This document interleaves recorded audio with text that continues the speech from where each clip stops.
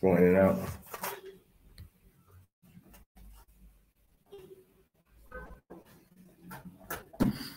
You know the splitter, right? The signal booster. It'd be better if it was signal booster in this area. Maybe a second signal booster. Yeah. Food for thought. Okay.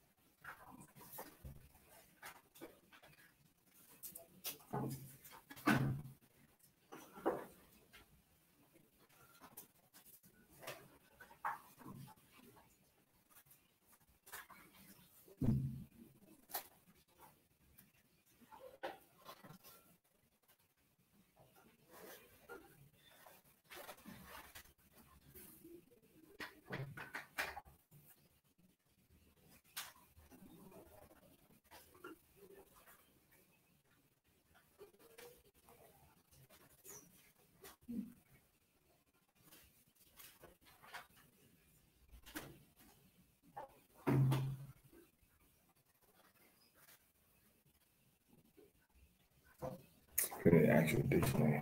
I need to put that back. All right, so first section is going to be Isaiah 27 and 28. So read, please. Everybody got a book over there? A book or device? Go ahead. Ready? Let's look at the first section from bacc. All right, Wayachaya, and live Yaakov in the land of Egypt 17 years. Go ahead. So the whole age of Jacob was 147 years. So Jacob lived 147 years. Go ahead. In the time from 9 that Yeshua must die. You see, it was time that he had to die for the Most High to perform certain things and for certain things to be done for the betterment and improvement of the plan of Yahweh. Sometimes people have to die. Right? People have to die. All right. And also, Most High has the clock ticking. All right. It's time for him to die. You can't live beyond your time. All right. So Most High has declared and decreed when everybody's time is going to expire. You don't know that time. Sometimes our fathers knew that time when we go into the scripture, but we don't always know that time. Go ahead. And he called his son Joseph and said unto him, If now I find grace in thy sight, put, I pray thee, thy hand under my thigh. Putting your hand on the thigh was like, when how people say, I swear on my unborn. Putting your hands on the thigh was the closest you can get to a man's regeneration of his family without violating him. So that was a symbol of, like your life generative power. I'm promising on your life generative powers. All right. I'm promising your life generative and on mine. Okay. Go ahead. And deal kindly and truly with me. Bury me in bury me not, I pray thee, in Egypt. So he said, don't bury me in Africa. I don't want to be buried in Egypt. We in a rush to get back to Africa now. We in a rush to get back to Africa. Jacob was like, yo, Africa's cool, but I don't want to be buried here. He said, don't bury me in Africa. Right? He said, don't bury me in Africa. All right. I don't want to be buried in the land of Ham. Joseph did the same thing. But Joseph did bury his brothers there, but they took the bones when they left. All right. From the city of Avaris. Go ahead. But I will lie with my fathers, and thou shalt carry me out of Egypt to bury me in the In their burying place. Abraham and Isaac were all buried the same place at Machpelah that was purchased by our father Abraham. All right. And he said that I'm going to sleep with my fathers. When you die, your body is at rest. You're not watching over nobody as their angel when they die. If that was the case, everybody's family wouldn't have no problem, no situation, no issues going on. Everybody knows the combination they exist everywhere. Right? Nobody's watching over you when they die. That's a myth. That's idolatry. That's wickedness. There's nobody dying watching over nobody. All right. So Jacob says, I'm going to die. And Jacob was a friend of the Most High. Yaakov was a friend of the Most High. So when he died, his body rested in the earth. Now the Most High can call that spirit back to him to do something special, as we see as the case of Elijah, which never died physically. He was transformed from the fourth dimension into the third dimension. And Yahushua didn't die physically after he resurrected. He was transformed from the fourth dimension into from the third dimension into the fourth dimension. And we also see Moses with Elisha appearing on a mountain at the Transfiguration. So Moses died physically, but Yahweh pulled his spirit back up. He pulled his spirit back up and was chilling with the Most High and with Moses. Moses and Elijah was chilling with Yahushua, Christ. All right, go ahead. And he said, I will do this thou hast said. So he said, promise me that you're going to bury me at this place. Go ahead. And he said, swear unto me. All right, he said, swear to me. The word swear comes from the Hebrew word shabai, which means seven. The literal meaning of it is seven, which is the cycle of our whole life. Our whole life revolves around one number. That's seven every week. Not a week and then 2 extra days and a filler day, as they do with the crescent, with the new moon Sabbath. So he said, promise, fulfill, Shabbat, swear the same because my word is complete. My word is fulfilled. I'm going to fulfill what I say. What I'm saying is true and complete. That's what the word Shabbat means. Take your foot off that and hold it from the bottom. All right? You got it? And also go ahead so everybody can hear you face out. Face that way. So, yeah. So you got both males and females on the side that can hear me. I got it? And he swore unto him, and Yeshua bowed himself upon the bed's head. All right, so he bowed himself and put his head down once he swore to him, almost like he got weaker after Yaakov had Joseph to swear to him. Go ahead. And they the bar Yahweh. Naisha. The next time. All the Yahweh said, what we do and hear. Okay, count. So this is a very short portion. We explained it as we went along. So notice that he said, bury me at this place and swear and promise that you're gonna do that for me. All right, you're gonna do that for me. All right, go ahead. So you're gonna be chapter 8, chapter 48, verses 1 through 9, Shalakli, 1 through 9. Go ahead.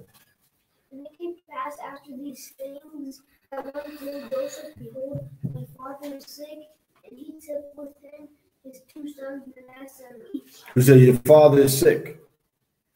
All right.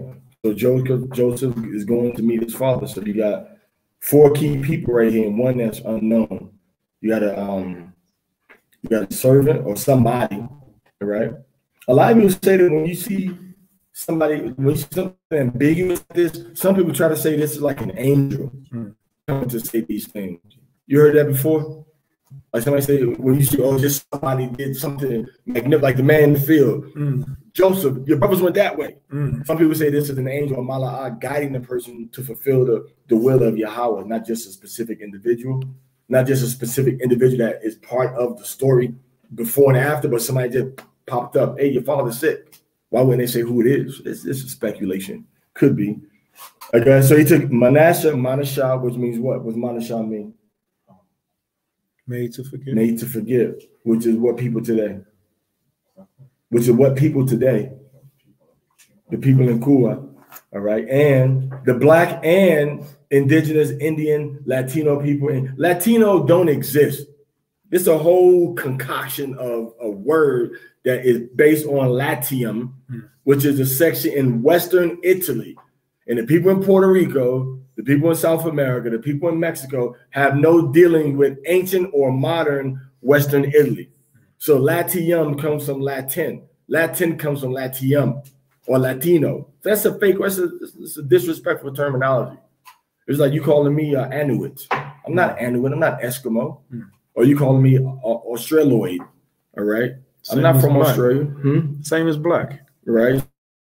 So it's just a byword. Epithet. Like the Most High said, it's a byword, it's an epithet.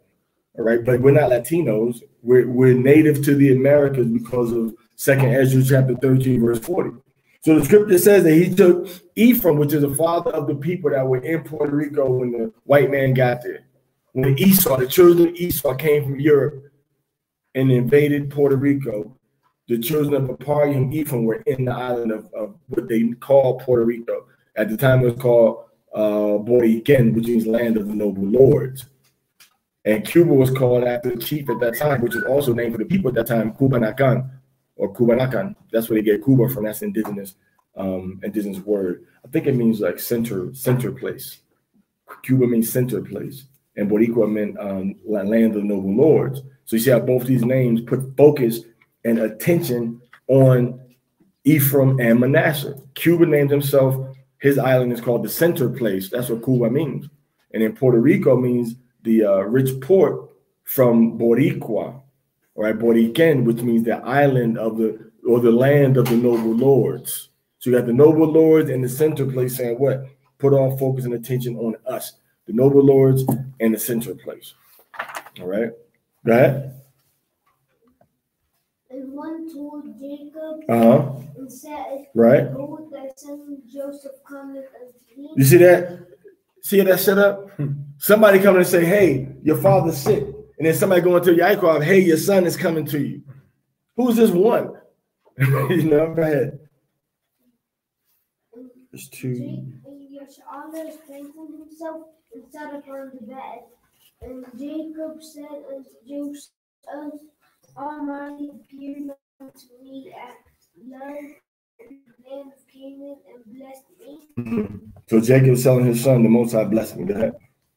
And said unto me, Behold, I'll make thee fruitful and multiply thy seed, and I will make of thee a multitude of people, and will give this land to thy seed after thee, and for an everlasting possession.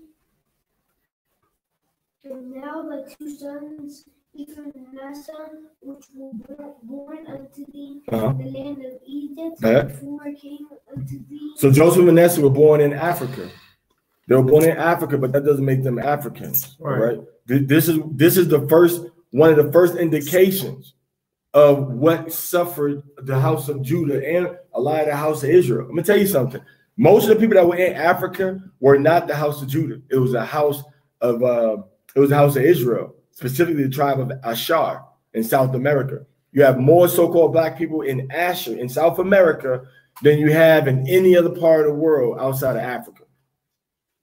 Matter of fact, if you're talking about just political divisions of countries, the country with the most amount of people that have high hue melanin, broad type noses that they will call so-called Negroid, which doesn't exist. It's a made-up terminology also.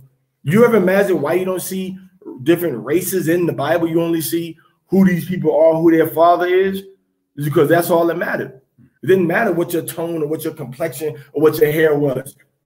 It was a so-called white man that created all these different divisions based on physical characteristics. Because you know in your own family, you got light skin, dark skin, straight hair, long hair.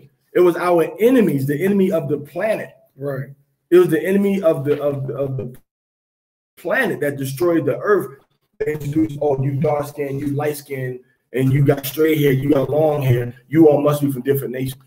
When you leave America, all the myths that the white man has taught, so-called white man, that the Adawamya, that's his name, Adawamya, so-called white man's name is Adawamya, which means the red nation. All the lies that the Adawamya red nation, so-called Europeans have taught us are dispelled when you see Ethiopians, when you see Cushites, when you see people from India with dark, light skin, curly, and straight hair. It's dispelled. So the whole division amongst our people is based on divide and conquer. Okay, so he appeared and he said he's going to give us this land. So Joseph, Yahweh is in this land, and he has two sons that's born in this land, right? Ephraim, Apadium, and Manasseh, right?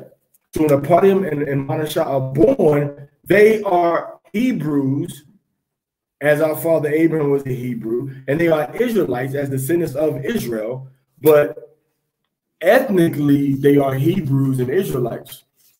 But politically, what are they? Whose political boundaries were they born in? Egypt. They were born in the political boundaries of Egypt. So they were they were subjects of what kingdom? Egypt. Joseph represented what kingdom? So we have Hebrews that were in Africa, or Africa is another made-up word. But Hebrews that we got to really get away from using these made-up words, man, because we're not going to know the truth, and we're going to continue to be under the veil of darkness, and we continue to propagate the lies. That land is called Aratazacham. It's called the land of Ham. And even though the Canaanites were in Shem's territory, it was still Aratazacham up there. As a matter of fact, we got two divisions geographically. We have two plates that are in Africa. We have the African plate, which is on the east of the east of the Jordan River. No, we have the Arabian plate that's east of the Jordan River, and we have the African plate, okay, which is west of the Jordan River. The earth is divided into major plates, tectonic plates, they call them. And when you have problems and fissures and cracks in these plates, it's what causes the earthquakes. So and when there's instability underneath the earth, they move, and then you have earthquakes. So the earthquakes is happening because these two plates are colliding. So in Israel and in Africa, you have two plates that come together. One plate is Saudi Arabia, Yemen, part of Kuwait, part of the Iraq. That's called the Arabian plate, and it's divided along the Jordan River. Anybody understand that? Because remember, the Jordan River is the river that went out from the garden and watered the whole earth. All right, and it connected the Nile, it connected the Red Sea, it connected the Euphrates, and it connected the Tigris together. The Jordan River is that main river that connected everything together, all the major water bodies coming from the east. All right, so the Jordan River actually went up further north than where it is now, and it probably went up and touched on where the Euphrates begins at Haran, which is where Syria is today. But the point that I'm trying to make is this: his children were born in Aratzacham, the land of Ham. All right, that's where they get the word what?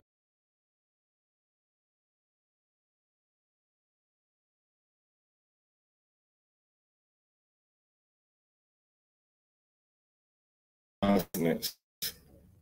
When you get to that third letter, you're gonna see it. Or the fourth letter. Hamath. Somebody spell it out real quick. Ha, C-H-A-A. Right, just the consonants.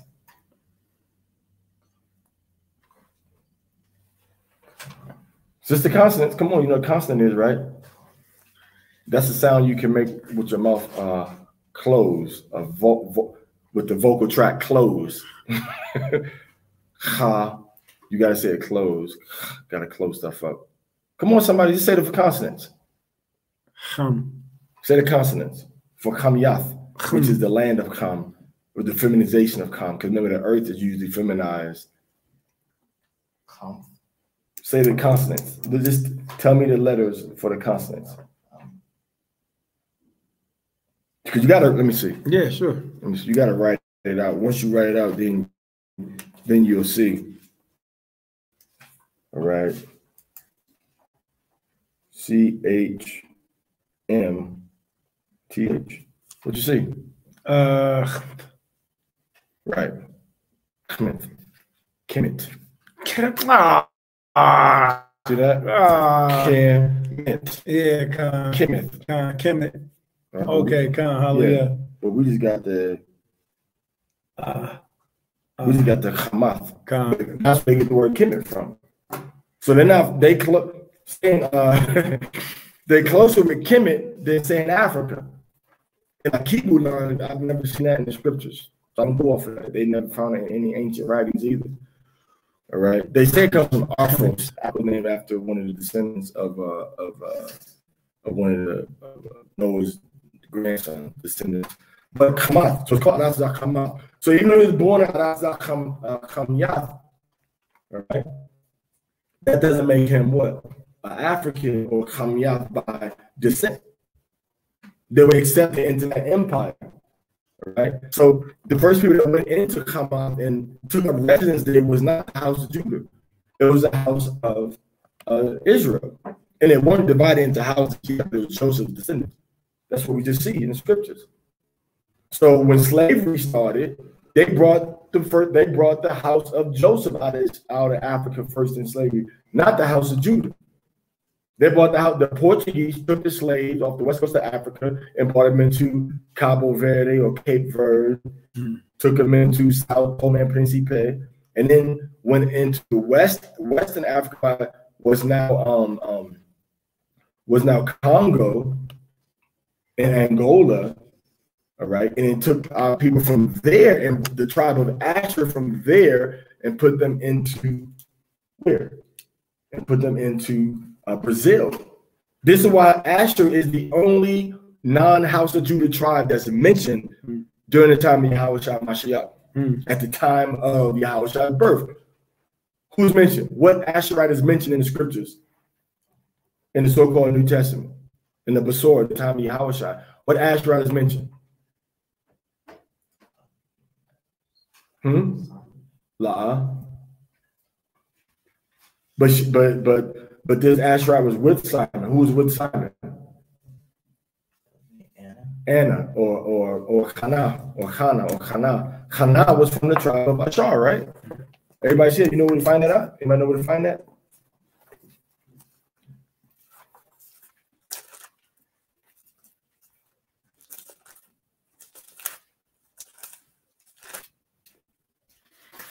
I'm going to find that.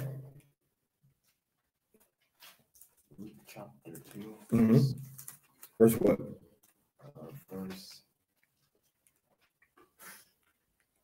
Verse 36. Okay, Luke 2:36. Read that, Maria. Luke chapter 2, verse 36.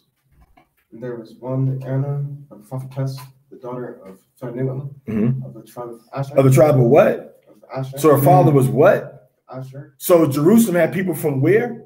Asher. So when the Romans attacked Jerusalem, who was there? Asher. So what tribe also was with Judah ran into Africa? Asher. And what tribe was also captured and put in slavery? Asher. See that? So the tribe of Asher was there. Now we might say, well, it was there, but it might have been just a little bit of it. It might have just been a little bit of Asher. All right, let's go to Genesis 49. Where we at now? Let's jump ahead real quick. It might have been a little bit of Asherites. It might have been a little bit of Asherites, Parazah. That's one lady from Asher, so wasn't a whole bunch of Asherites there. Right? Wasn't a whole bunch of Asherites there.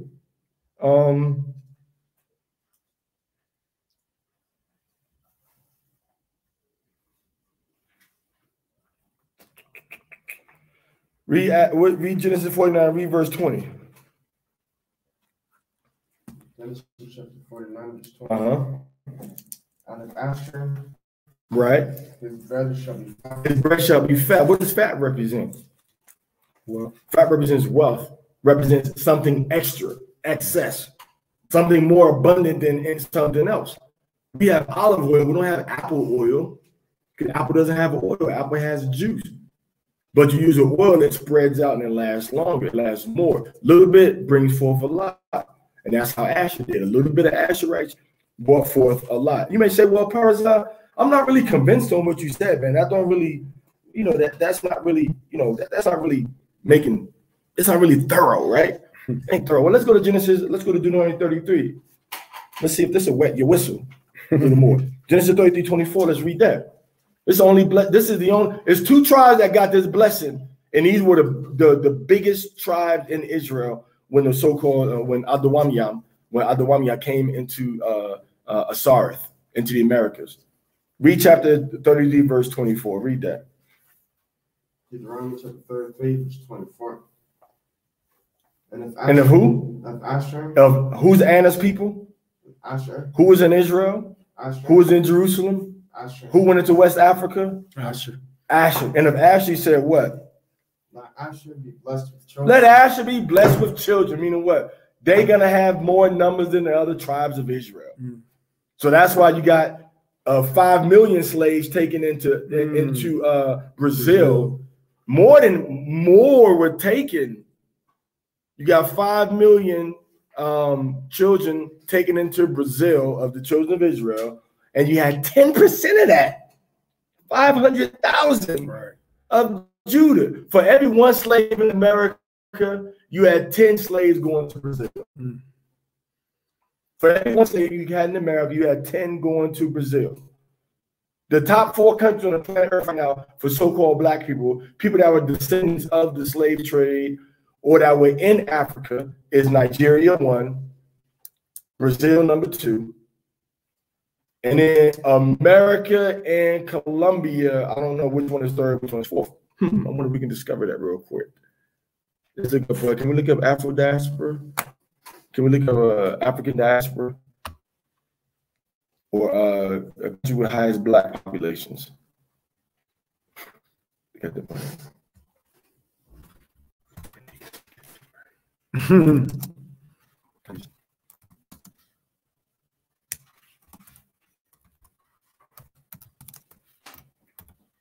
Nigeria is number 1. Nigeria is number 1. Which Nigeria does have a lot of people from the tribe of Gad over here. It's probably gonna pull up something from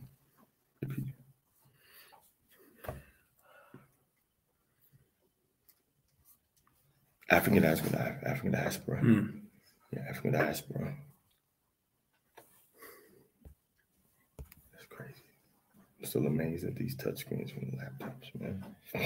So we didn't even get finished with just section yet, man. We're already going into the depths of the meat of the lesson is going to be when we go into the death of cuando falleció nuestro padre Yaquab, when Yaquab dies, and then when we go into the blessings that he put on the tribes. Mm.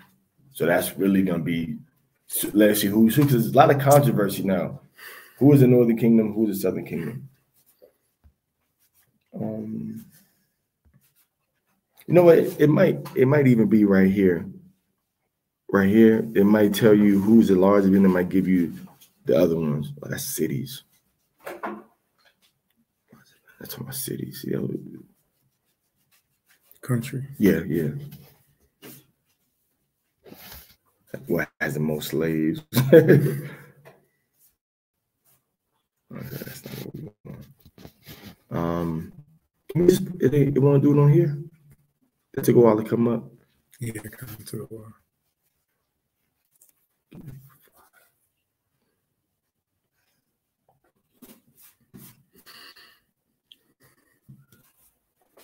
And we're just doing this to show Asher real quick. We're just doing this to show Asher. Man.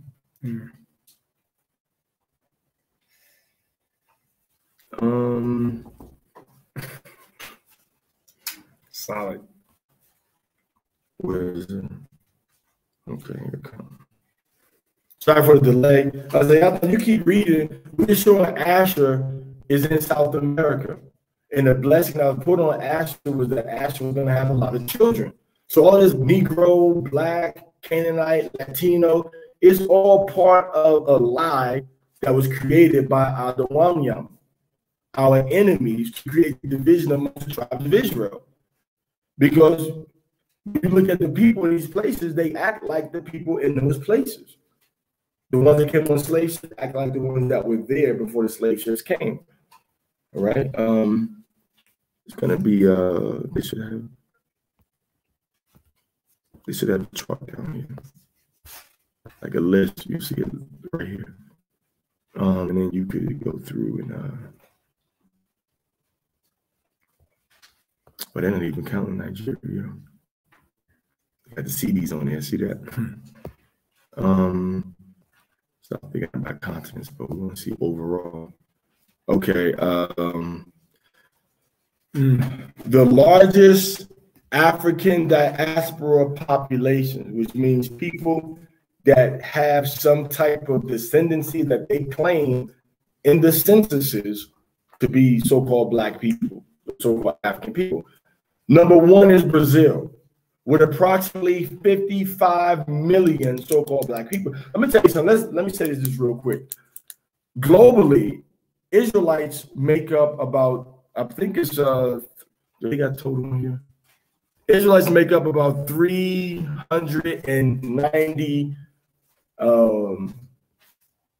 is it billion or million? 390 million people. Israel is the second largest nation on the earth right now. The second largest nation is China, India, then us. But because we call ourselves Latino, Hispanic, Black American, Colombian, we're not considered to be one ethnic group of people.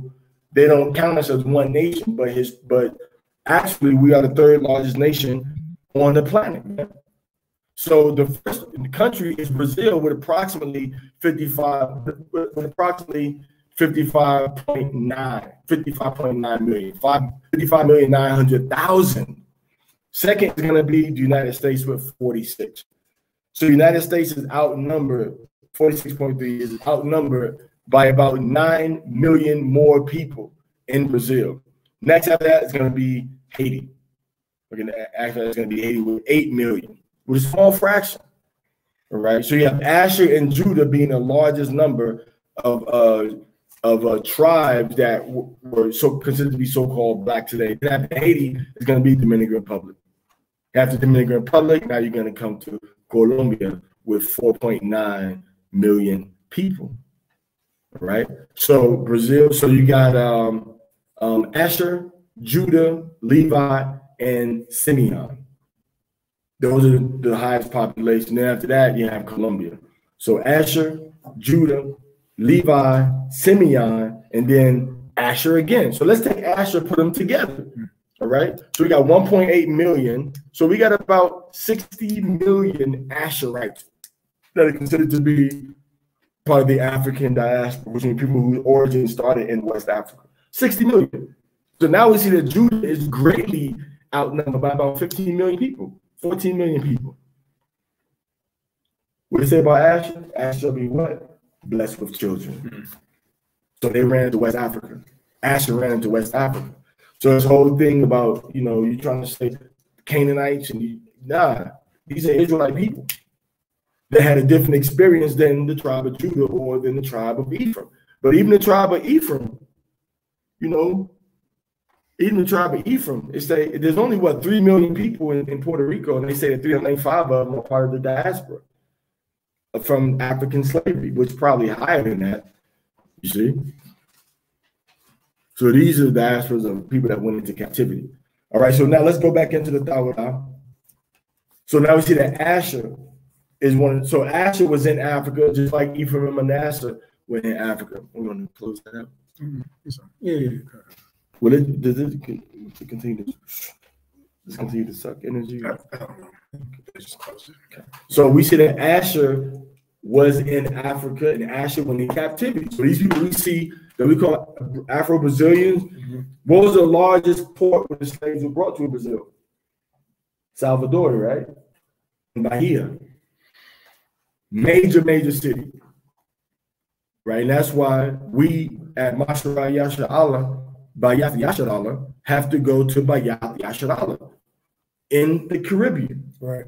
in Mexico, in Central America, in South America, but going in all the tribes, the ones that came in slavery and the ones that were already there, the ones that fulfilled Deuteronomy 28, right, verse 68, and the ones that fulfilled, that also fulfilled Second Ezra chapter 13, verse 40, the ones that came before and after the colonialism started.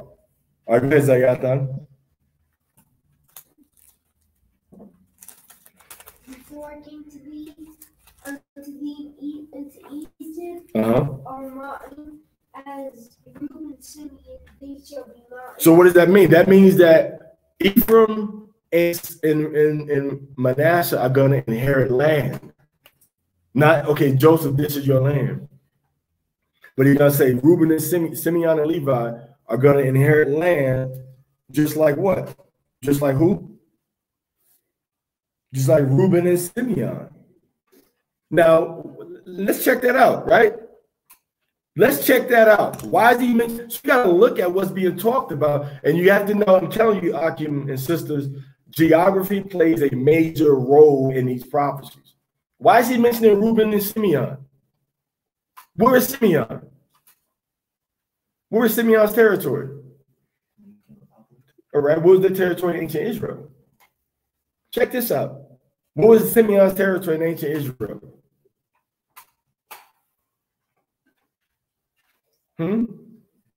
It was inside of Judah's territory. It was inside Judah's territory. And Simeon in America is the one that lives among Judah more than any other tribe. Judah, he still lives, Simeon still, the Dominicans still live around Judah, so-called Black Americans more than any other tribe live around Judah. That come from the Spanish-speaking countries. All right, so that's the identity, that's the link with Judah, which links back up with Africa, because Judah was taken from Africa and brought into America. Now, what about Reuben? How does Reuben play into the history of Judah coming from Africa and then coming anywhere into the Americas? How does Reuben play a role? They took slaves for Judah, like they took them in. Talk louder, man. They took the Reubenites and Judite slaves when they ran away. Reuben took in more slaves that ran away from the Carolinas, from Georgia, from Alabama, Mississippi. Reuben took them in and made them like their brothers. They treated them like brothers, right? And then you have John Horse that rose up to the position of being a chief over the Reubenites. All right, being a descendant of slaves that ran away. That's why you get people called Black Seminoles, because a lot of them Black Seminoles are from the tribe of Judah, are not from the tribe of Reuben, with the Awabon, which is mainly the Miccosukee, the Appalachi, the Hittite, and the so-called Seminole peoples. So if you check out the Seminole people, they all know, oh, my ancestors was the ones that were indigenous to that area of Florida are Reuben. Some of them, they amalgamated different people and different tribes came in and they absorbed them. And this is what Israel did. But once they got absorbed, most of them didn't make a distinction, but sometimes they did make a distinction. So he said, Ephraim and Manasseh are mine, just as Reuben is mine. So Reuben was sharing territory with who? From the house of Israel, Judah. I mean, house of Judah for Judah, right? And then when you go into Simeon was inside of the territory that belonged to the house of Judah, right? Right? In ancient Israel. Ain't that the same thing happening today? Ain't Simeon still sharing territory with the house of Judah? Isn't Simeon on the east of the island while Levi is on the west of the island? Same thing happening now. And what does Galatians, was it 6:24? What's Galatians 6:24 say? Anybody got if you look up the word Quisqueya is the island that they call Haiti and Dominican Republic together. It was called Quisqueya. It was called Quisqueya. I want to say that word again, Quisqueya. Quisqueya is called Quisqueya. And Quisqueya means the mother of us all. It means the motherland. And what's Galatians 6:24 say? Or 4:26.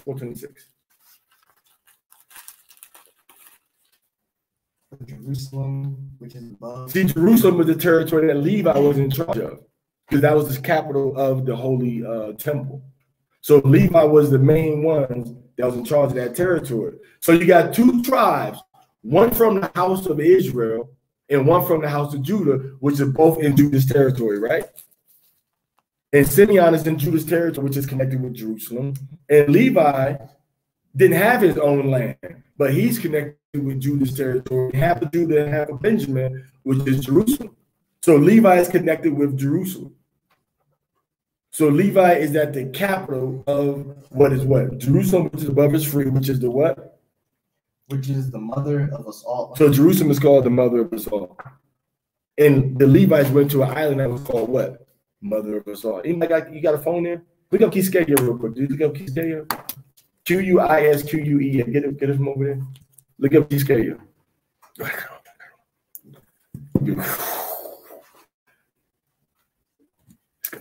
Spell again. Quisqueya.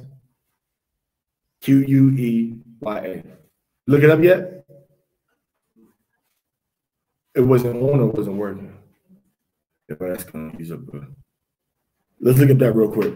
I'm just showing you the link between, because that's, don't blame me.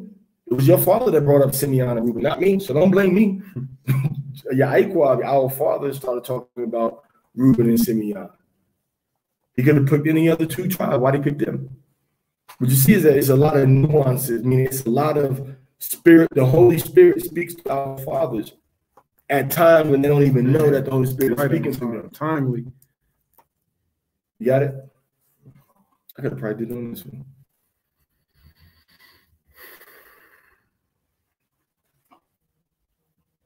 Is it? What you cut it on? Did it come up yet?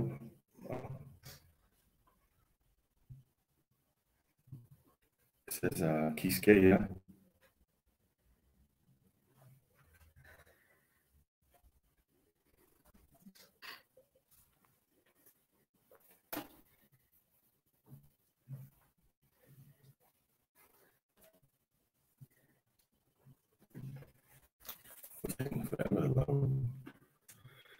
Quisqueya. One of the names of Espanol island between Espanol, Quisqueya or Quisqueya. It was kind of spelled quiche a little bit. It's one of the names of Hispaniola Island, believed to mean mother of all lands. See that? Mother of all land. The scripture said that Jerusalem is the mother of us all. So how befitting is it for Levites to be on the island, when they leave Jerusalem to be on the island that's also called the motherland? Right. You see that? So the Most High mentioned Simeon. So through Jacob, Simeon is mentioned. While in Africa. You see that? So Reuben and Simeon absorbed people that came from Africa. Just like Joseph absorbed Israelites that came from the land of Canaan. Okay. So Quisqueya, mother of us all, Galatians 4:26, mother of us all. And then Simeon was in Judah's territory. And then Levi was in charge of the temple in Jerusalem, which was the center. That was the source of all spiritual activities in Jerusalem, in Israel, the country Israel itself, our whole territory. So then when they left, they went to a land, Quisqueya, and it was divided in that land. Right? But we're going to get into that in later statements of our father, Yaakov. Okay, I got it. How we doing over here? We good? I got it. It's in and out. Yeah, it's in it. I got it. First, call your verse. When you start reading like that, call your verse when you start again. Genesis 48, verse 6. And thy issue which thou begettest, meaning your children you're going to have. After them shall be thine, and shall be called after the name of their brethren, in their inheritance. That means that if you have more children, those children are going to be put under Ephraim and Manasseh, not put under Joseph. So Joseph's children are going to be under Ephraim's children, are going to be under Ephraim. Manasseh's children are going to be under the tribe of Manasseh. They're not going to go under Joseph's tribe. They're going to go under Joseph's 2 tribes that came from him. Right? So we have 12 tribes, but see, Yaakov did that. Why? Because you have 12 brothers with territory. See how he's going to the spirit world. And Yahweh was using him to set up protocol that we're going to continue up to the land of Israel. If you have 12 sons, how many territories? 12 territories. So if you take out Levi who don't get no territory, how many territories you got now? You got 11. Because Joseph. So if you take, okay, Manasseh is going to be for Joseph territory. So now you still got 11. And then you say, okay, Ephraim, you're going to get territory too. How many territories you got again? 12. See, how did Jacob do that? How do you know that? Why would he make them tribes not knowing that we're going to leave and go into the land and inherit the land, and Levi's going to be the priest, and he ain't going to get no land? You see that? Which tribe to this day is still being dispersed and scattered throughout Israel? In Argentina, in Chile, in America, from Argentina up until Tijuana. What tribe you got being scattered even right now to this day? Levi, Hessians, because of earthquakes, because of turmoil, because of Duvalier, Papadoc and them. And Levi's scattered all over the whole earth right now because of what's happening in their own life. Not Mexicans running, they get in other words, the Levites get political asylum. They can go to base it on any country and get political asylum. A lot of them get to America. A lot of them trying to get to America. All right. So they were scattered and dispersed back then. I met Levites that have lived in Ecuador, that have lived in Brazil, that speak Portuguese and Spanish, and Haitian and Creole. Levites that were living in Argentina. Not even Argentina, excuse me, because living in Chile. Because living in Chile. So we got Levites everywhere. Just like the Most High scattered, he scattered them. All right, go ahead. Let's stop at verse 9, remember? Go ahead. As for me, when I came to Canaan, Mm-hmm. you lied by me in the land of Canaan in the way, Right.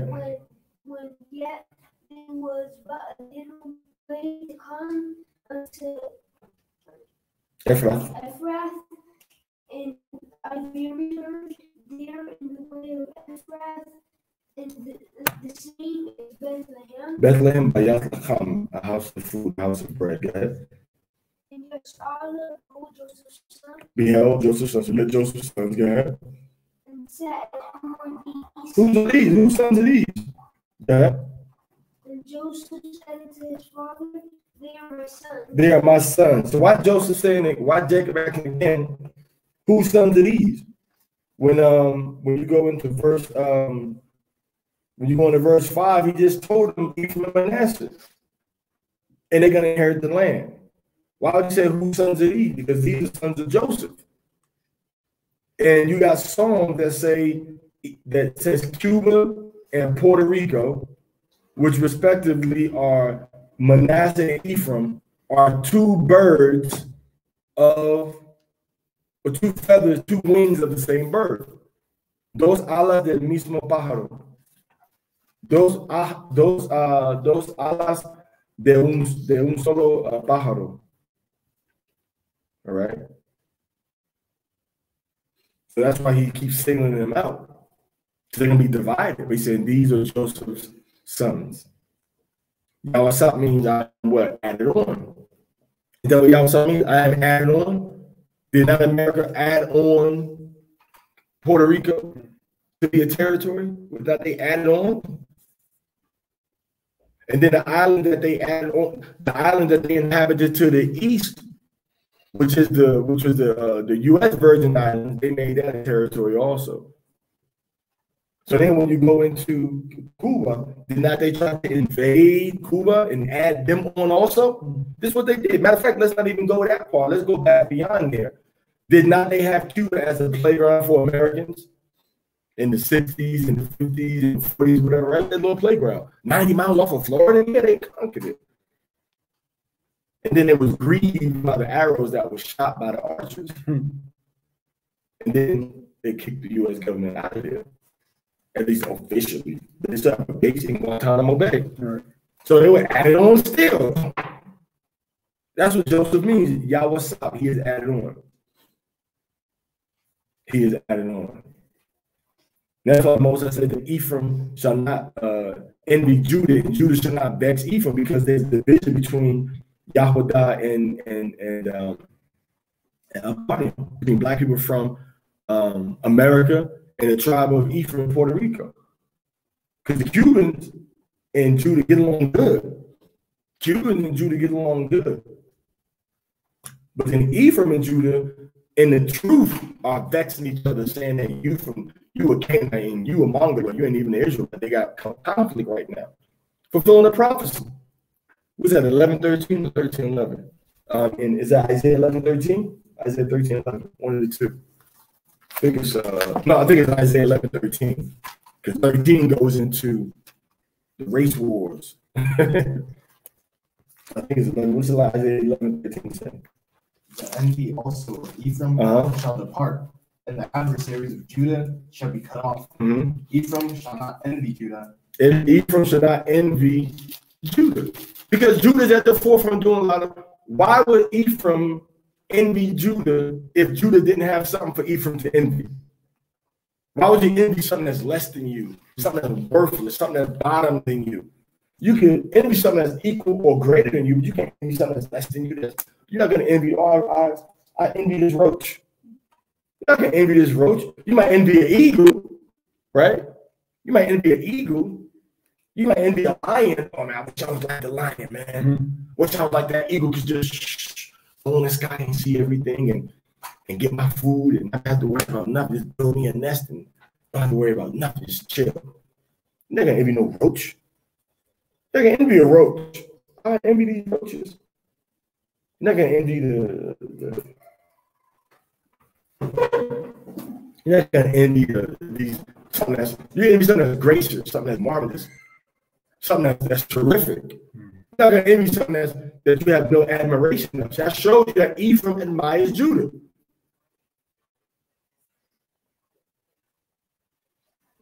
Right? Finish reading.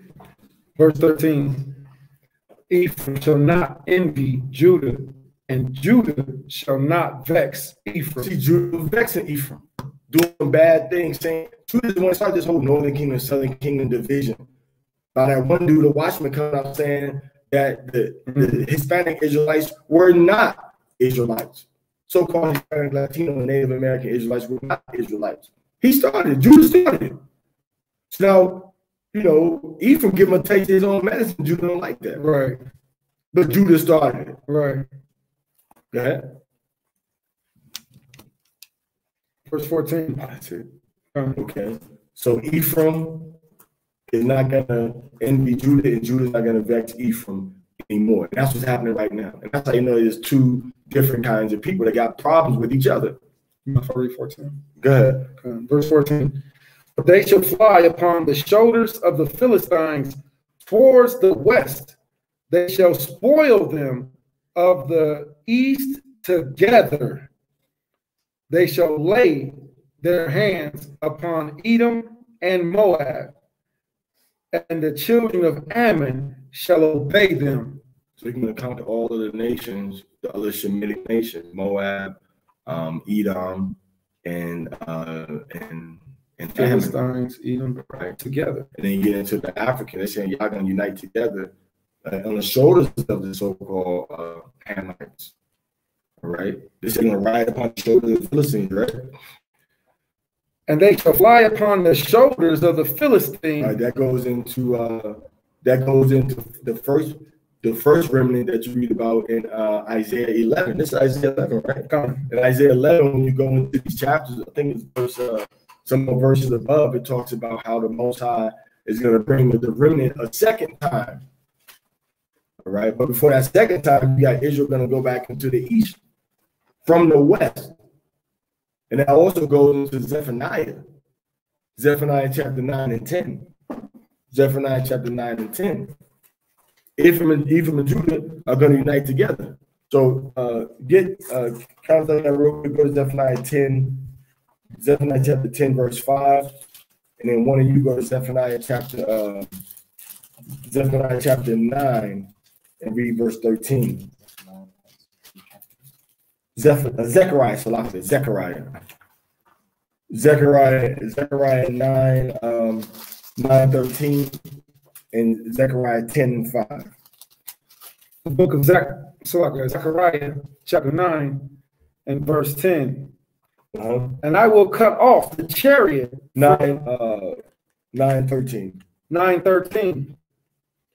When I have bent Judah for me. That's about the so-called black tribe that you call black now, which is the house of Judah. You want to call them black. That's what you call them now. But they're known as the Black Americans, the West Indies, Haitians, Jamaicans, Trinidadians, and then the Levite is going to be the so-called Haitians. So he's bent Judah. So Judah's going to be like the bow that he's going to bend and put his string on. What's going to be the string that's going to straighten Judah out? You saw the movie when the man takes the bow, or the Gadite or the Turkish dude takes the bow and he bends it and he puts that tight string on it. What's going to be that string that's going to hold and bring Judah together? It's the laws, commandments, and statutes of Yahweh and also Yahweh Sheh HaMashiach. That's going to be what brings the unity about. All right, go ahead.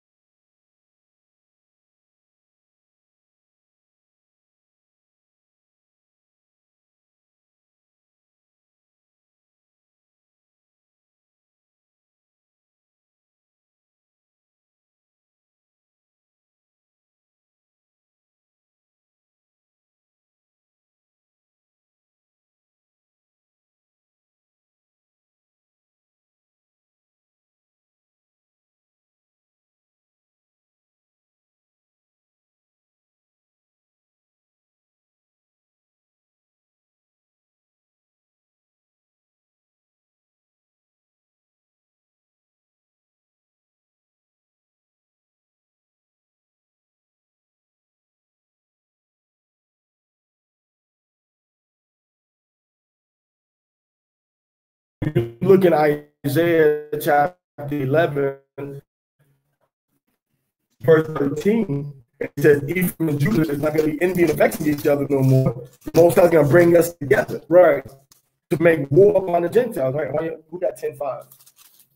I read 10:5. Go ahead. They shall be as mighty men. Go ahead. Which tread down there, and Ephraim and Judah is going to be as mighty men that tread down their enemies. Go ahead. In the mire of the street. Go ahead. In the battle. What does that mean? That means it'll be hard to get us off of their behind. Once you start, you ever had your foot in the mud? I think I forget who it was. It was somebody in my family. They put their foot in the mud and they pulled it out, and their shoe was stuck in the mud and they pulled it out. Right. So it's gonna be overkill. Remember Moses saying gonna bathe his sword in blood. So this is what Ephraim and Judah is gonna be doing together. So all this division they talking about, we ain't one, and y'all are this and y'all are that. Nah, we're gonna come together.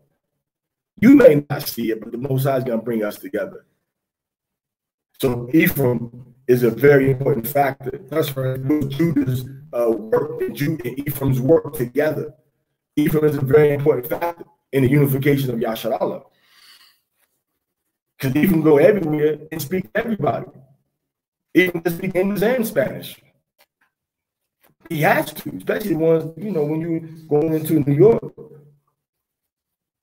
All right, so Ephraim is a so-called Borican, and from Borican, the Boricua people. All right, so Micah 5 and 8, let's finish with that one. So he's taking a treading out enemies in the mire of the street. When? In the battle, go ahead. And they shall fight, go ahead. The Most High is going to be working. Ain't going to be no more division, disputes, arguments. Prove this, prove that. Ain't going to be no more. We're going to be one nation united, Naida. One nation united. All right, 5 and 8, Micah, go ahead.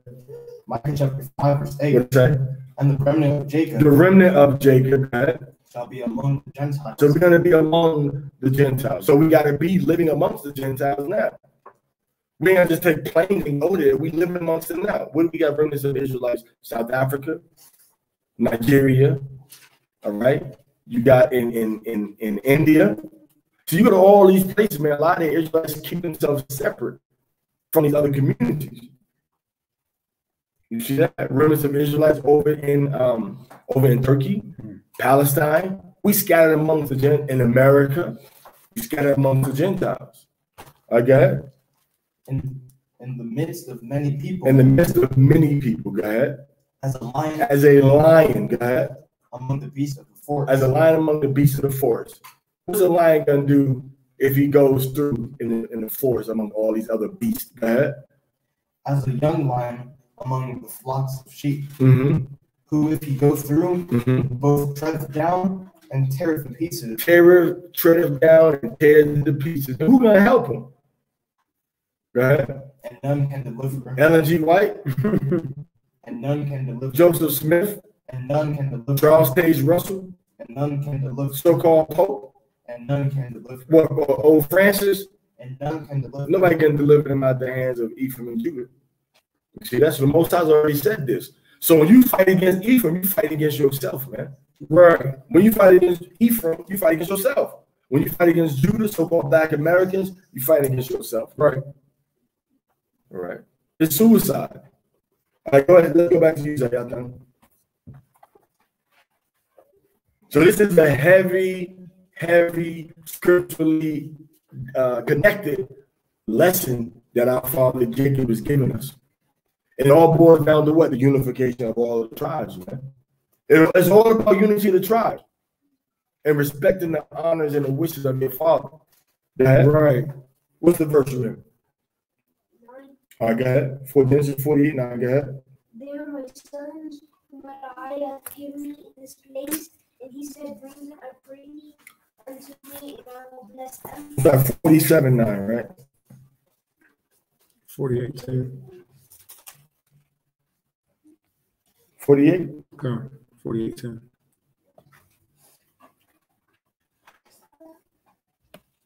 And you're supposed to stop at 9, right? Okay, you just stopped at 9, right? Okay, good. All right, so he said, these are my sons that Yahweh gave me in this place. And he said, bring them so I can bless them. Now, watch what he do when he blessing them. When he blessed them, when he gives the blessing, right, he's gonna do the opposite. You're supposed to bless the first child. You're supposed to bless the oldest child first, and then you bless the baby. But what Yaakov is gonna do, he's gonna bless the baby first. He's gonna bless the baby first. All right. All right, Maria. You can take that book or use that one. Am I going? Oh, floppy.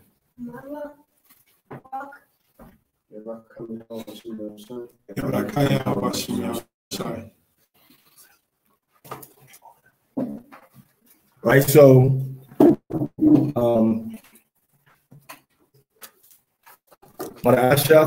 Genesis chapter 48, verse 10. Oh, verse 16. Sorry, Martin. You want more, man?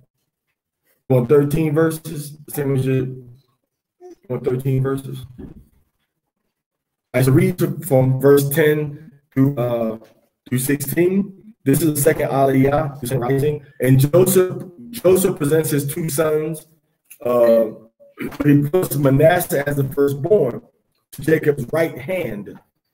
And he put Ephraim to Jacob's left hand. But then Jacob, he had lost a lot of his sight. He crossed his hands and he put his right hand, all right, which is the one that really carries the powerful blessing, on Ephraim's head. So he didn't do, Ephraim is right here. I mean, so Manasseh is here and Ephraim is here. This is my right hand, this is my left. Here's Manasseh, here's Ephraim. But he said, no, I'm gonna put my right hand on Ephraim's head and put my left hand on Manasseh's head. All right. So he says, he blessed them, and he says, may Yahweh who redeemed me from all harm bless these children, and may they be called by my name, and by the name of my fathers. All right. And Abraham and Isaac. And may they multiply abundantly like fish in the midst of the land. So may they be called like our fathers. What name do all of our fathers have in common? What name did Abraham, Isaac, and Jacob? What identity do they all have in common? They were all what? Hebrew. They were all Hebrews. So you go to the island of Puerto Rico, who's that living in the mountains? Hebrews. The Hibaros. The Hibaros.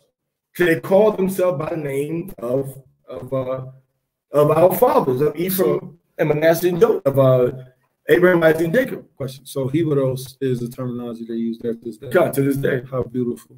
That's why you have Michaela Ayash Malkama with no cap down in Florida, calling herself King Hibaro. King Hibaro. That's beautiful. Hibaro. Hallelujah. Hebrew, Hibaro, Ibaria. Same thing. All right. Same thing. All right. So Ephraim, so Manasseh's over here, right? Check this out. Manasseh's over here, right? By the right hand, and Ephraim's over here. So what does Jacob do? What does he do? He says, no, I'm gonna put this on what? Ephraim's hand. So he puts the right hand on Ephraim and puts the left hand on Manasseh. That's why you got Manasseh, Cuba is on the left-hand side when you look at the map. Mm-hmm. And Ephraim is on the right-hand side when you look at the map. See that? Same thing. And the bigger blessing is to be able to go back and forth the way you want to between Ephraim territory and Gad, Reuben, and Judah's territory in America. Mm-hmm. Now, Manasseh, who's on the left, got blessed with the left hand, he can go to these places, but he got to do a little harder to get there. Mm-hmm. So you see, he got the same blessing that Ephraim got, double territories, but he got to work hard to get there. When he get there, he can't go back. Mm-hmm. He got to give it up. He got to give it up. All right. Just like Ruth said, my people are not my people no more. Your people are my people. Your God is my God. And Ruth was where? Ruth was from China.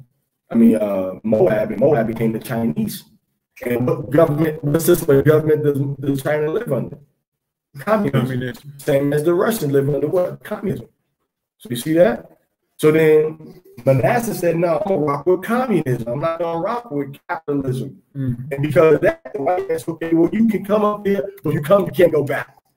And then people said, well, if you leave Cuba, you can't come back to Cuba. You see that? Because they was rocking with the other hand of the wing. One wing is what? Communism, and one wing is capitalism. Democracy. You see that? So both of them prominent roles in each of the systems. So even with that, do we see Manasseh, being more separate and to themselves, and Ephraim kind of being more joined? And no offense to our Ephraimite families, but Ephraim being more joined to the common way of, American way of life. Come. What else? That was it. That was So Cuba, which is Manasseh, is still got less of the blessing, but he can still get to the land. Because once you go into America, it is a blessing when you see all your other brothers and all your sisters. If you know what to do, you get up there, do what you got to do, stick and move. All right. Get up there, handle your business, and then go back like they do everywhere else in Mexico.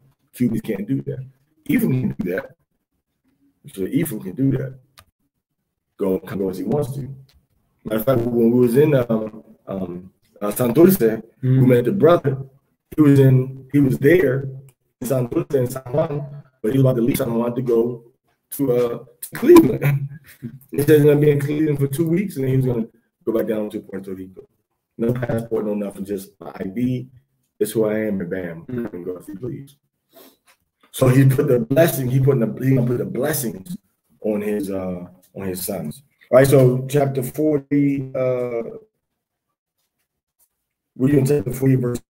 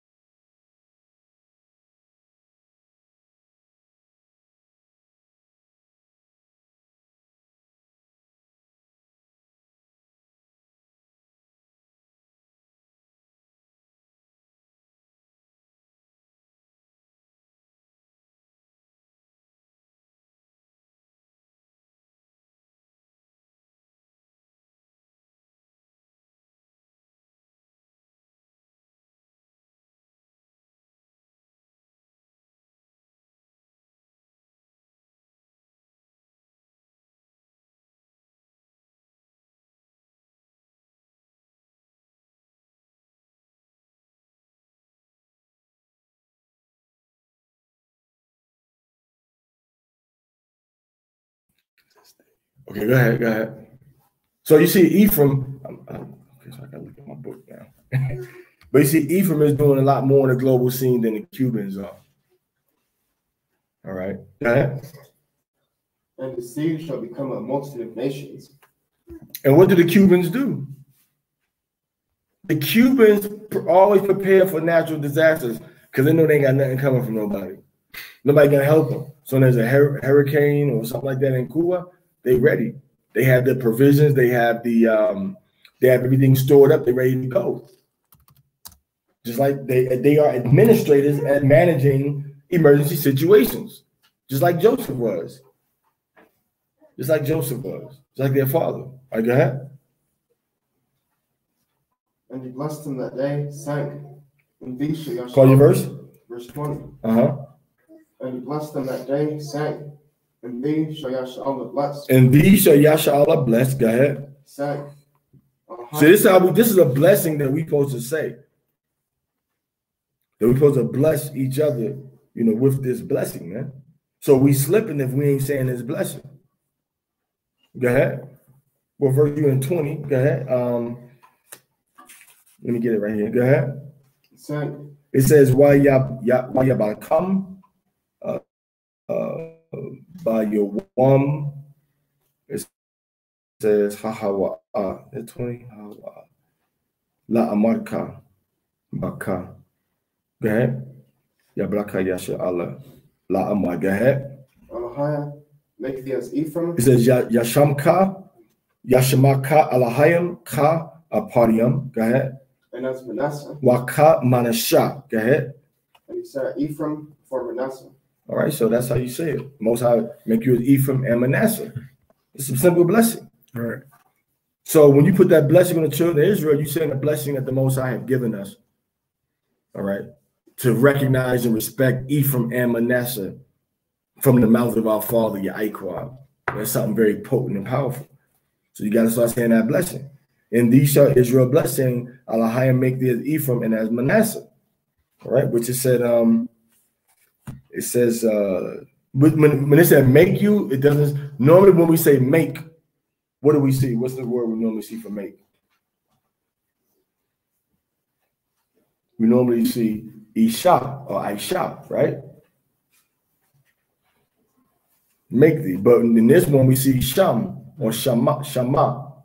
What do we see Shama? That means to place or something to be placed or set up. So it says Washamaka Alahayim Ka Apariyam, and make and set you up, meaning set you up for blessings, set you up to be able to survive in your enemy's land and still hold on to your inheritance, who you are, which is Yahweh Shai, Yasha'Allah, and the Torah. Because he knew that a lot of our people were going to be right back in the same land that Ephraim and Manasseh were in. So he said, when you get back in this land, man, be like Ephraim, be like Manasseh. When you get into your enemy's land, you get outside your own territory that you're going to inherit, be like Ephraim and Manasseh. Because they persevered, they respected their father, respected their grandfather. They kept their identities. All right. They stayed true to their roots, even though they were in the land of Aratazacham, even though they were in the land of Ham, so-called Africa. So this is a lesson to us to be like Ephraim and Manasseh, standing strong, standing firm in the land of our enemies. So Yaquab knew that children of Yasha'Allah were going to be dispersed out of the land of Yasha'Allah and be put in the land of their enemies and be conquered and ruled over by their enemies. Even though they might be administrative in that land, Joseph was still under his enemies. At any moment, Pharaoh could say, you know what, you and all your children killing all y'all. But he respected the favor that the Most High had given Yahweh, understanding dreams. So he kept Joseph near him. And same thing with us. Esau respected the fact that the Most High showed us how to show him how to survive during slavery and before slavery and after slavery. So he respect that, and he keep us with him. But the day's going to come when we're going to raise up like lions, like it said in Micah chapter 5 and 8. We're going to raise up like lions. They're going to smash down and tear in pieces all of our enemies. All right. Yashamaka Alahayim Ka Aparim Waka Manasha. That's a blessing we should say on each other. Now, this is a blessing that Jacob gave. Now, you should probably say this blessing before or after the Yabarakaka prayer. Probably after, because Yahweh prayer first, and then put Yahikwam's prayer second. Okay. All right, go ahead. Call your verse 21, right? Verse 21. And Yashala said to Joseph, Behold, I died. Go ahead. I'm dying. Go ahead. But Elohim shall be with you. Elohim is going to be with you. Go ahead. And bring you again unto the land of your fathers. How did he know that? So the Most High showed him. So is he talking to Joseph? Now he ain't talking to Joseph. He talking to the people that was born after Joseph. Right. Meaning y'all not going to stay in Egypt. Y'all going to go back into your homeland. Go ahead. So he just casually that's what be like kind of like killing me about Jacob. They just be casually prophesying. They'll say, thus saith the Lord God of Israel, thou shalt not stay here in the land of thy enemies, but with the mighty hand Yahweh shall bring thee out of Aratazakam. He doesn't say that. He said, you're going to come up out this land. It's all like it's just his second nature. Like, you're going to come up out this land. Pass me some ice. It's second nature, man. All right, go ahead. And that goes into, that was passed on to Joseph and them. Because Joseph and them, they be dreaming dreams all the times too. Ephraim, especially Ephraim. And in Cuba, they took it from the left-hand side and they do Santeria. Bunch of Santeria. Ephraim got Santeria, but Ephraim more like, okay, what was your dream? And let me read the dream and let's go to this saint and blah, blah, blah. You know, I've been around Ephraimite maderas. You know, or madrinas. I've been around Ephraimite madrinas. All right. So I know how they get down. And then sometimes Ephraim just have a natural gift of dreams, seeing stuff that's going to happen before it happens. All right. So that's the power of the Most High. But don't use that and take that. So use witchcraft and charging people to tell them these dreams and stuff. But you Joseph's children. So you got to have Joseph's characteristics, how to be able to understand dreams and see dreams. You got to be able to administrate and order stuff decently and in order, put things in structure, and, you know, make sure that there's always going to be food. Even if you got to spend more than you need to on the food, you got to have food. Go to the store, get some food, you know, get some food. All right, go ahead. Moreover, I have given to thee one portion above thy brethren. So they had two portions. All right, go ahead. Which I took out of the hand of the Amorite with my sword and with my bow. So he tells them where this portion is at. Right, the portion is Shechem. The reference is to the plot of ground purchased by Jacob from Hamor at Shechem. If you look in chapter 33, verse 19, it seems that from the context that we're reading, that the plot of land had fallen into the land of the Amorites, right? And it got taken by them by force by the children of Yashala. Jacob's military exploit is not really mentioned there anytime after that. All right. So he got more land than his brethren. All right. You got what? 3 territories. Because remember, Ephraim had his territory, but Manasseh had land on the east of Jordan and then on the west of Jordan, right? So they had 3 plots of land. 3 plots of land. All right. Salaka, go ahead.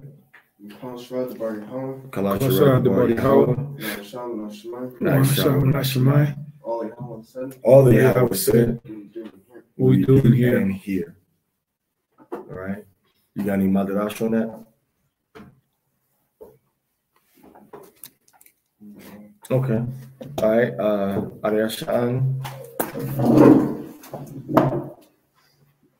Ariashan ban paraza ban ziyatan ba akai kwara hatawara. Ariashan ban paraza ban God ban Yashala. Yabarak Kamihal Basham Yahshai. Yabarak Kayahal Basham Yahshai. All right, chapter 49, verse 1 through 18. Now, this is where it's going to get, we have to do that Roy Rogers right here. All right, we got to hit the Roy Rogers on him. Slow down. All right, chapter 49 of bacc. Let's go. Genesis chapter 49, verse 1. And Jacob called unto his sons. Go ahead. And said, Go ahead. gather yourselves together. It says ha'asapwa. Ha'asapwa. Ha'asapwa. What do y'all notice about that word? Ha'asapwa. So, ha, what? Okay. What do you notice about the word? And okay, let me ask you a different question. What does that word have to do with the theme of what we're reading now? Yeah, what's up? With Yah, what's up? Yah, what's up? Right? What's up? Yah, Y-A-W-A-S-A-P. So Yah, what's up means what? Oh, I lost my. I have a son added on to me now. He's added on. So he said, when he says gather yourselves, he's actually saying, when you gather and you add something, you multiply, you add it, you can become more strong, more powerful, letting us see that we're only going to be strong as a nation. Be strong as a nation. And this is, like I said, they have, it's kind of like he's saying, why would he use the same word for Joseph? I mean, don't forget about Joseph. Don't forget about Ephraim. Don't forget about Manasseh. Don't forget about Joseph. So when he says gather yourselves together, he actually uses a word that's related to Joseph. Somebody who got their Bible app open with the Hebrew? Nobody got the Bible app open with the Hebrew? All right, I'm gonna show y'all. All right, I'm going here. Right, it's on here. Is the Hebrew on here? The Hebrew's on here. Do you want to do it from the BLV right here? You know what? That's a good idea. That's an excellent idea. Hallelujah. All right, let's go to the verb when he said gather, which is really right here in this verb right here, gather yourselves together. Asap, let's hit that 622.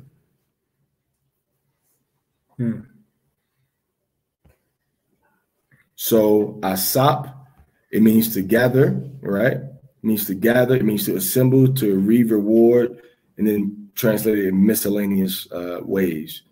Now let's go into Genesis. Let's keep scrolling down. Let's see the verses where it's used at. All right, it's gonna be way down, way down, way down. Okay. Gave up the ghost. Okay, wait. Okay. My approach, my Levi. Keep going. I think it's got down a little bit. Go not down, but back up right there. She can see based on how it's taking away my reproach. Let me just think. Go ahead. Take it next to mine. No. Okay. Gotta go back up to up at the top. Scroll down to go up. All right. I want to go down again. I want to see let's go into the root. Maybe it's down there right there. They say it's the root verb, right?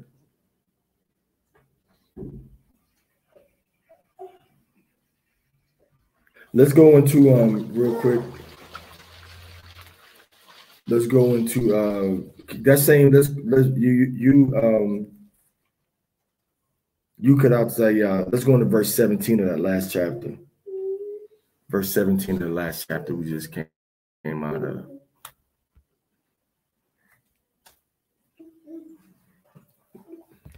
Genesis chapter 48. Let's go to 48.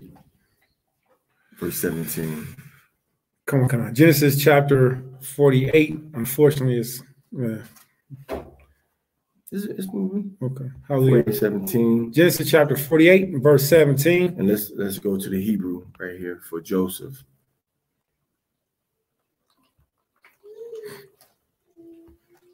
So Yahweh, let's click it.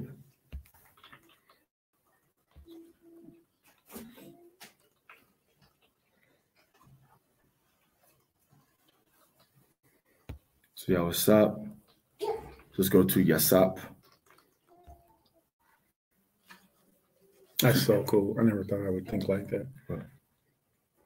See it and go to like, oh yeah, that's the word Yasap. Like I read it like it's like it is. Oh yeah. So Yasap, primary root. That's primary root mean more. Again, to add, to increase. So one means to. What did Asap mean?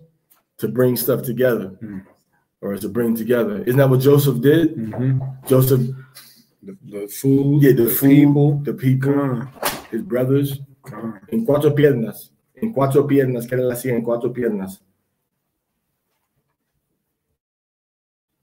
En 4 no es. Okay. So we see Yasap and what was the other one? And Asap, right? Related together. One and check this out too. I and Yah.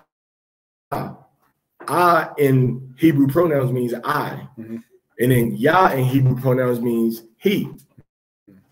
So Yasap is like he, something doing with somebody else. Asap is I. So he says Asap, the verb, showing the Asap, I standard and in mouth. So you through your action have to set the standard to gather the rest of the Israelites together. You see? All right, so let's go back to Genesis 49:1. So you yourself is the key element in waking up your people. All right. So we go into Genesis chapter 49, verse 1. Yaquab says, it says, Yaquab and called Yaquab al Banyawa to his sons. And he says, Ha. It says, Ha asapwa. You all gather yourselves together. It says, Wa agayera. Read the rest. That I may tell you that which shall befall you in the last days. The last days, okay? What's going to befall you in the last days? Ba akadiath ha yamayim. See, akad, see, last days. See, das ya'ah, last days, part of World Basics. All right? Teshuva, Shammai, Yahweh, Shah, Yasharallah, and then Akadia Yamayim.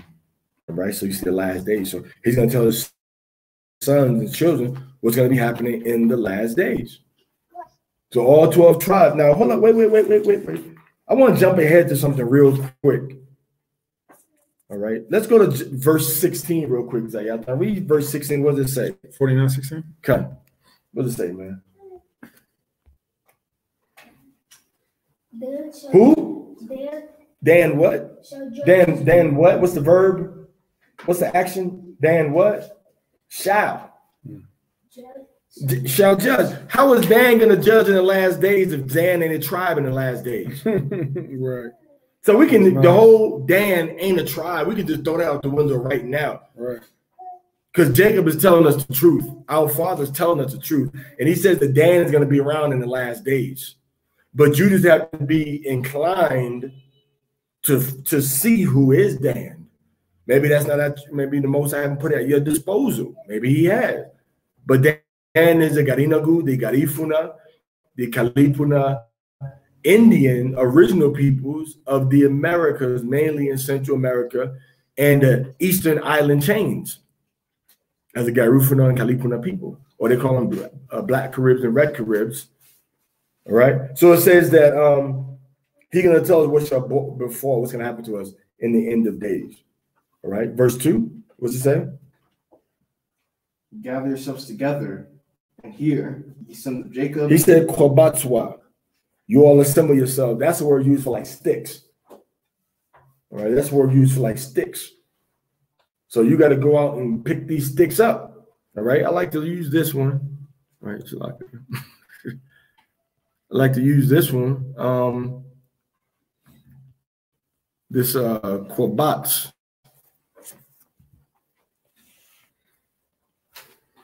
That's the same word used to gather sticks. All right. It says ha-kwabatswa. When you see that ha, teach a little grammar, on the beginning of something, it's telling you that you have to do something. All right. You have to do something. Use this for somebody else as opposed to ha is you got to do this. You have to do this for yourself. Like ha kodastam, which means gather yourselves together. All right. And I'm sorry, not hath kodastam. That's make yourselves holy. Koshash. Hath koshash wa means gather yourselves, but this korbat is used for sticks. Gather the food. Gather the food. All right. Gather in here. Gather the spoil. Gather together as one. Gather the men. See that? Gather the men. All right. Gather Israel. Gather the armies. It's piece by piece bringing stuff together to become a large body, a large corporate. All right. So then it says, gather themselves to us. So it deals with you, gather us together. Oh, save us, O Elohim of our salvation, and gather us together and deliver us from the heathen. All right, that's 1 Chronicles 16:35. Somebody write that down so we can come review that later. 1 Chronicles 16:35. Beautiful verse. Beautiful verse. So it deals with you getting these different elements, pieces together and bringing them to become one. Beautiful. So then it also, when you go into, so that's the element part of it. So here we got a twofold lesson that Jacob is telling us, Akwathian. The first one we get from Genesis itself, 41 and 49. 41. Let them gather the food in the good years, and he gathered all the food in 7 years. So Jacob is telling us, one, we have to gather ourselves together to provide for our own needs. And we have to gather ourselves together into one body under Yahweh Shi and under Dawodah. He's telling us two different things. Because we see that word gather being used in Genesis, context of the story with food. And then the rest of the scripture, we see it being used to gather people together. It's talking most times talking about people. All right. All right, let's go. Genesis 49 and verse 3. Go ahead. Reuben, thou my firstborn. Reuben is my firstborn. Rawan Bakaria. Bakaria. Reuben is the Bakaria, the first seed. Ra'awaban. Look, a son, which is the Mikasuki, the tribes that inhabited Florida, like Yahushai Yatzakak from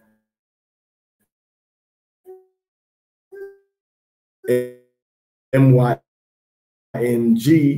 an officer from the tribe, from the tribe of Reuben, with an Awaban. So Reuben is my firstborn. Go ahead. My might. My might. It says my might. It says Azam. It says my might. All right. Firstborn, you are my might. And go ahead. And the beginning of my strength. And the beginning of my strength. Wa Ra'ashiath Awan Ya. Check that out. These powerful words we see right here. All right. My might. This is Ra'aban Bakaya. Ata. The first fruit of the might of my strength, right? So see, power. Power. When do we first really see the power of Ya'ikwad? When we first see his power and his strength? When do we really first see it? When he fights the angel. When he fights the angel. And what group of Israelites do we have that do fighting like no other group of Israelite does? Reuben. Explain. They fight They fight alligator. You gonna fight alligator, Judah? I will not. All right. You gonna fight alligator, Gad? You gonna fight alligator, Ephraim? Reuben. Gad. I act Gad already. No.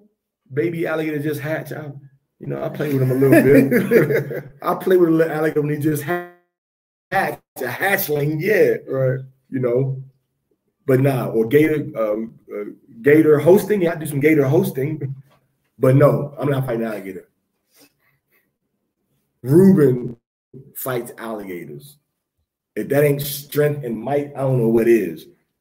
You can't find no other tribe in Israel is gonna fight no alligators. Even though they have some people in the north part of Africa, in Nigeria, north part of Nigeria, that fight crocodiles. Mm-hmm. Or they have, I don't see them fight. I don't say they fight them, but they have crocodiles. They have a ceremony. They put them on their back, but they didn't look like they was awake. Looked like they had been sedated. He had to, by his arm, he was just letting them walk with him, whatever. You know what I'm saying? Yeah, fed it good. Yeah, so, yeah, full. He don't want to eat no humans now. So Reuben fights alligators. The Miccosukee, right now in Florida. The Seminoles, right now, they fight alligators.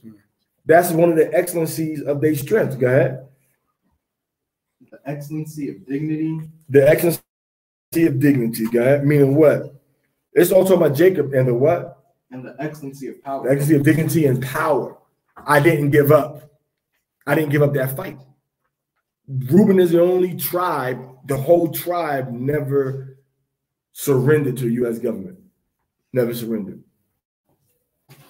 That's the Jacob didn't. He said, I'm not going to let you go. My hip is broken, but I'm not going to let you go until you bless me.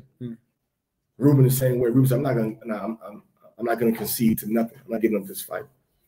Now, they did sign, some of them signed treaty, but they ain't signed no peace treaty with the U.S. government. It's the only group right now that's still at war with the U.S. government, legally, officially, and technically. They never signed no peace treaty. All right. So that's Reuben. That's the Seminole, the so-called Florida natives. So the Most High is showing us. So you got to explore. We know the general area is going to be the Western Hemisphere. And we know Africa fit prominently into what happened to the tribes of Israel. So you got to look at both of them places and then maybe other places. But those are the primary locations. Okay. Unstable as water, thou shalt not excel. Unstable as water, have not thou the excellency. So you're not going to excel. I mean, you're not going to rise to the position of inheritance like the other tribes did. Like the other tribe got their portion and they got the respect of their tribe. Reuben didn't get what he was supposed to get. Stop doing all that, girl. Reuben didn't get what he was supposed to get. Unstable as water, you shall not excel. Check that out. And this is, like I said before, what did I say always plays a prominent role in the prophecies? Geography. What element is prominent in Reuben's prophecy? Water. Where did the Miccosukee and the Seminole Indians live? Who are they known for living in? And what parts of Florida, especially when the white man, Adewamiya, started to chase them, called what? Everglades. Oh, yeah. The Everglades. They could not find them in them Everglades because the Everglades are water, but what kind of waters are they? Unstable water. You be walking the Everglades like this, you walking and all of a sudden, bam, you under the water. See that? Unstable waters. All right, unstable waters. The Everglades. We need to. I need to get the app open. When you get a chance, let's. Can we see what the Everglades is? Sure. Not the Everglades, but the unstable waters. Do you want to open up the? Yeah. The word there. Con. Hello. They got another one. Well, when I used to, where's that Bible Hub? You can just unstable. It says pakats. That look like an unstable word, don't it? Pakats. Open mouth, a ladder, and a weapon. It's only used one time in the whole Bible. Wow. Pakats. Wow. Pecats, only used one time. Recklessness, wantonness, unbridled license, frothiness. Now, when we talk to our brother Yatazak, Joshua Isaacs, he says that this is a definition of like boiling over, bubbling. You know, I believe he uses a different definition, but well, froth is the extra that's left over, right? The froth. All right. Let's do we get any more for Jacinius? No more for Jacinius. Lasciviousness as boiling water in reference to the incest of Reuben. But not the incest. I don't know why I say incest. Well, incest in that he discovered his father's skirt, but not incest in the sense that he had relation with somebody that was his blood relative. All right. Pakaz. You want to go to the root? Huh? The algae on the swamp water. Pakaz. All right. Pakaz. All right. So you got a mouth, you got a ladder, ascending and descending, and then you have a weapon.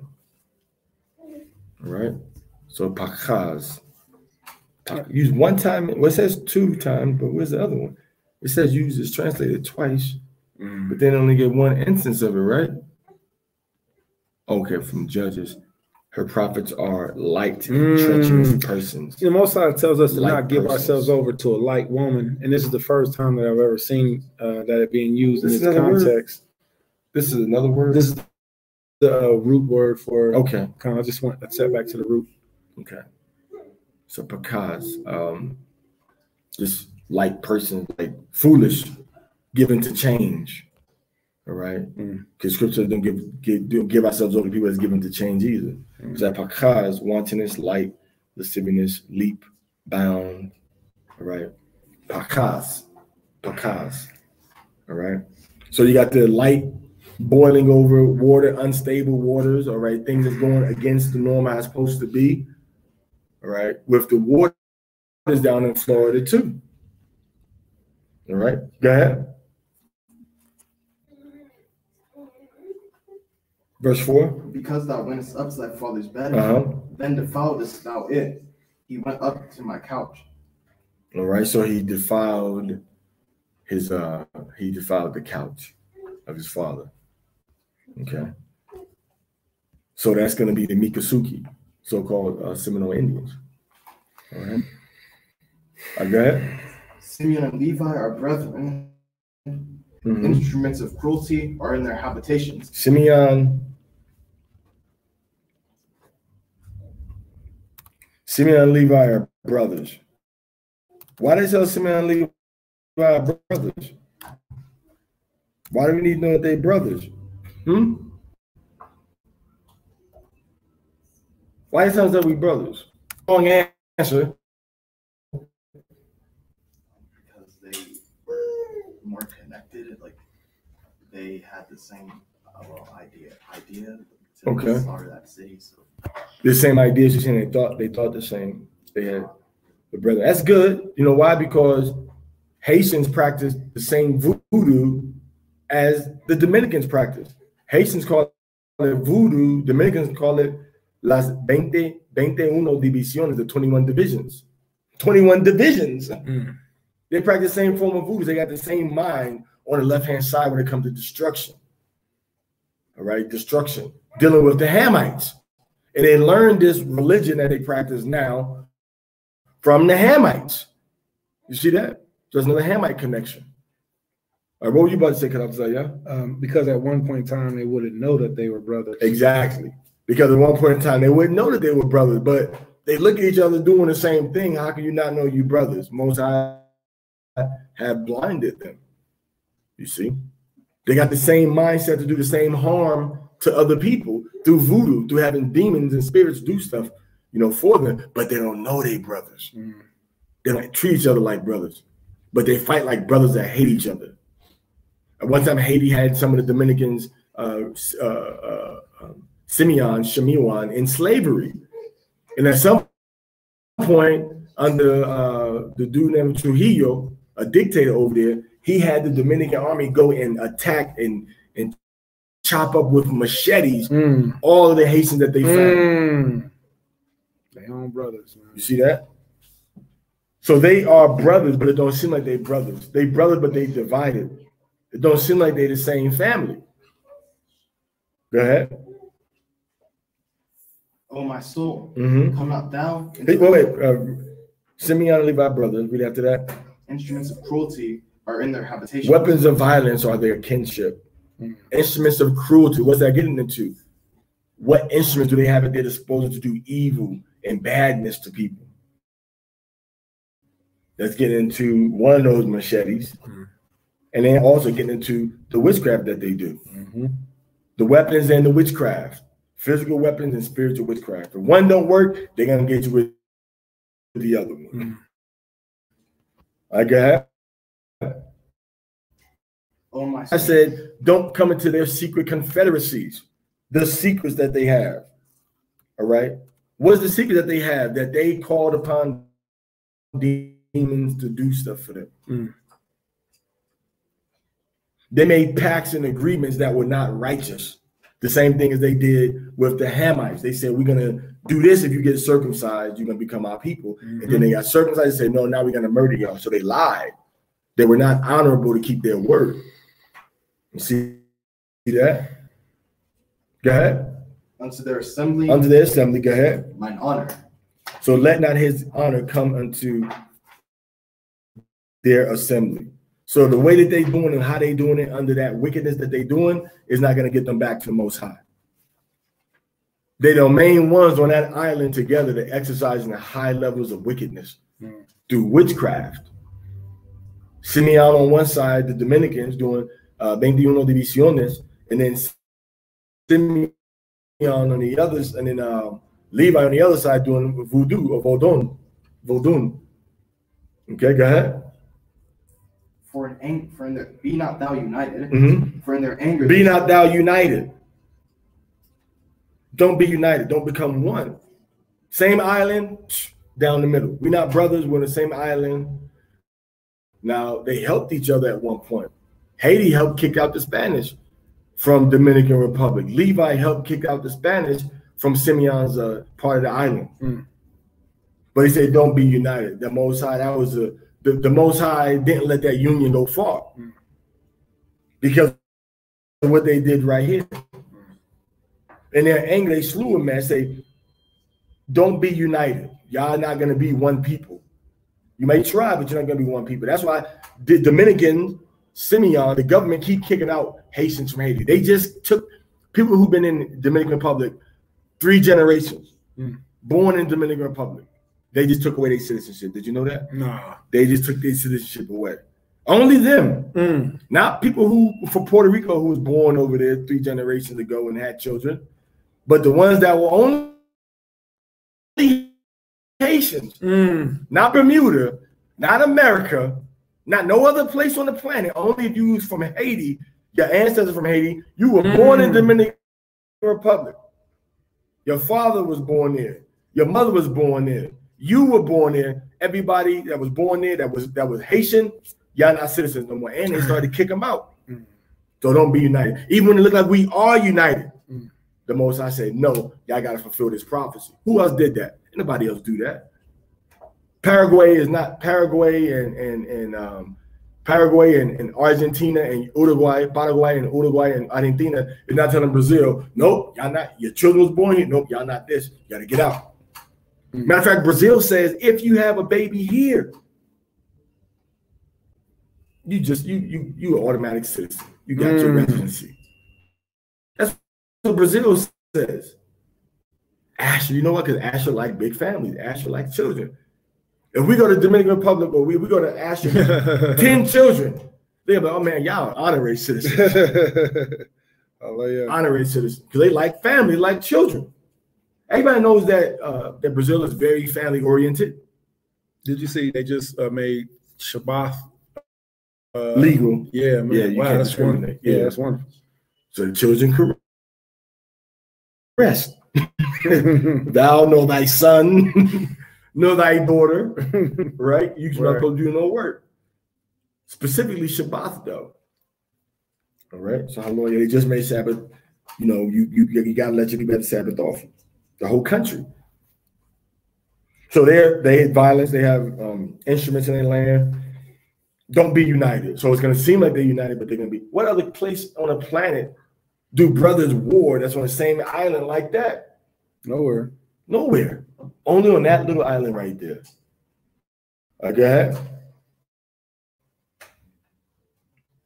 For in their anger they slew a man, and in their self-will they dig down a wall. Dig down a wall, meaning they huffed an oxen in the Hebrew. That's what it says. They put hooks into an ox's legs so he couldn't run no more. So they didn't say, well, we're gonna go ahead and fight this ox. We're gonna just clip his what's that called? What's that called? Tendons. We can just clip his tendons in the back. Like, yeah, we can just do that. We ain't gonna fight with you. That's cruel. That's man. You can just clip that, and you can still this big old ox. You can't do that. You can be just dragging. All right. So they got very, very, very tricky and very what do you call it? You gotta look at the movie Troy to really see the visual of how. Remember in Troy they clip his heel. Was that Troy? Yeah, that's in Troy. With Brad Pitt, right? Yeah, he couldn't do nothing. And he cut his heel. Finished. Yeah. All right. So they huffed down the ox. So the warfare that they engaged in was very, very tricky warfare. Why? Then the tricky man. Go ahead. Cursed be their anger, for it was fierce. Right. And their wrath, for it was cruel. Right. I will divide them in Jacob. I will divide them in from the other tribes of the so-called Northern Kingdom. All right. Simeon got divided. And actually, you know what? You don't really see Northern and Southern Kingdom anywhere in the scriptures. That's something that we decided. But and then you got everywhere. Judah and Benjamin was the only ones. It's more like Southern territory. Because Simeon was down there in Judah's territory. All right. So I will divide them in Jacob. Go ahead. And scatter them in Israel. I would scatter them in Israel, so they're not going to be united amongst all the tribes where they go to. Simeon and Levi is not going to be, no matter where they go to, they ain't united. They don't like each other. Dominicans and any Dominican, it's not even a joke, is it? Any Dominican or any Haitian that say I'm lying, you lying. Any Dominican, come on with a black person, come with from America, they give you a pass. Come on with a Haitian, you ain't get no pass. Haitian, come on with a Spanish girl, a Puerto Rican girl, or come on with a Mexican girl, you'll get a pass. Come on with a Dominican girl, nah, your family ain't giving you no pass. You might get disowned. Dang. Ask one. Ask any Dominican or Haitian you know. Can you marry what would your family do if you married a Dominican? Oh, no. No. I would never do that. Ask the Dominican, what happened if you marry a Haitian? Oh, no, I would never do that. I can't do that. Oh, my soul, come not down into their secret. All right. Go ahead. Judah. Wait. Okay, we read that one already, right? My soul come not into their counsel for their secret. All right. So they scatter no matter where they are in America, on the island. If they meet each other in the streets, they don't deal with each other. They divided and scattered. All right. Go ahead. What you want to say? You taught about a specific line that divides Levi and Dominican, and it's a river that literally separates them. Would you edify on that again? Okay, so even at looking at the island of Espanol, what's the other name of it? Quisqueya. The original name. Yeah, that there's specifically a line that even divides them, that they have to be across on. I watched a documentary showing that Levi would try to go to the other side to sell their wares and stuff, and the Dominican, they absolutely would not even let them, or they would postpone them or hold them up all day. We don't want no low prices. We'd rather pay more money than to deal with you. So they hold them up. That was all I had, Prince. Just showing that there was an actual physical separator also. Let me try to pull it up. I got the island right here. Here it is right here. Let's see what's the name of this?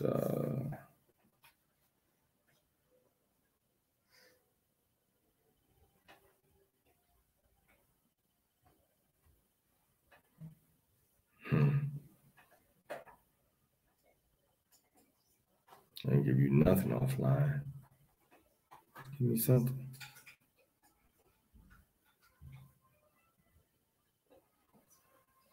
Okay, so I'm trying to find the name of that river. So they got the river that divides them. Okay. In the island of Hispaniola, also called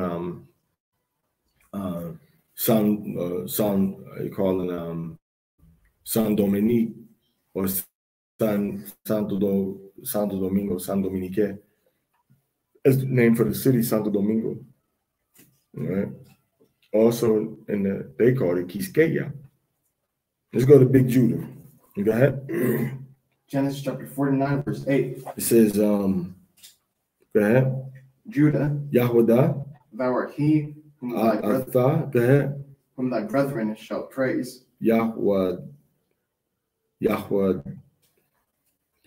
waka akyaka. So how do all the brothers praise Judah? All the brethren praise Judah because a lot of people don't understand that country music was started by Judah. That's right. And reggae developed from the country music that was reaching the island from down south. And so reggae, and that's how they did the ska first. That comes from Judah's music. Now, the calypso was an independent development, but reggae developed from, a lot of it developed from Judah's music that they were doing, bebop and all of that, and then going back into the music of the blues, bluegrass country music, which was developed by Judah, so-called Black Americans. So they developed this music. Benjamin was here on the island, so he changed it to ska, and then from ska came reggae. And then from reggae came what? Reggaeton. So it all goes back to Judah. It all goes back to Judah. All right. So then you have from the music, the songs that they sing in all of the churches, the gospel songs. All your grandmothers was in church. Your great-grandmothers were in churches singing all these gospel songs. Guess who made the gospel songs? Judah. And if Judah didn't make the gospel songs, they were made by people that was trying to fight and oppose slavery. Slavery of Judah. You know, like the Amazing Grace, How Sweet the Sound That Saved a Wretch Like Me was written by a former slave owner that had Judah in slavery. He wrote that song. All the songs about by the rivers of about going down to the Jordan River, you know, the songs about Shadrach, Meshach, and Abednego, and Ezekiel saw the wheel and go down Moses. All these songs come from Negro spirituals, which came from slave field songs. It was developed into old Negro spirituals, was developed into gospel music, original Negro spirituals, and then that gave way to what? That gave way to the old rhythm and blues. And then old rhythm and blues developed into rhythm and blues means R&B. So special rhythm and then blues music, singing about sad stuff, what they call R&B now, which became pop music. So it all goes back to the music that Judah was singing, crying out to Yahweh on the plantations from slavery. All the music that we hear now on the radio comes from Yahudah. All the pop music is based on Yahudah. You don't believe me? Do your own research. That's right. Do your own research and go backwards. Where did rock music come from? What's the origin of rock music?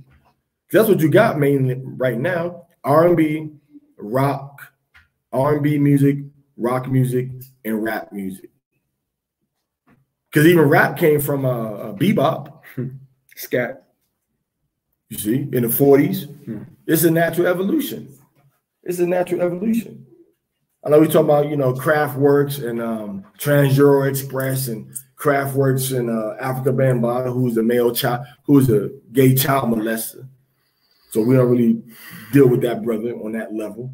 So I seen a video from the 1930s of some Israelite brethren that was rapping, and they was rapping about Noah's Ark, you know, and it was so, I mean, that I really want to be able to share that, but I can't think of the name of it right now, but if so, I'll bring it forward. But it was just a group of 4 brothers, and they were just taking turns telling the story of Noah's Ark, and they was rapping, just going around in a circle, you know, so nothing new under the sun.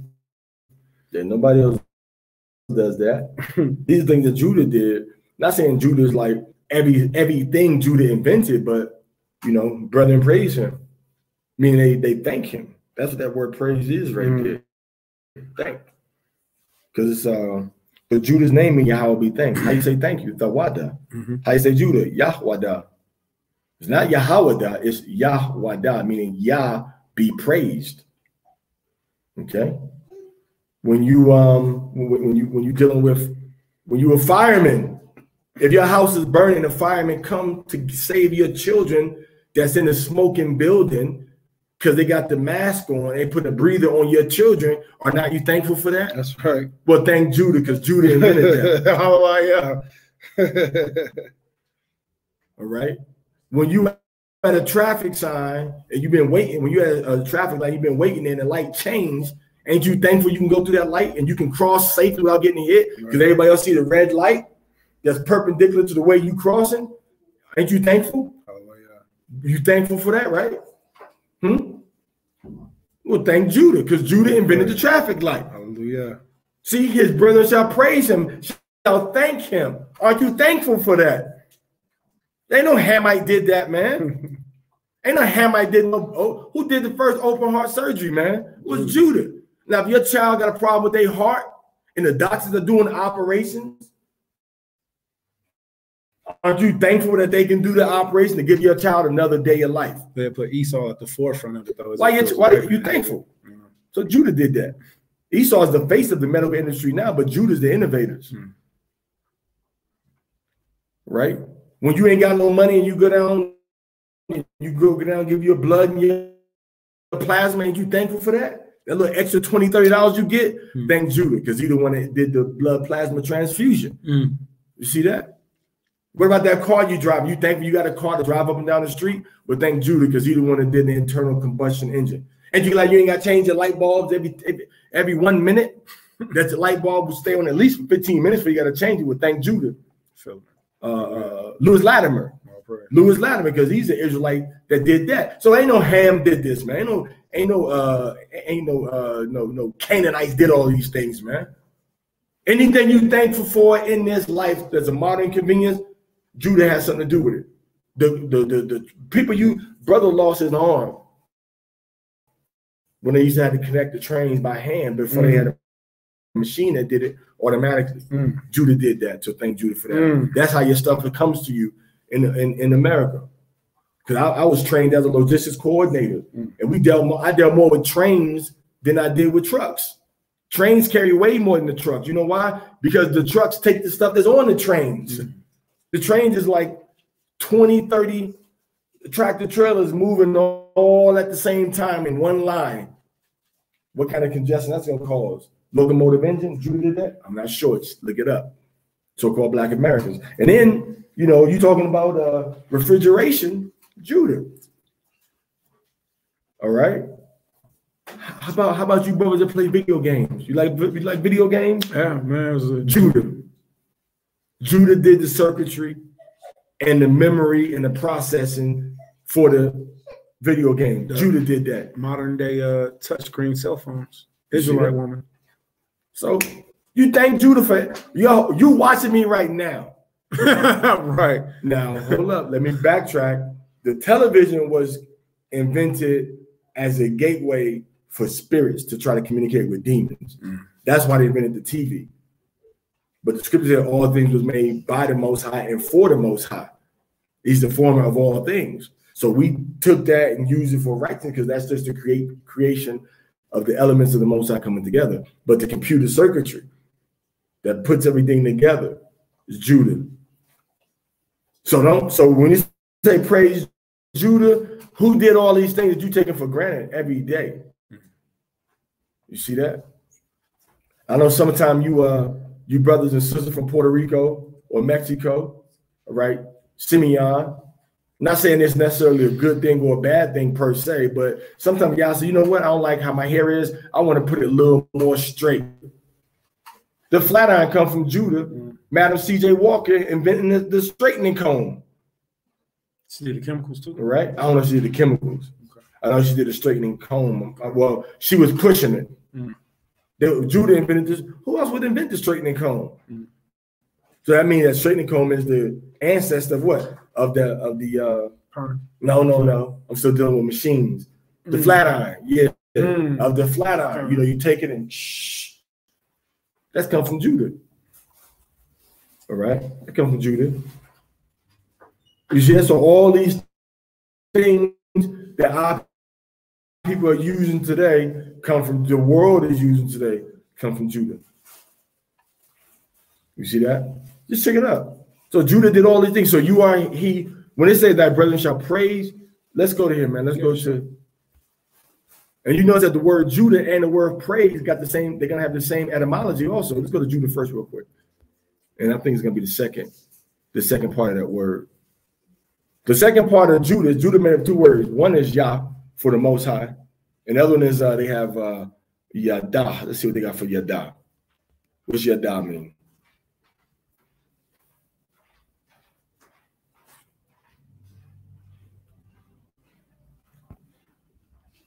Okay. So for Yada, this word Yada, which is the second word for Judah, Yada, it says praise, give thanks and praise. To right? throw, to shoot, to cast. You know, which is your affection, your appreciation, not to throw like, oh my, well, they shoot arrows too. Let's go back. So Judah comes from, was it Yada, right? Yada. Means Yada. Let's go back to the scripture. Let's go back to the scripture. So Yada. All right. So let's go into the word praise itself. Well, I guess it was going back to the blue line. Yeah, okay. Matter of fact, they got it right there already. Shall praise, same word. See that? Yeah. Yada. That brother shall praise. You click it so we make sure. Absolutely. Because people can see that, right? The people who look at the screen, you see it with your own eyes. Same thing, praise. It's gonna say arrow, shoot. Go down. It's gonna say shoot and arrow. See? Throw, shoot, arrow. Same word, Yada. So the word thanks itself is built into Judah. And let's check this out. What does Judah mean? What does Judah mean? Who is praised? Yahweh. That's right. So how do if you want to praise Yahweh, what kind of book you might go to figure out? I want to praise Yahweh. You go to two kinds of books. One is going to be the Bible. What's going to be the other one? They might not know the word, but you know the word. We're gonna praise the Lord right now. We're gonna get our Bibles, and what else we're gonna get? There you go. We're gonna get our hymn books. We're gonna get our hymn books. And we're gonna sing the songs, right? So who was the one that innovated special songs to sing to God in this modern time we living in from the 16, 17, 18, 1900s was Judah with the gospel music. So Judah's word itself says Yahweh is praised. So who else gonna have you singing songs about Yahweh, about God from the Bible besides Judah? Only one other tribe can get with Judah on that level. And that's gonna be Benjamin, who sing the songs because David is in Benjamin's head.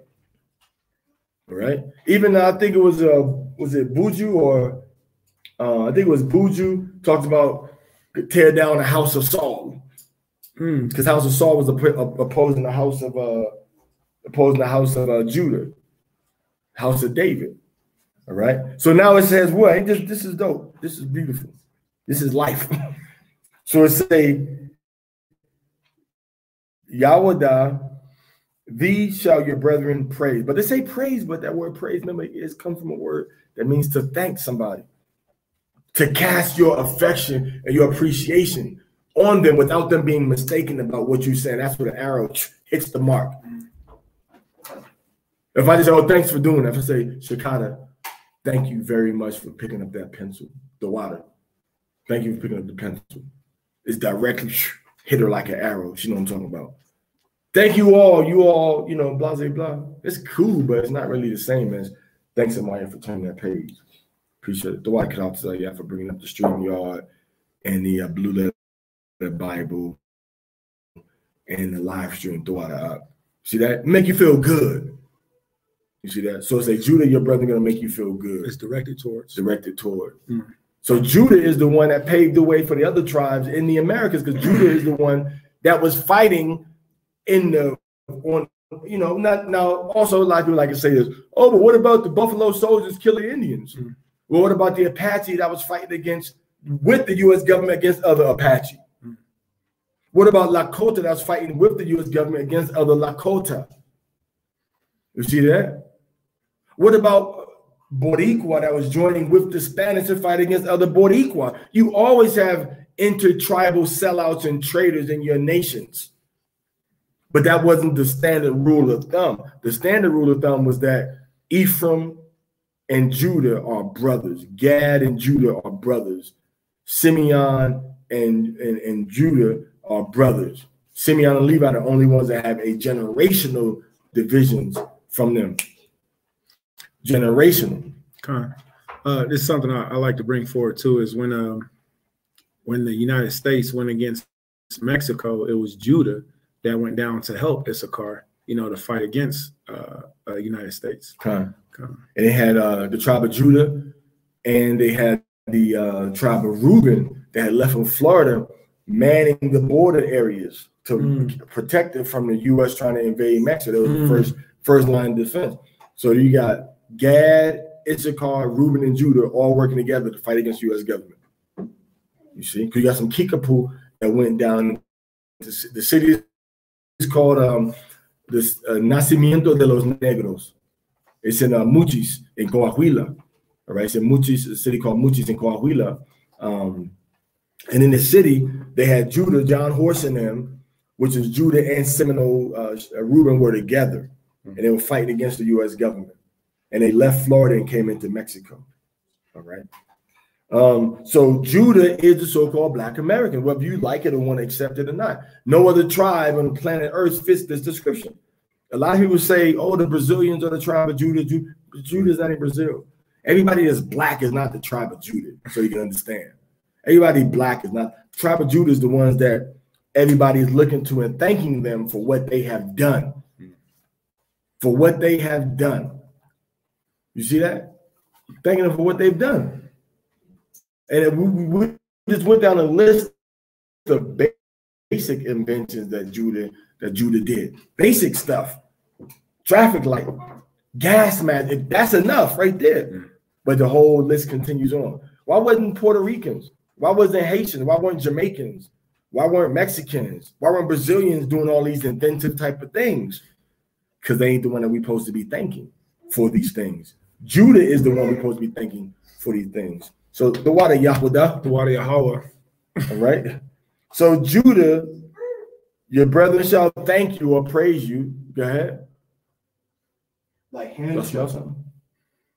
Go ahead. Thy hand shall be in the neck of thine enemies. Thy hand shall be in the neck of your enemies, meaning you're gonna be close to the enemy of all enemies of Yasha Allah. All right. So of course Judah came into America and had, you know, was working with the Spanish and the British on some instances, but for the most part, you know, we were getting destroyed. Judah was getting destroyed. Gad was getting destroyed. Judah was getting destroyed. All the tribes getting destroyed, and each tribe was helping destroy their own people and to destroy other tribes. The minority of that, there's a small number of people from those tribes were helping the enemy destroy our people. All right. And also, so Judah, you know, Judah was the king. Judah was the king. All right. Thy enemies, thy hand shall be in the neck of your enemies. Meaning Judah is going to be the one that's going to be close to the administration of the whole world in Washington, D.C. Judah's right there. And also Judah's hand was in the neck of his enemies. Judah on rampages, literally going to their enemies, putting their hand in their throat, and killing them during slave rebellions. One of the most famous ones being who? Nat Turner. Hands in the enemies of his enemies' necks. All right. Thy hand shall be on the neck of thine enemies. Says a yadka by pop neck. A yabyaka. Go ahead. Thy father's children shall bow down before thee. Thy father's children shall bow down. Yashathak wa laka banya abayaka. Bow down before you. Okay. Bow down before you. Your father's children are going to bow down before you. So this is the appreciation and the respect that a lot of tribes, had for the tribe of Judah. Also, let them know that Judah was going to become the king of all the other tribes of Israel. That's what that's letting you know, because they bowed before the king. So all your children are going to bow down before you. So we bow before Joseph, then you're going to bow before Judah. Right? So Judah's going to be becoming like the gatekeeper for the people coming in. Right? So Judah's the one that showed America how to deal with the rice, how to deal with the tobacco, how to deal with the watermelon, how to deal with all these different fruits and vegetables to be able to survive. Gad started it, but Judah took it to an industrial level. All right. So thy father's son shall bow down before Judah, before you. How do they bow down before Judah? How do other tribes bow down before Judah?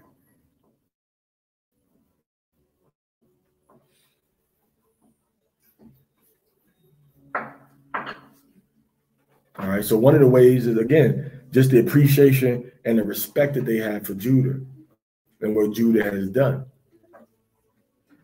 All right. Historically, I would say in the form of emulation, copying everything that Judah does. Copying everything that Judah does. Sometimes whether it's right or whether it's wicked, both sides, left and right side. The music, the clothes, the hats, the jewelry, the rims, the speakers. Man, it's like me and Zaquan was walking the other day when we heard Dr. Dre, like the oldest, most wickedest rap music playing in Chiapas, Mexico. It was something else. When me and you was downtown, we heard something else. I forget who it was though. Yeah, stuff we don't even listen to, but emulating. Yes, they praising, bowing down because I'm gonna imitate what you do. Yeah, you heard the same stuff in Turkey too. You hear like different types of rap, and you don't hear too much reggae. You hear reggae every now and then, but mainly it's Judah's music on a regular time. And then they play Ephraimite music too. Remember you heard the Ephraimite music over there? They're playing like salsa type of music over in Turkey. Let me see. Well, them imitating, and trying to, do what we do, not just playing our stuff, but doing what we do. Like this is one rapper, you hear that song "Choke." I don't remember. It was hard though. It was in Turkish. It was some extra Turkish though. He just said "choke" to everything. Choke or yoke? It was no yoke. Yoke. Yeah, yoke. Yeah, I'll pull it up. But yoke. Yeah, it's exactly how it was. Yeah. So you gotta pull that one up. All right, so finish reading now. Genesis chapter 49, verse 9. Judah is a lion's whelp. Judah is a lion's whelp. Judah is a lion. A small lion. Playful, but deadly. Playful. Oh, y'all some boss, I'll get it. I'm gonna slit your throat. Y'all some boss, I'm wondering right now, boss, I hate that white cracker devil demon put me in slavery. Y'all some boss, I'm gonna do it right now, sir. So that y'all some boss was survival techniques, but then the same ones that survived then was all of a sudden master died of a mysterious illness nobody knew about and started bleeding from the inside because they put little grains of little shivers of glass in master's food over the course of 5 years and master died. Oh, you sure is sick, master. I'm so sorry you is sick. Now, them Africans, the Nigerians, and the Egyptians of that master alive in the tomb with them. Bury him in the tomb with him alive. How wicked is that? You see? All right, so Judah is a lion's whelp, meaning what? Judah is a young lion, but just needs guidance and direction on what to do with his strength. Because he's doing what? He want to fight. He want to box. He want to play football. You see that? He want to play baseball. He want to play basketball. Like a big strong lion that's young and just want to just use his strength in a different way. But what's the strength of a lion supposed to be used for? To attack, to kill, to hunt. Read. From the fray, my son, thou art gone up. See, Judah, that warrior spirit is gone from them.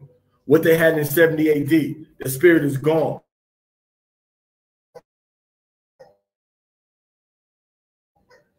Go ahead. He stooped down. He crushed as a lion. He stooped down and crushed an old lion or as a lioness that don't feel like hunting. Go ahead. Who shall rouse him up? Who's going to rouse Judah up? Levi and Ephraim going to rouse Judah up. And also Dan. Why did I say Dan or Gad? Because Gad is a lion too. And Dan is a lion also. Dan and Gad are called lions also. And Judah is called a lion. Who's going to rouse Judah up? Levi. Why do I say Levi? Because Levi is the one that always lead the revolution, always lead the uprisings. The Maccabees, Josephus, all right, Toussaint Louverture and Jean-Jacques Dessalines, headed by the Benjamin Boukman to raise up against our enemies. They're the ones, Levi, the one that helped Simon Bolivar to get free, fight against the Spanish, Simon Bolivar. And then he went, then after he had Levi help him, then they did wickedness and kept the people free, kept the people in slavery. So Asher lied to Levi and got Levi's help. But it was the Haitians that helped the people in Bolivia, the countries of Peru, Ecuador, Bolivia, okay, Venezuela, and Colombia get free from off of the Spanish. They were helping them because Levi was helping them. Levi sent military advisors. Levi sent military strategists. Levi sent soldiers to train the other soldiers. And what they do, they went over to Spain and they made pacts with the Edomites after they finished fighting, and they dissed Levi. They disrespected Levi. So it's Levi helped Dominicans get free from, and Dominican Republic get free from Spain. So how you brother gonna say that these people is Canaanites? And they the ones that led the wave of freedom for our people from being directly choked by the Spanish from Spain. Brazil, I mean not Brazil, but Colombia, Venezuela, Ecuador, Peru, okay?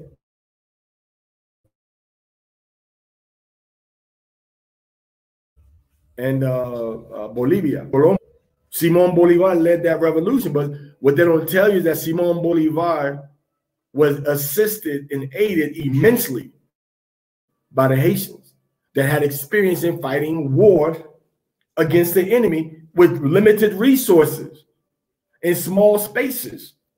So of course, when you get more resources, more soldiers in bigger spaces, now they can really show you how to do things where you can win the war. And they won the war against Spain because Levi helped them. So how are they going to be Canaanites, helping the tribes of Israel get their freedom and being received into all the country where Israelites are now, and love all the Israelites where they being received at in South America and Mexico mainly. You see that? These are chosen holy people. All right, go ahead. So Judah the lion's whelp, a lioness. Go ahead. Verse 10, the scepter shall not depart from Judah, nor a lawgiver from between his feet. So the scepter is going to stay with Judah. The tribe of Judah in ancient Israel is going to keep their rulership. They're going to keep giving the law. Go ahead. Until Shiloh comes. When Shiloh comes, they're going to lose the scepter. They're going to lose their rulership when Shiloh comes. Shiloh represents Hamashiach. Shiloh represents a Messiah. Okay, Shiloh come. Okay.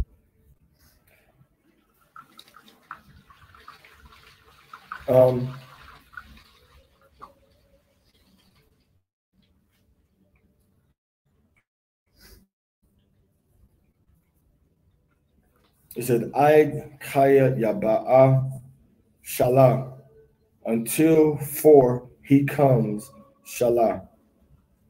All right.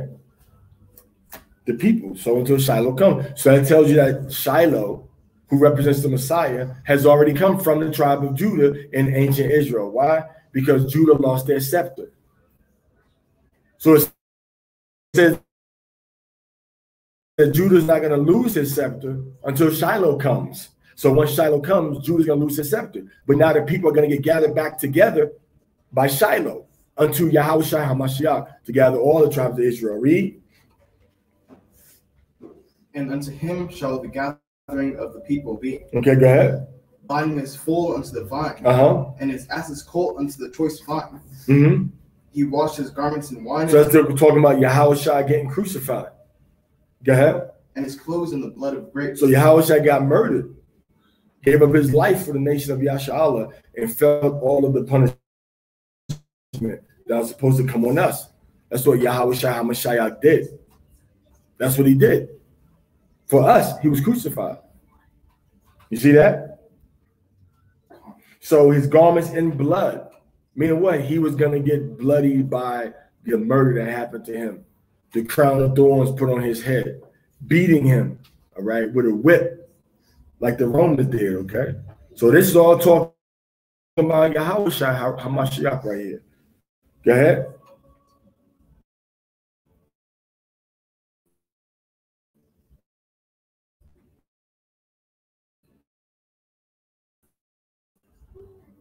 Verse 12.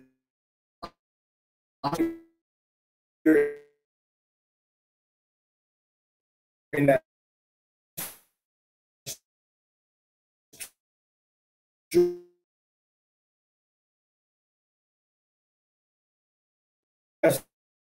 and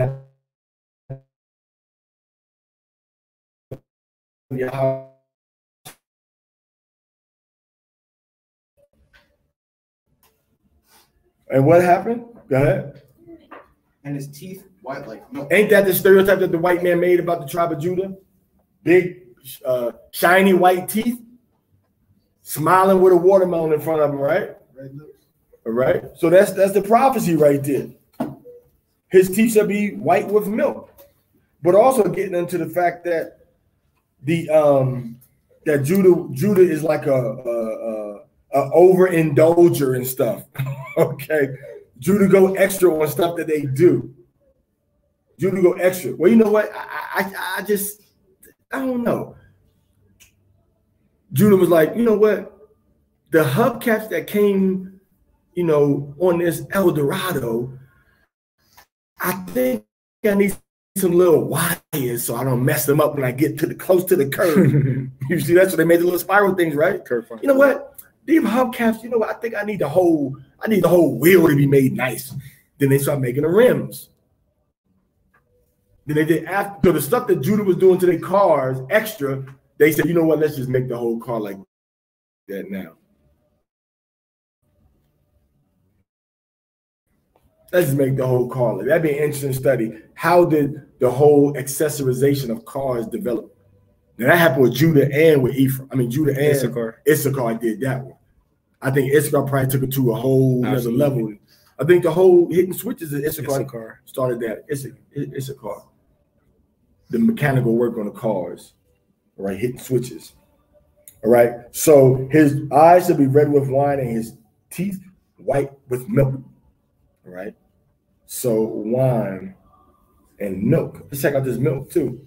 Judah, where's the milk come from? Most of the milk, a lot of milk comes from the cows, and Judah was the main ones with the cows in the West that led that revolution of the cowboys. not the cowmen, the cowboys. Remember, this is the 1800s. How you call another white man a boy when you call them Negro boys? So the cowboys was Israelites. Wasn't white people them cowboys. A lot of the Israelites. Look, you can study what a lot of the cowboys were Israelite men that they call boys disrespectfully. So they was dealing with what? The dairy industry through the cattle. And now his eyes should be read with wine. Dealing in the wine industry in California and other countries. Mainly California. Other states who mainly California, Judah doing a lot of that work. Of course, now Issachar's doing a lot of that work now, working in what they call the vineyards and the vintages. All right. Let's go in verse 13 about, so Judah is the so-called Black Americans. All right. Let's go into verse 13. Go ahead. Zebulun shall dwell at the haven of the sea. So Zebulun shall be as shore, shall dwell at the shore of the waters. Zebulun means dwell with me. All right. So if you look at the coat of arms, for Argentina, for Central American countries, they all have ships and water on them. Look at the coat of arms for Chiapas. There's 2 cliffs and there's water on them, a river. For look at the coat of arms for Yucatan, there's water on them and ships or water. You look at the coat of arms for Cancun, there's water. It's a circle. There's water, brown water at the bottom. Is red water. I'll charge it up. Is it charging? 1%. Is the screen down too? The picture of the screen? And the charge is on it? I wonder why it's acting like that.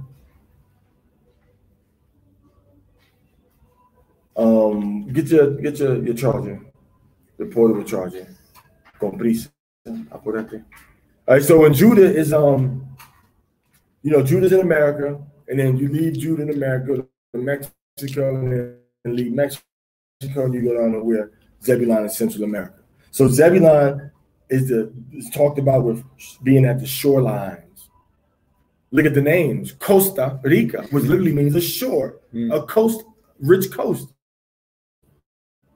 And look at Honduras. Honduras means deep, the deep waters, Honduras. Look at Nicaragua, Nicaragua, the waters of Nicor. You see that? Look at Panama. Panama what? The canal for the ships to pass through the waters. Look at my favorite one, El Salvador. Yahweh Shai, all right? He's the water of life. You see that? He's the water of life. Belize means the Mayan word that means muddy waters. You see that? Cancun, known for their beautiful waters. You see that? Yucatan, you go anywhere in Yucatan, anywhere in Chiapas right here, you're going to see little villages. They got all their springs coming from their places where they live in that. You see that? So the water, the shoreline, the ships, the Mayans used to navigate through their territories in the ships, in canoes, 8-foot wide canoes with shallow bottoms. They can go through water that wasn't real deep. So this is all stuff that they were masters at doing. And it matches what the Bible says. So the tribe of Zebulun are the people in southern Mexico. Campeche, off the coast of Campeche is where they got the oil rigs at. All right. So the tribe of Zebulun is southern Mexico and Central America. All right, go ahead. And he shall be for a haven of ships. It shall be a haven of ships, meaning a shore for ships. A shore for ships. Panama Canal. They made a passageway for the ships. You look at all these countries in Central America, look it up. Don't believe me. Look it up for yourself. Look at their flags and the coat of arms. For Panama, for Costa Rica, for Nicaragua, for Honduras, for El Salvador, for Guatemala, for Belize, for the state of Yucatan, for the state of Campeche, for the state of Chiapas. Look at their flags and look at their coat of arms. You'll see ships and water. Ships and water. Okay? A shore for ships. Go ahead. And his borders shall be into Zion. His border shall be into Zion, meaning what? The U.S. controls their border. Wasn't the border, didn't the U.S. take Panama under their wing? So the U.S. was making the decision on what's going to happen in Panama. The last country of Zebulon, the U.S. was controlling. His flank, his border shall be unto Zidon. So his control was coming from Zidon. What was Zidon? Zidon is Sidon, which is a rich port country in ancient Israel, north of ancient Israel, a rich port country. All of the goods and stuff that came through there came through Zidon. So everything that goes through Zebulon's territory in the south goes where? To Zidon, to America, to the north, land in the north. 51% of the products that come through the Panama Canal go to America. You know that? The TVs, washing machines, dryers, the clothes, the shoes, the jewelry, fish tanks, metal production, all right? Everything, chairs, furniture coming from China, coming from Asia, wherever it's coming from, go to the Panama Canal, what they made with their hands. Benjamin dug that. Benjamin and Zebulon were the main ones that made the Panama Canal. You see that? So, and it goes through Panama Canal, 51% goes, so that's 51% goes to America. So that's how the borders of Zidon, the borders of Zebulon reach unto Zidon. Zidon represents America, the consumer capital of the Western Hemisphere. Okay, go ahead. Issachar is a strong ass. Issachar is a strong ass. All right. You have in parts of Zacatecas, you have special drinks that are made, and they only get delivered on donkeys. They won't deliver them no other animal. They deliver them on a donkey. They won't deliver no other animal except for a donkey. Got a special breakfast drink that they make with corn and stuff. I think made from mezcal, made from a plant that's like the aloe for breakfast. And the old men deliver it on a donkey. You ever had a burrito? What's burrito mean? Burrito means a small donkey, a small ass. All right? The white cord. Which one's there? Okay. You want to use this one? See if this helps? Now I need an external charger. Because it's plugged right into the cord right there. Maybe because three of the devices are plugged in. What's plugged into it? The extension cord is plugged into this, and then there's cross-site devices on it. It's cool. I just turned it off. I will see. You cool on the time and stuff? It'll be all right. Okay. So all these things are the burrito. What's a burrito? Burrito, I mean a small, powerful burro, which is a donkey, which is an ass. So what is it? Why they call it burrito? Because the burrito is strong and small, and the burrito is supposed to be a little small area, but it's supposed to fill you up with that rice and the beans and the meat and the avocado and the tomato and the cilantro and the cebolla, the onions, right? It's supposed to fill you up. That's why they call it a burrito. You see that? And then they have wild donkeys all around different areas of Mexico. They got wild donkeys here. So Issachar is associated with that donkey. Even though they say Juan Valdez, the Colombian dude with the coffee back in the day, right? They showed him with a donkey with two sacks on either side. Right. But we are growing up, we associated that with Mexico. Right. We didn't associate with Colombia. Right. We associate with Mexico. You see that? So the strong ass. A strong ass what? A strong ass couching between two burdens. So when it says couching between two burdens, that word for burdens means the sheepfolds, where the sheep are. So Issachar is going to be a place where you can couch down, where you can rest when you come up from South America trying to get to America. It's the third strongest economy in the Western Hemisphere. America, well, we're a bunch of Israelites, so Canada is after America, I think, but it's America, and then it's going to be Brazil, and then it's going to be Mexico. So it's between two places where the sheep of Israel were taken. Major slave ports from America, and then is that supposed to be a stronger cord or something? Stronger from America, and then from Brazil, South America. They came in together. So when they came in, you got two groups of sheep. South America, right, where you got Israelites that came there, and then North America, where Israelites are trying to get to. And what's in the middle? Mexico. Issachar in the middle where everybody is passing through. So let's say he's a couching. He couches down, so he relaxes, he rests. Isn't that the story of Mexico? That they come from the Aztecs, other Mexican tribes that came from Aztlan, Aztlan, which was in the north, and they came and seen the eagle on the top of a cactus with a snake in his mouth, and say, okay, this is where we're supposed to couch at. We're supposed to stay, and we're supposed to rest at. So he's a donkey between two areas of where other sheep are. All right, go ahead. And he saw that rest was good. So that rest was good. Go ahead. And the land that it was pleasant. The land was pleasant. Go ahead. And bowed his shoulder to bear. Bowed his shoulder to bear. He saw that the resting place that it was good. This is the place where we're gonna rest at. That's the same story of Mexico, man. They got the story. They were traveling. They said, okay, we're gonna rest right here because we see the eagle and the snake and the cactus. We're gonna rest right here. This is gonna be a pleasant land. All right.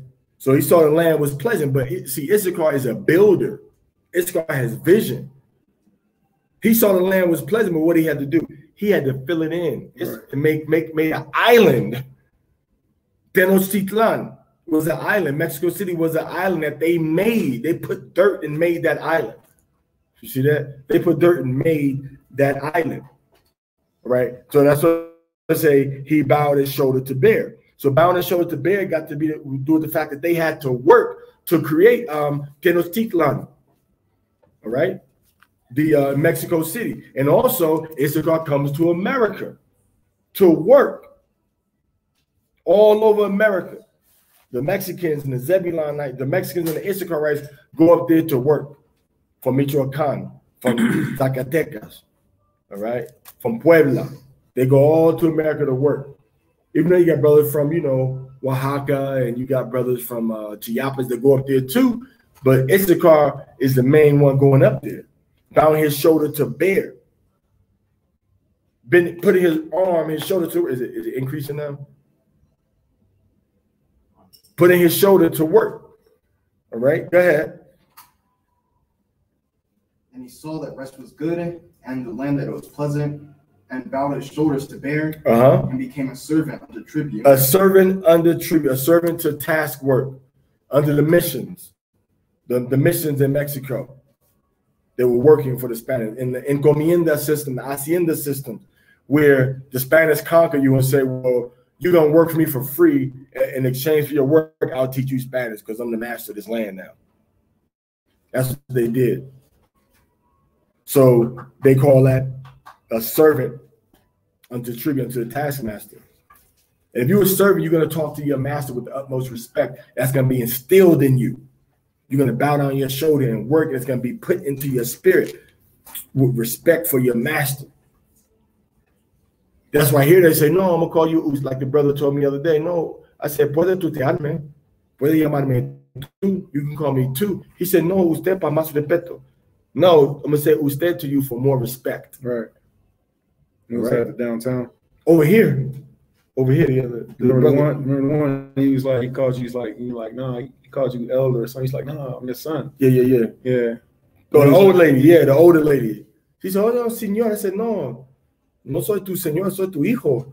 Old lady was telling us, oh, señor. I said, no, I'm not your Lord. I'm your son. So that's one way that Issachar bow his shoulders to bear, with the respectful term that they use. And servitude and bowing your shoulder and working is an attribute of Zebulon, of Issachar, even in how they're taught to speak to you. Because if you ask a Mexican something, say something to them, and they don't hear you, what are they going to say? They're going to say, mande, which means order me again. I didn't get the command the first time. Mande, send me again. Order it. So give me that order again. Mande, like send me, like, okay, mande. Mandar means to send or to order somebody to do something. So mande means order me. So the only time they was really expected to hear from their masters was to receive a command. So if I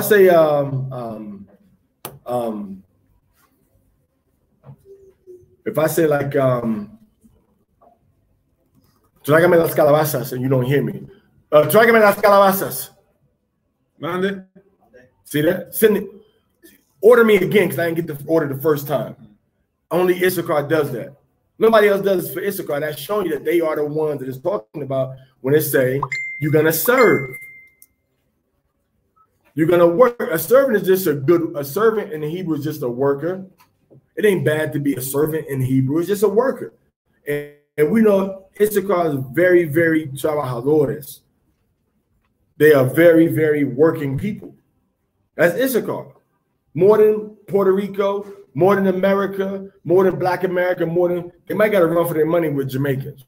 But more than Jamaica, more than Mexico, I mean, more than not Mexico, more than Dominican Republic, more than Brazil, they're the most working tribe of Israel. That's what the Most High said. That's what Jacob is telling us in the future prophecy to tell them what's going to be happening to them in the last day. So what tribe in the last days is trying to get someplace where they can do some work? Jacob, remember, these are things that happen in the last days, man, until the time is up. What tribe is trying to get cross waters and cross rivers just to get up to someplace to work? Issachar, Mexico. Go ahead. Dan shall judge his people. Dan is going to be a judge unto his people. That's going into Chatoye when he met with the French and the British trying to get free to avoid the war. So he was judging for his people. Go ahead. As one of the tribes of Yasharallah. As one tribe of Yasharallah, because you got Dan, which is the Black Caribs and the Red Caribs that they say are one people. That same kind of division with Simeon and Levi, except these ones are together. Black Caribs and Red Caribs speak the same language, got the same music, same religion, things of that nature. So this is the Black Caribs and the Red Caribs, which say they're one nation of people. Go ahead. Dan shall be a serpent by the way. You go to Trinidad. Dan was in Central America. He came up with the Trinidad first, and then went all the way up to Anguilla. For Anguilla, he went into the Bahama Islands. So Dan is a serpent by the way. When you go to Trinidad, and between Trinidad and South America, what do you have? You have the serpent's mouth and dragon's mouth. And then you leave the island, keep going up. You go to Dominica, where they have a lava formation that looks like a snake coming out the water with a head on the end of it. That's the serpent. You go to Anguilla. Anguilla means an eel, which is a water serpent. And what did they call Anguilla before the Gentile got there? They call it Malio Uhana, which means an arrowhead sea serpent, which is an adder. Read. An adder in the path. An adder in the path. You see that? It's an adder in the path. So snakes and adders. When you leave from Anguilla and you go into Bahamas, what you going to see? They got Snake's Island over there. Snake Island, Snake's Key. And when you leave Snake's Key, is that visible?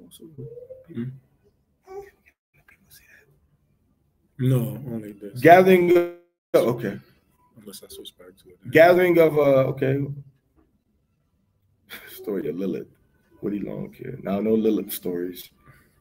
Her name was Lilith. What? Woody Long here. Gathering of Yahushua HaMashiach. Shalom. Shalom. Acts 2:40 through 45. You ain't said nothing but a word. Let's do it. Let's do that. Acts 2:40. Let's go to 38. Matter of fact. Acts 2:38 through 45. You know, bring all things together, have all things in common, become one people. All right, one body. Hallelujah. All right. So now we see that the serpent and Dan, you can't separate them. And then you got Snake's Key in the Bahamas, and then you got Abaco's Island, which Abaca is the Hebrew word for dust. So serpent in the dust, from Bahamas all the way down to Anguilla, to Dominica, to Trinidad. Snake, snake, snake, snake, snake. And the shape is like what? The shape is like a snake from the Kalinagu and the Garifuna, the Garinagu. The shape is like a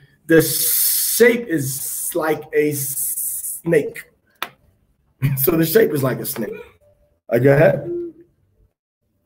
That biteth the horse's heels, so that his rider shall fall backwards. That's getting into how they were going to be fighting against the invaders attacking their ships. shooting hot, fiery arrows at their boats and making them jump off the boats, making them get off. They got to get off the boats now because they can't. The boat is on fire. So weren't they able to shoot while they were swimming? Yeah, I don't know. Were they?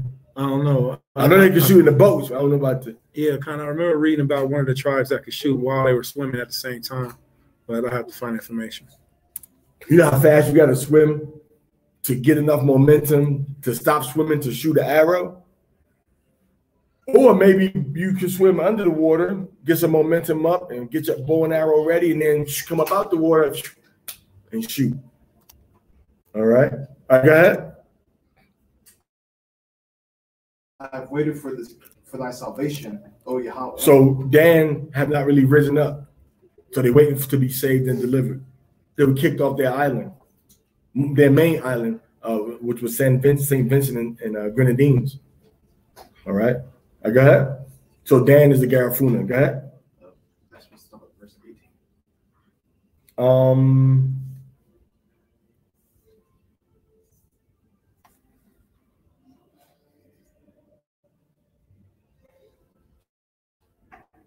18, let me see. Can you post up at 18? Let's get Zayatan up there again. All right. Zayatan, Ba'akai Kwara Ahatawara.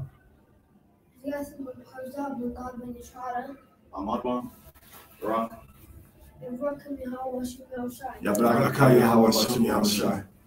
All right, so you're going to read verse 19 through 26. Verse 19 through 26.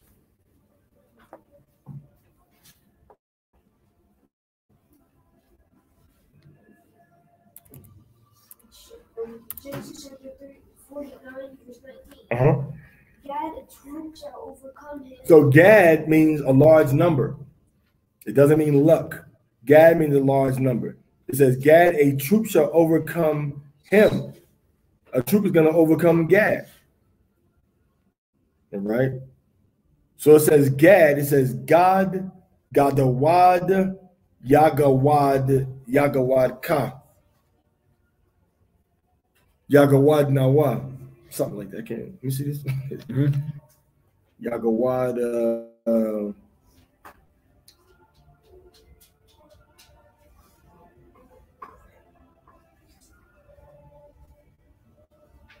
Yagawanwa.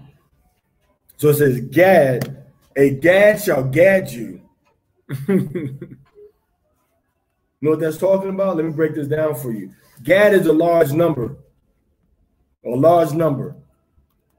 All right. So what people were known for having a large number of people when Adawamya, the so-called white man, first encountered them.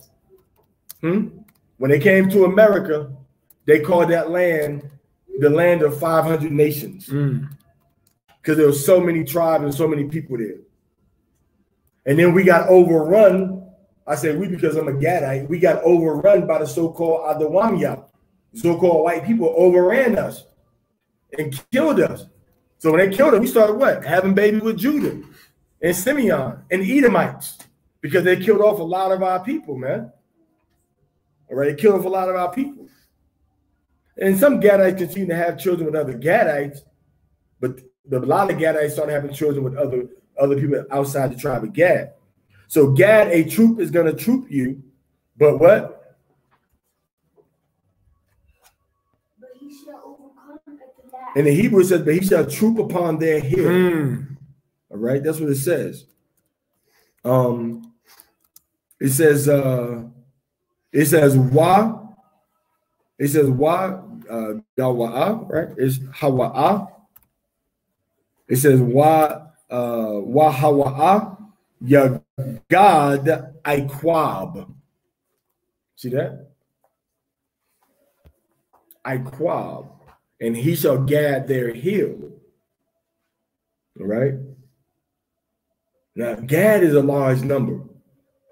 And the word right here says iquab, which means a hill. Can you think of any people in history that have something that relates to them that deals with a large number and the heel of the foot.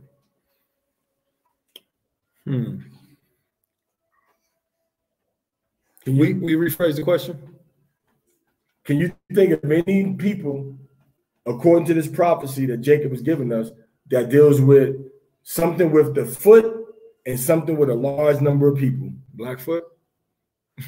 Okay, we take that. Okay. No wrong answers. Okay. Blackfoot. Okay. Ain't too many other people you're gonna see that got foot in their name, right? That's a Gadite attribute right there. What about the Trail of Tears? When they made us march on foot, a large number of people from the East Coast all the way to Oklahoma. How about that? How about the Trail of Tears? How about the fact that you had some Gadites that thought they were gonna escape and run into Mexico, called the Yaqui, and they made them walk. They made them walk over 3,000, over 1,000 miles from the Gulf, from the Pacific, all the way up to Yucatan. Made them walk, so they still fulfilled the prophecy of Gad. Everybody hear that? They still fulfilled that prophecy. So Gad is going to be overcome by a troop, North American Indians. Who overcame Gad was F Troop. All of the troops of the U.S. Army that are fighting against Gad, they had troop in their name. They were all troop this and troop that, F Troop, E Troop. So the troops were the ones that were fighting against the Gadites. And then the U.S. became a large number of people. Check that out. A large number of people that just overcame the Gadites. They overcame the Gadites. So a troop is going to overcome you. All right? They're going to overcome you. And what did the white man say when he conquered America? You're going to conquer it from what? From sea to shining sea. Ain't that what they did? Ain't they everywhere in America? Where else can you go in the Western Hemisphere? Where we settled at, where's white people just everywhere you look. Can you go anywhere else? No. So the scripture says Gad, it says large number. A large number shall large number you. I mean, they're going to outdo you. In order to outdo us, in order to become more numerous than us, what they had to do? Had to go to war, had to murder us, had to kill us. So the Gadites were at war with the so-called white man until about 1885. Last conquered people. Last conquered people. Fought them for over 200 years. Fought them for over 200 years. See that? So Gad. You look at the word Gad. Look if you look at that word. Look at that verse. It has Gad 1, 2, 3, 4. Had the word Gad there 4 times. And the word hill is there once. So Gad means a large number. So America, when it got to the United States of America, there were so many people that they called it the land of 500 nations. 500 nations. 500 nations. And the U.S., they kept just a flood of demon invaders. Just first it started in New England. And right down, the Spanish was in Florida. The Spanish took over Florida. First, the Spanish tried to come in with Hernan de Soto in the 1500s, and Gad kicked them out. Gad kicked them out. Then the Spanish came into Florida, and Reuben couldn't fight them off. So then they didn't get into Alabama again until like the 1700s, 1800s, and bam, they started to conquer. And then it was under the Louisiana Purchase with between Jackson and Lincoln, right? That they really said, look, we're going to go ahead and we're going to just sell you all of this western part of the country. From from Louisiana up to Iowa, Illinois, Illinois was still, Illinois, because that was controlled by the French, Detroit, part of Detroit, Michigan, everything west, we're going to give it to you. I think it was for $1 million. $1 million. Shoot, the water was worth more than that. The water alone, huh? The water alone. So now they took that land from the Gadites and they started bringing in more Adawamia, more so-called white people, more red people. Red meaning the skin is red, not red meaning Indians. But red white people are really white. White people are really red-skinned people. Their skin is red and pink. Pink, for a better way you can understand. So they started bringing more and more and more and more and more, and they conquered us. But the Most High said that at the end, that we're going to be on their heels. We're going to beat at the end. But before that, they marched us on our heels. Only people that happened to. Nobody else went through that. The water for breaking that down. And unfortunately, man, I forgot about that. And that was an atrocity. So the water for bringing it out. All praise to you. All praise. Walk to Canada. Now, Oklahoma from North Carolina. And then part of that walk, in the winter? Part of that walk went into the winter. Pray not your flight be in the winter. So they died, and they just left the bodies there. Left the bodies there to just that's what that goes into that Deuteronomy 28 when the Most High said, your carcasses shall be food for the birds of the air and the beasts of the field. All right. All right, verse 20.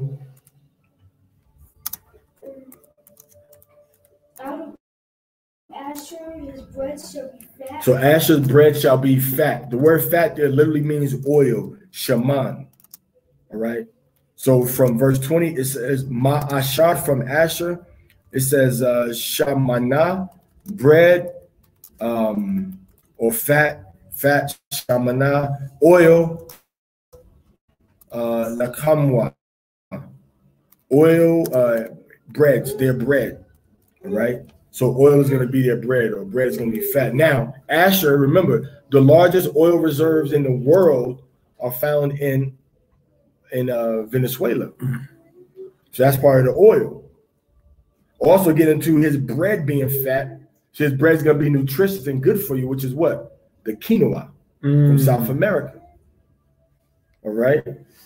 So all the bread, the cassava, the tribe of Dan, the Garifuna, and then some of the tribes in Asher, they make a bread out of cassava, which is yucca, right?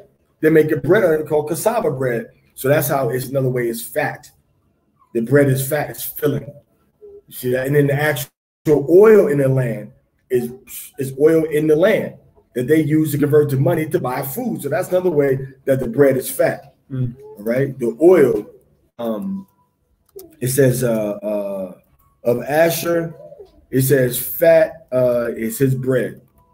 Fat is his bread. So they eating off of the production of those rich foods. Rich in what kind of fat? Omega-6 and omega-3. Quinoa got omega-6. This stuff they didn't even know about when they wrote this. But quinoa wasn't even in. A lot of these foods were just they encountered when they came into this part of the Western Hemisphere, right? When they came into the Western Hemisphere, they encountered all these different foods, but those foods that they encountered were rich in fat, good fats, and they increased that prophecy. So his bread shall be fat, and he shall what? Read.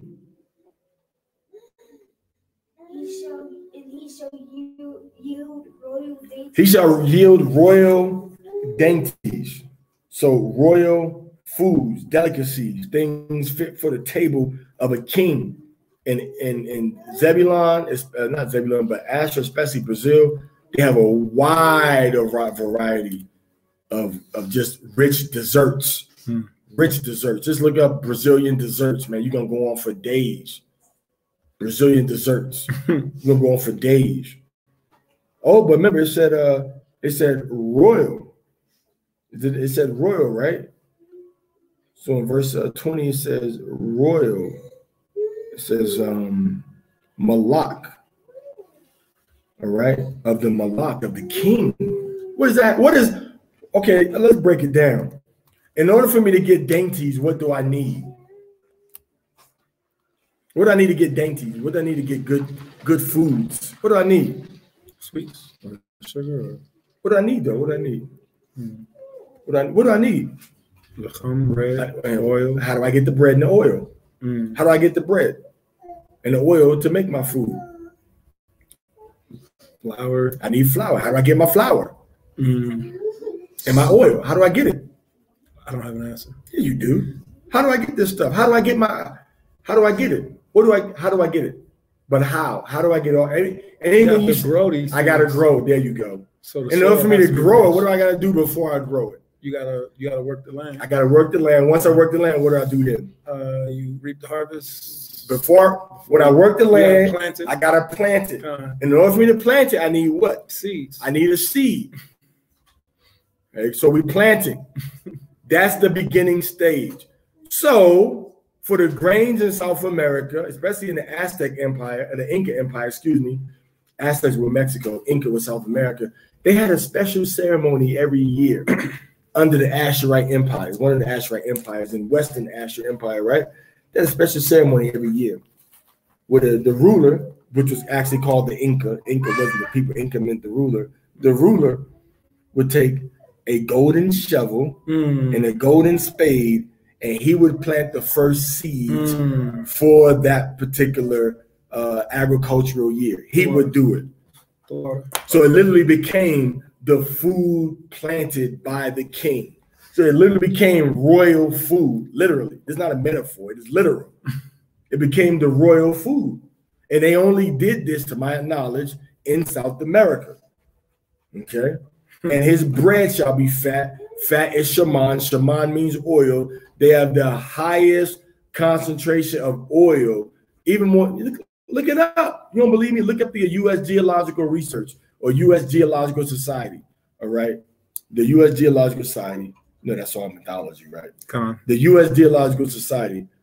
I don't know. I guess maybe you read it in Josh. Okay. No, teaching against it. So yeah, is this on StreamYard? This is. Okay. But it's not being seen. Oh, okay. So only we can see this, Leroy. and they only see us. Okay. So okay, flip back and forth. Okay. So we can privately go look up information, bring it back to them. Hallelujah. Hallelujah. Yeah. Okay. I'm reading now too. All right. So that's how we know that Asher. And also, has anybody ever heard? If you ever heard Brazilian music, raise your hand. Don't it sound happy? It does. Even how they sing. Man. What's that one brother's name? India Irie and dang man, the whole Rio soundtrack. How about that? Yeah. The cartoon Rio. Yeah. Brazilian music sound just makes you happy. Even in music sounds happy, and Asher means happy. If you talk to Asherite and have I've had disagreements with some Asherites teaching online and stuff and talking to them, the brothers remain calm and happy through the disagreement. You know, go to the favelas. They stand over the AK-47 and the M16. Give us an obrigado. And, you know, got the machine gun ready to shoot you, but it's pleasant, happy. You see? So Asher is the people in Brazil and South America, except for Argentina and Chile. That's the tribe of Naphtali. And while we're on the subject of Naphtali, read verse 21. A hind is a deer. A hind is a deer. The smallest deers in the world are found in the Andes Mountains of Chile and Argentina. That's the hind let loose. When they was fighting against the Spanish, they would climb into the mountains and the Spanish couldn't touch them. So they were running on the mountains like deers. If you look on the coat of arms for Chile, what you're gonna find? You're gonna find a deer. Yeah, kind of. If you look on one of the largest cities in Argentina, what you're gonna find? You're gonna find a deer. A hind let loose. A hind is a deer. And he does what? He gives what? He gives goodly words. Who knows how the name Argentina got its how Argentina got its name? Festival. Argentina got its name because of a poem, a goodly words written by a poet. It's called La Argentina, which means the silver. Why? Because they said that Argentina had rivers that was just full of silver. So it's named after a poem. He giveth goodly words. Goodly words are spoken through your mouth. What's Argentina? Buenos Aires. Good airs. He giveth goodly words. What is Chile called? What is Chile? What's the nickname of Chile? He giveth goodly words. What's the nickname of Chile? I don't know.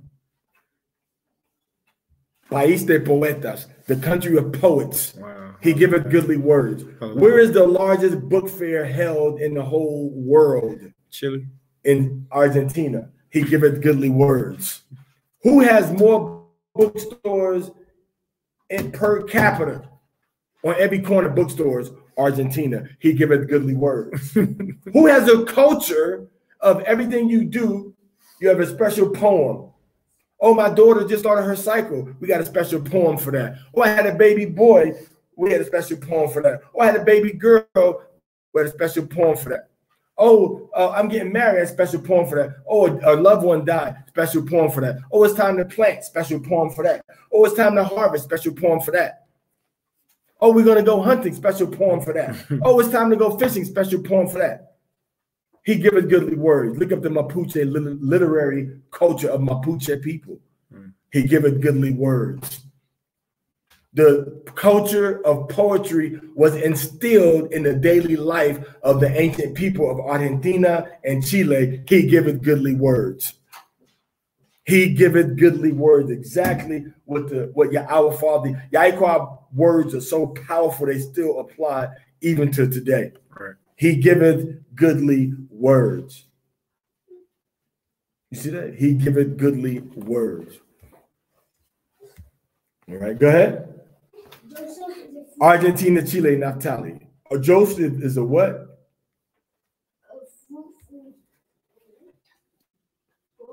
A fruitful bow, a fruitful branch, a fruitful vine. Joseph, a lot of children.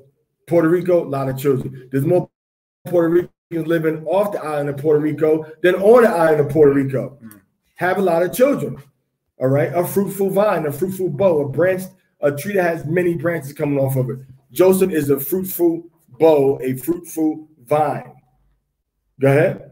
Even a fruitful bow by a well. Letting you know they're going to stay on, Joseph is going to be on islands. Joseph is going to be on islands. Manasseh got an island by the water, by the well. And then Joseph, Puerto Rico has a water, an island on the water by the wells. Okay. Isle Shawar. All right. Go ahead. Whose branches went over the wall. The wall represents the division that they had between Cuba and America and Puerto Rico in America, whose descendants, whose children are known. Everybody. They known for leaving Puerto Rico and Cuba and going to America. Leaving the island where they have the by the waters, where they have the well at, and they leave there and they go to America. America is the wall. The wall is an obstacle, an impediment to your travel. You can't go forward. But they do what? Everybody else can what? Donald Trump talks about building a what? Wall. But the Puerto Rican can go right through what? The Cuban can go right through what? You can't make this stuff up. The wall represents the stoppage that the other tribes have. Issachar got to try to go under the wall or over the wall.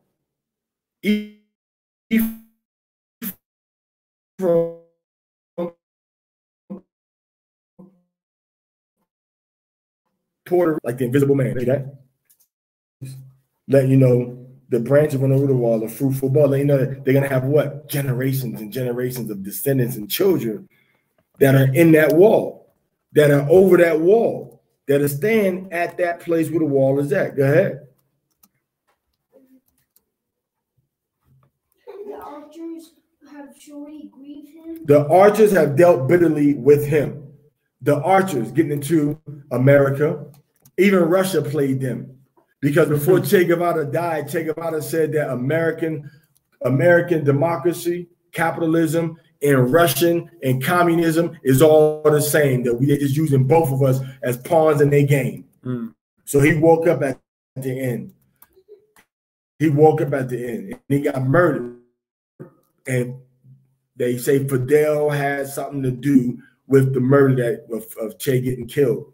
Because Che was starting to realize, like, yo, the capitalists and the communists, boy, both of them is devils. Both of them is evil and wicked. Look at the movie about the murder of Che Guevara. Che Guevara, him and Fidel kind of drew apart at the end. And I believe that Che turned his back on him. He was communicating with Fidel, but some way was communicating with Fidel. They found out where he was at in Angola, Africa, helping them fight against people that was controlling them. All right. So it say what? The archers had bitterly shot at him. All right. The archers are big, big, long arrows. Check that out. Big, long arrows. The archers shot at him. What problem did they have? Did they have with other people with big, long arrows? Cuban Missile Crisis. Nice. Cuban Missile Crisis. You shoot your arrow at me, I'm going to shoot my arrow back at you. Between Russia and America, and using Cuba as a pawn in the game. That's why they have what? Again, getting into the waters. Remember, say he's a fruitful vine by the waters, by the fountains. What did they enter at? Bahia de Puercos or the Cerdos, the Bay of Pigs, dealing with the waters. You see that? It all links back to the prophecy that Yahweh was telling us in the last days. So the archers have surely have bitterly dealt with him. Go ahead.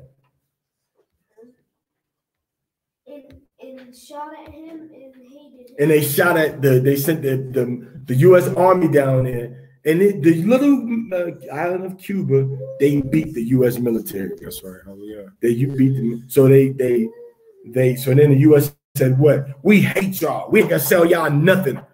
We ain't gonna sell y'all no cars, no parts, no jelly, no jam, no eggs, no metal, no plastic. We ain't gonna sell y'all nothing." And Cuba was cut off from the rest of the world for decades, and even now they still starting to just come out of that now. All right. So they say they shot at him and they hated him. They hated the Cubans. The U.S. government did. They hated the Cubans. All right. Even the Puerto Ricans did the same thing. The Puerto Ricans tried to go into the Capitol building in the United Snakes of America and try to set bombs up to blow up the whole Capitol building, but they got caught under a brother named Pedro Albizu Campos. Pedro Albizu Campos, Pedro Albizu Campos. Look it up. Look it up. All right. So Pedro Albizu Campos. Okay. Look it up. Go ahead. Verse 24. Read.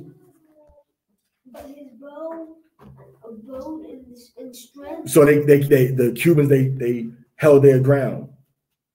They stayed firm. Go ahead. And the arms of his hands were made strong by the hands of the mighty and the high. So only the Most High could make them be able to fight against the U.S. government and win. Go ahead.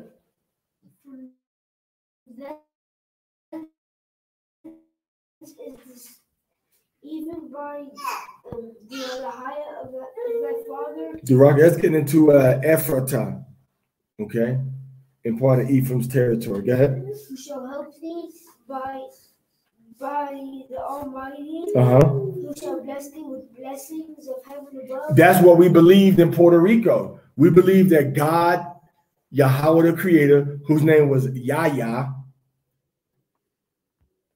His name was Yahya, that he lived on top of the mountain El Yunque, where we went to. He lived on top of El Yunque in the clouds, on a golden throne with a rainbow, and that he would bless the people from on high when they obeyed him. But if they disobeyed him, he would punish them and let their enemies beat them. Exactly what the Most High said he was going to do to us. So the blessings of heaven above, go ahead.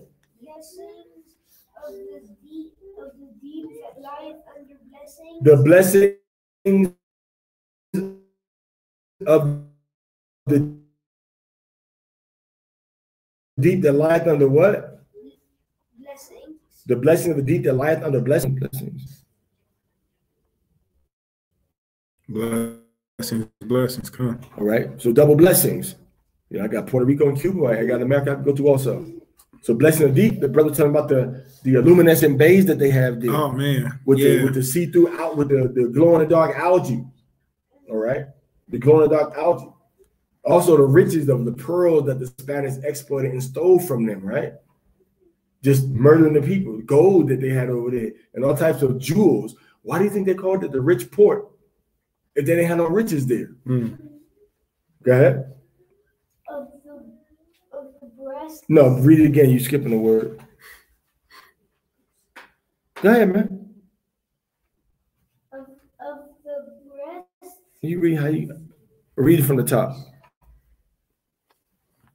Even by the alahaya of thy fathers. So when you said the alahaya of your fathers, where's the blessing going to come from? That's letting you know that the Ephraimites are going to have a name that relates to the name of the Most High. Yahya. Why would they say the blessing from the Most High? Of course it's from the Most High. But why they saying the Most High? Why they talk the God of thy fathers? Why? Because the God of our fathers is Yahweh. And we call Yahya the God of the Boricua people on the island of Puerto Rico, Borican. Called him Yahya. You see that? So the blessings of the God of our fathers.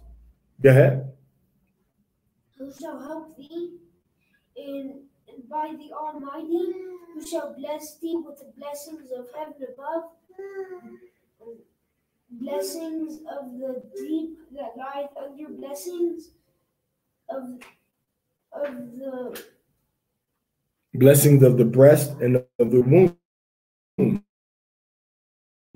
So Ephraimite mothers can also nourish and give a lot of milk to their children, but then suddenly, when you go into Hosea, the milk may stop. The milk may stop. The blessing of the womb, and they can bring forth a lot of children, and then they stop bringing forth children and have miscarriages, because that's the other prophecy. That's part of the curse part that we read about in the book of Hosea. And Ephraimite women have the highest rate of miscarriages of any other tribe of Israel, so-called Puerto Ricans, more so than the white people. Matter of fact, the Puerto Ricans are the only tribe of Israel that have more miscarriages than white people. Every other nation have miscarriages, has less. Black people in America, tribe of Judah. Black people in the Caribbean, tribe of Benjamin.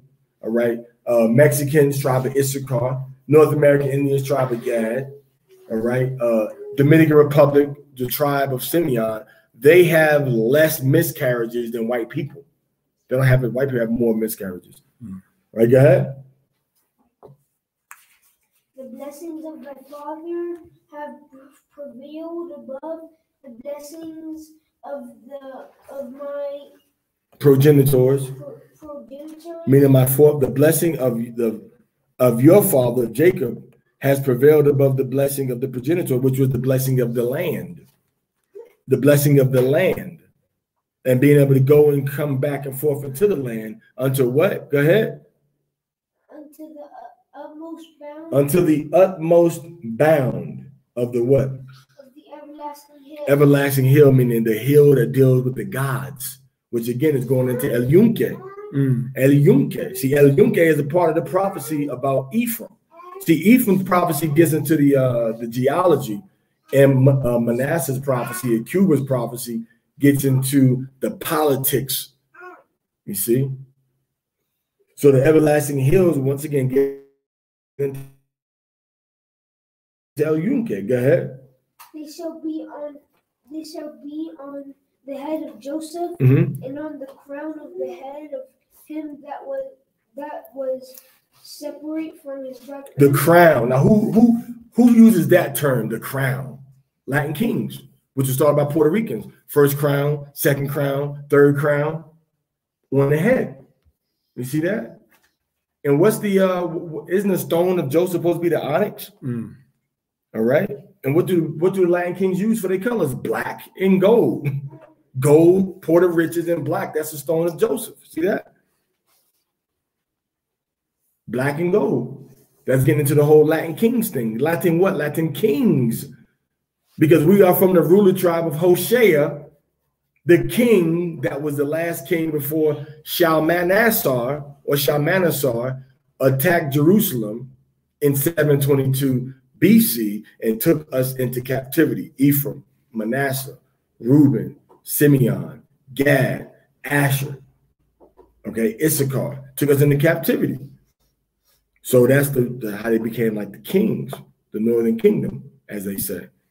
All right. So that's showing you how the Puerto Ricans and the Cubans are the tribe of Ephraim and Manasseh. All right. Let's go into verse 27. Oh, unless you stop, you're supposed to stop at 26? I think so. Okay, come. All right, so Maria, let's go to 27 with you, Maria. Amaria ba'a kai kora hatawara, or Amaria halak kai kora hatawara. Amaria Harzak and God and Shalom. Mama, Rock. And Rakam Hawa Shimon Shah. Yabalakari hawa shimi hawashan. All right. So verse 20, 27 through 50. Go ahead. Genesis 49 and 27. All right, so this is the 49, 27 through 60. That's gonna be the 6th. Aliyah. Benjamin was called a wolf. Jacob repeats his request to be buried in Israel in the cave of Machpelah in Hebron, and he passes away at the age of 147. After an extended national mourning period, Joseph got Pharaoh's permission to carry Jacob's body up to Yasharallah land, modern with the Yasharallah. It was called Canaan at that time. A humongous funeral procession that had all the elders of Egypt and Jacob's family went to bury Jacob. When they returned to Egypt, Joseph's brothers were afraid because Jacob passed away, and Joseph would get vengeance on them for him being sold into slavery. And then Joseph told them that he didn't have no ill feelings toward them. All right, so verse Benjamin, verse 27, right? 27, right? Okay. Go ahead. Benjamin shall raven as a wolf. Benjamin shall raven as a wolf. Blood clot. Boom, boom. All right. Booyaka. All right. Right. Wheel up, wheel up. These are all the different phrases that Benjamin uses, like a wolf, just letting out screams of like growls and barks and, you know, just different noises with their mouth. All right, so this is Benjamin. Benjamin raven as a wolf, a ravening wolf. Also, what does a wolf do? A wolf, when the day starts, will go right before dawn to hunt. Because the other animals, their eyes have a hard time adjusting from going from the darkness of night to the daytime, but the wolf eyes are good. Also, Benjamin, the wolf will go hunting at dusk, when right before the sun goes down, when it's a little bit of light and then going into the dark, because his eyes can adjust good going into that darkness. And what do you see a wolf eye?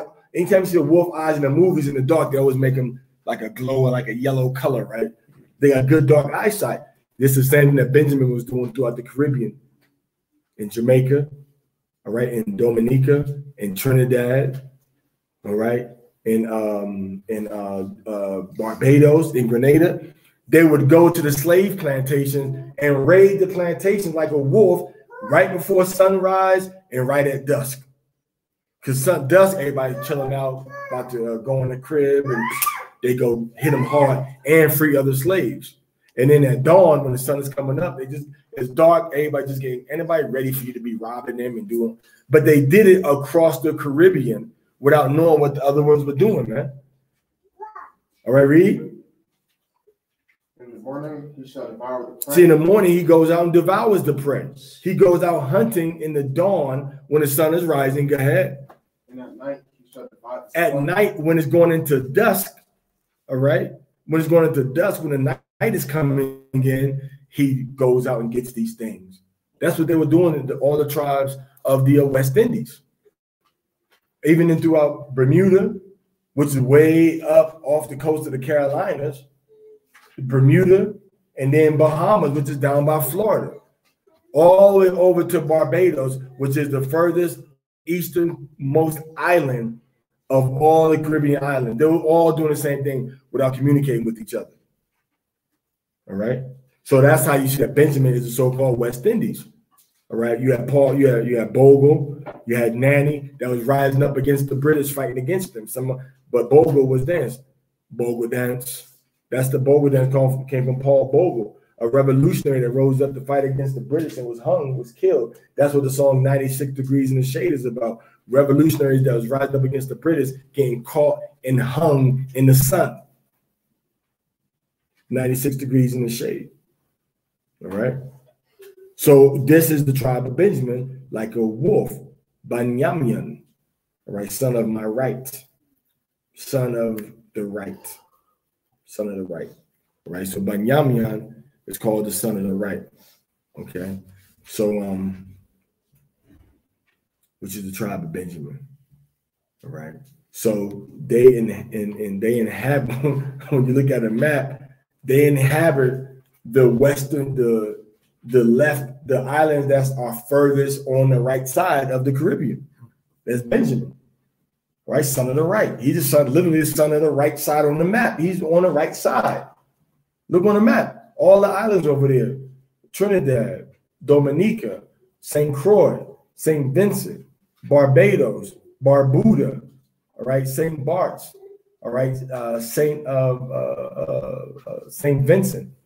I said St. Vincent, but St. Martin and San Martin, all right, Dominica, Anguilla, Antigua, okay, all these islands. And what do you know? So all these islands, you got Saint. Holiness to the Most High. And that's what their songs are about, the Psalms. And then son of my right hand. This is my favorite woman. She set apart. See that? She set apart. And they got saint in all their names. Like what? Don't set apart and saint mean the same thing? Holiness? And Rachel was the one that was set apart by Jacob. More so than Leah, Bilhah, and Zilpah. She was in her own category. She was set apart. Son of my right. But every Jamaican song, till I'm laid to rest. Got them sad songs. They got two sides to them. What's that? That's the son of sorrow. Because that's the name that Rachel gave Benjamin, right? Son of sorrow. And Jacob said, nah, you're going to be son of my right hand. You see that? Son of my right hand. And that's why Benjamin is the only one. His whole little false religion, Rastafarianism, Jacob exalted Rachel righteously. And what did Benjamins do? Modern you a king, if you have a queen. We don't know what we mean. My empress, right? They exalt Queen, King Alpha and Queen Omega. They exalt the woman also in a religion, Rastafarianism. All right, the emperor and the empress, the king and the queen. Like Jacob exalted Rachel in righteousness. But they do that exaltation in idolatry, saying that Haile Selassie is the most high power. So it's Yah Hawashai. It's not Yah Rastafari, it's Yah Hawashai. All right, so that's all 12 tribes, right? Man, that was quick. What was it? It was quick. It was quick. But it was, so when you look at the tribes, geography and history, but a lot of it is geography. Like with Benjamin, right side, all right, Ephraim, the wall, America, the geography, getting it over the waters into America, all right. Gad, Mississippi, march to Oklahoma from North Carolina. You see. So these are, read verse 28, Amaria. All these are the 12 tribes of Yashala. These are the 12 tribes of Yashala. All right, all these are the 12 tribes of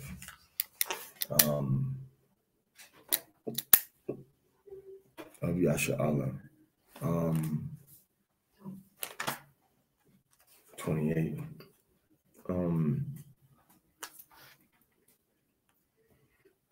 Kal Alha, Shabatya, Yashala, Shanyam Ishar, Shanyam to Ishar, 10.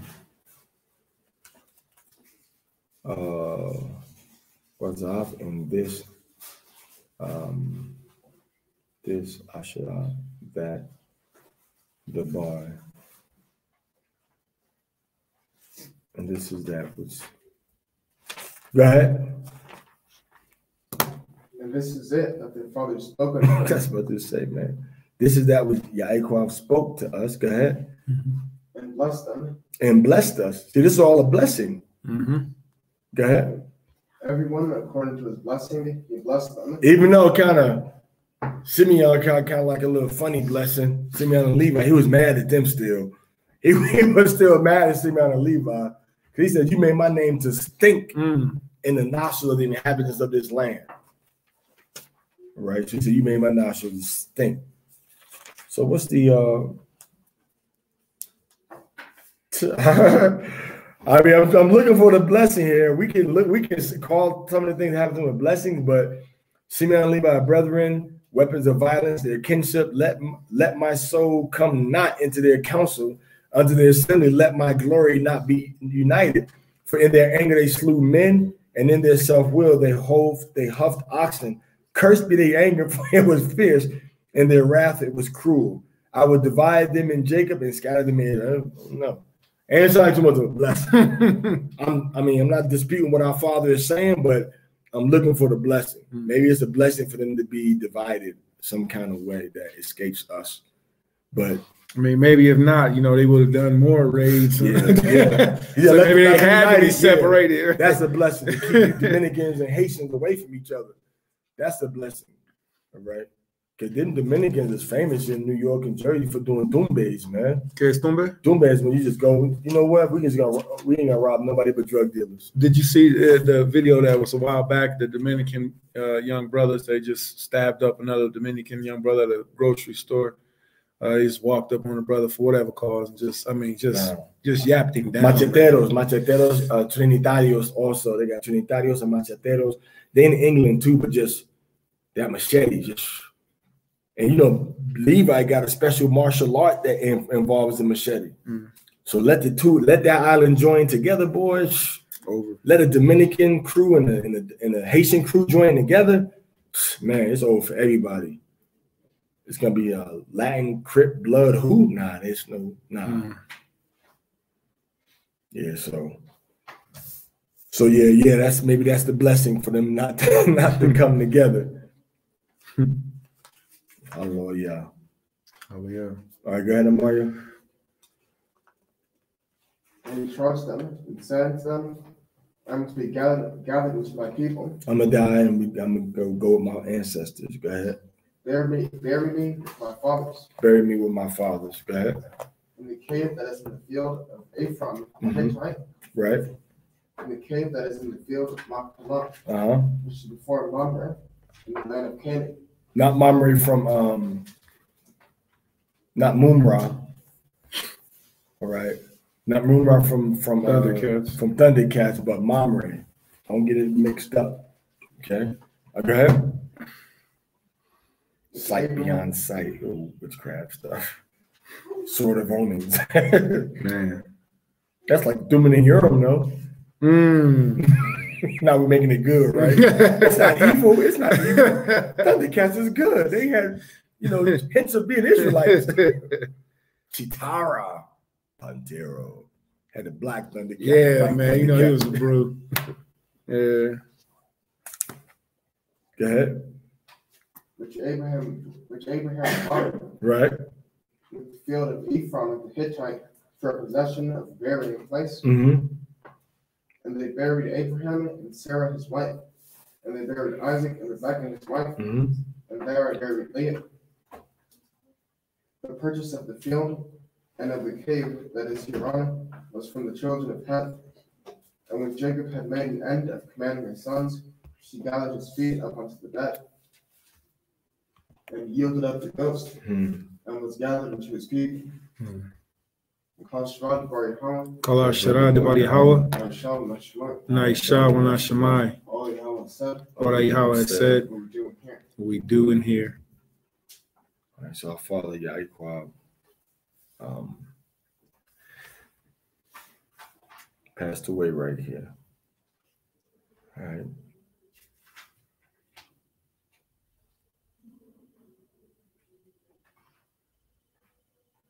Okay, let's go to chapter 50, verse 1 through 20. Genesis chapter 50, verse 1. Mm-hmm. And Joseph fell upon his father's face, Right. and wept upon him, and kissed him. And Joseph. So he kissed, so that's normal. He kissed he loved his father so much that when he died, he kissed the corpse. He kissed the dead body. This ain't something that you do normally to just a person that's, dead or whatever. But at that moment when he saw his father die, he kissed him. It's normal to do stuff like that. He wasn't into no necrophilia or no wickedness like that, necromancy, but just he loved his father. He kissed his body before they buried him. Go ahead. And Joseph commanded his servants, the physicians, to embalm his father.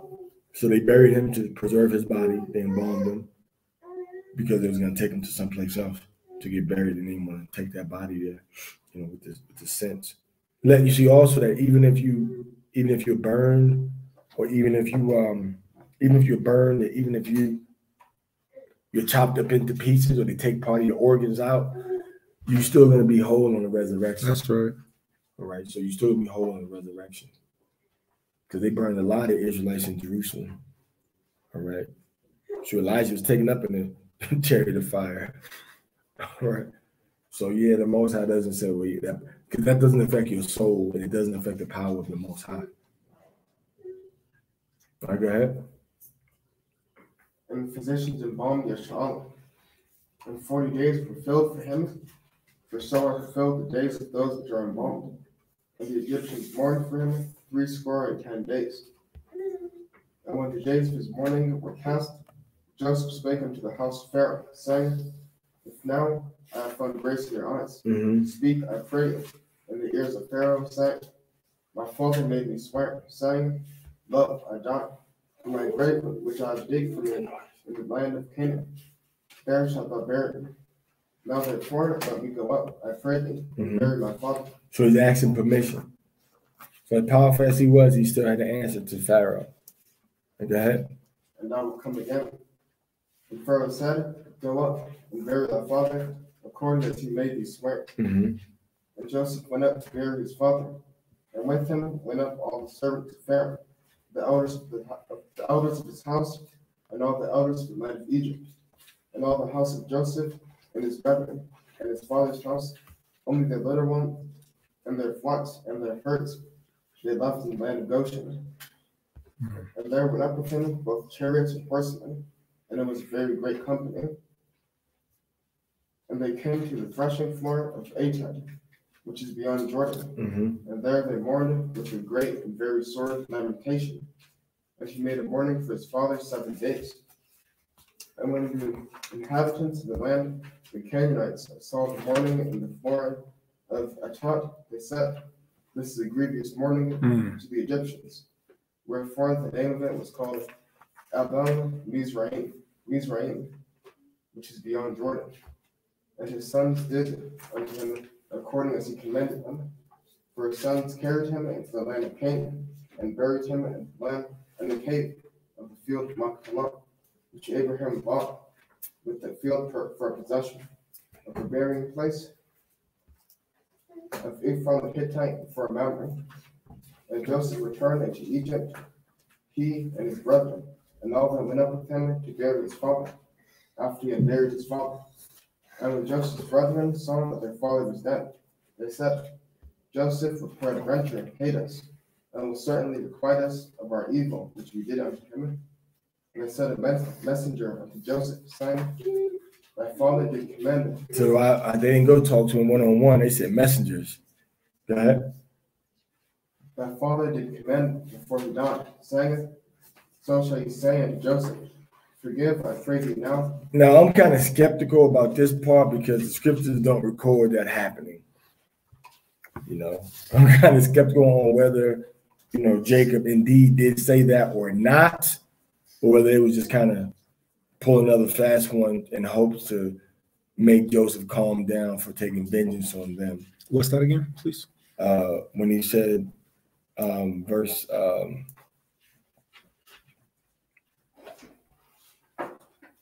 16. They sent a messenger unto Joseph, saying, Thy father did command before he died, saying, So shall you say to Joseph, Forgive, I pray thee now, the trespass of thy brother. He was just kicking it with him half the day, man.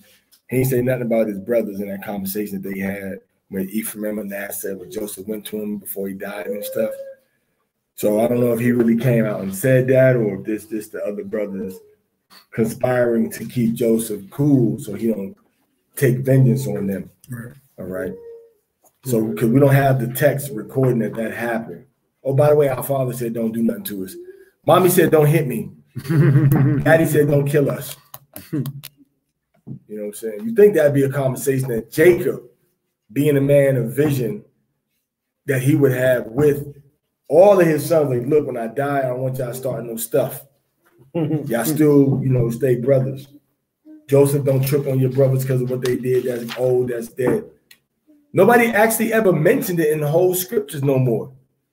After that incident, when they came down to Egypt, they don't really go into the conversation about it. All right, go ahead. For they did unto thee evil, and now we pray thee, forgive the trespass of the servants of Amahiah, of thy father. And Joseph wept when they spake unto him. Mm-hmm. And his brothers also went and fell down before his face. Right. And they said, Behold, we be thy servants. And Joseph said unto them, Fear not, for I am in the place of Amahiah. For am I in the place of Amahiah. But as for you, you thought evil against me. And what did he say? Go ahead.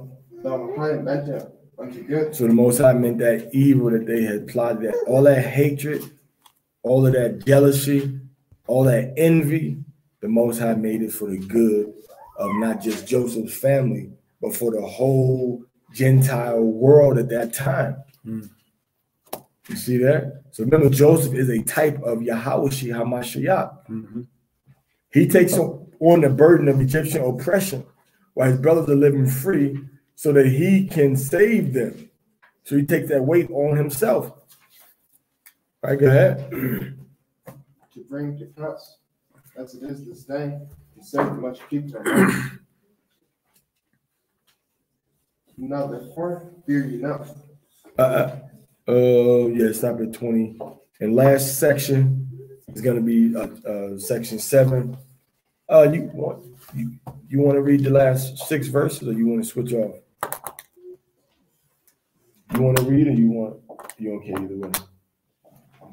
Or he want to read it, so we got to go with him first. It's his turn. So if you want to read it, and you can't because it's his, it belongs to him. So the Aliyah Shabya'iyah, he wants that Aliyah Shabya'iyah. All right. 7 reading.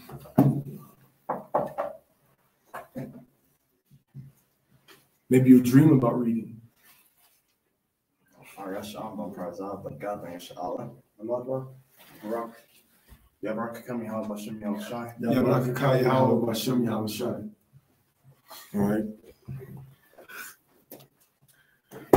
Big God, all right, verse 21. Genesis chapter 50, verse 21. Now therefore, fear ye not. I will nourish you and your little ones. And he comforted them. I got you. I'm going to give y'all food, clothes, whatever you need. Go ahead. And spake kindly unto them. Uh-huh.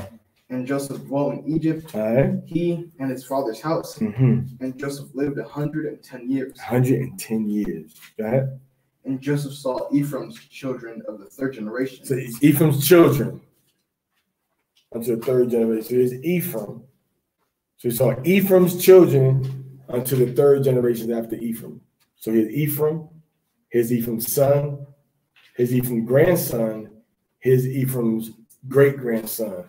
So Joseph saw his great-great-grandson, right? So you got Joseph. I thought it was just his grandchildren, but it might be his great. No, he said, read it again. Let me see what it says in it. Ephraim's children. Yeah, come on. Ephraim, then his child, then his grandchild, then his great Ephraim's grandchildren. children of the third generation. Oh yeah. So Ephraim's seed, fix that. Until no, you did it fall out? So Ephraim's children unto the third generation. So that's 4 generations after Joseph. So that's Ephraim's son, grandson, great grandson. So Joseph's great grandson. So now,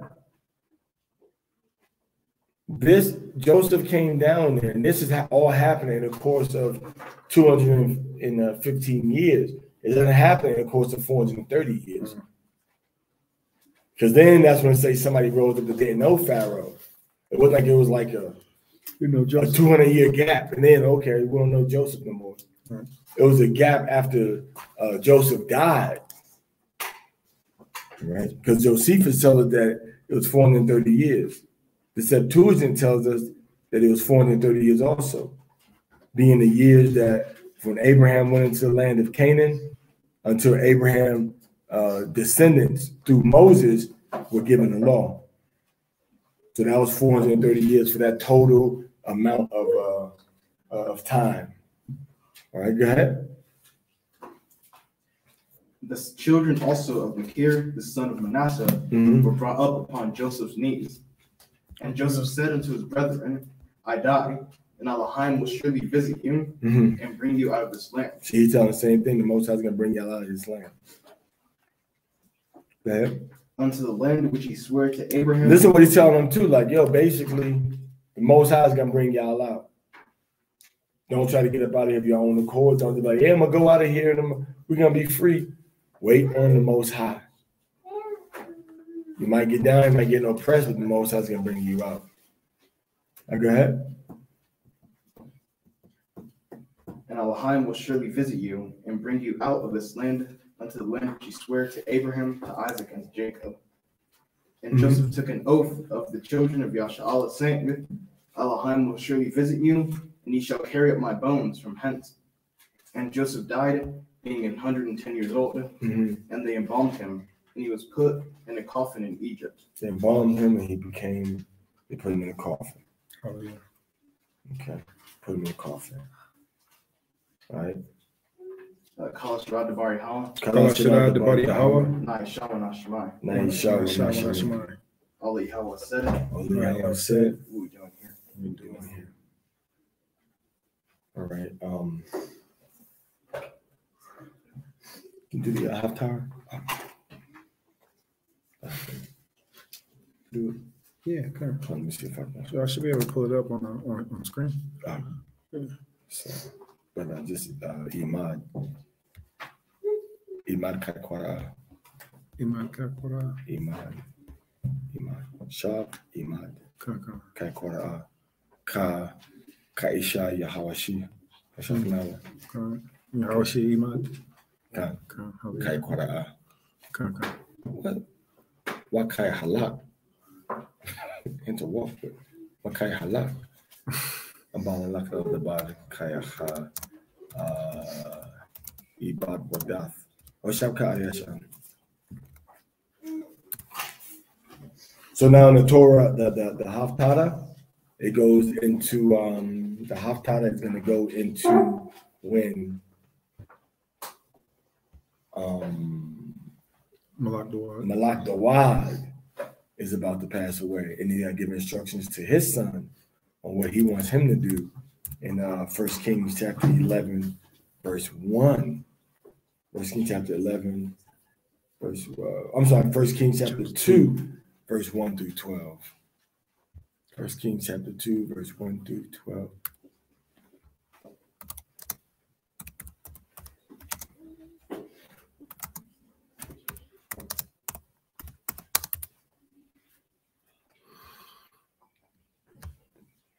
That'd be a good song to sing too. Waya Koravia, Yamaya Dawad, La Mawath, Wayat Zawa, Abshalama Banwa, La Amar, Anakia, Halak, Badarak, Pal Paratza. I walk the way of all, I go the way of all the earth.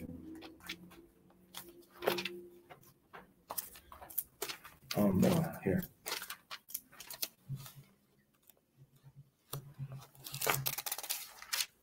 Got you on the box. Sure.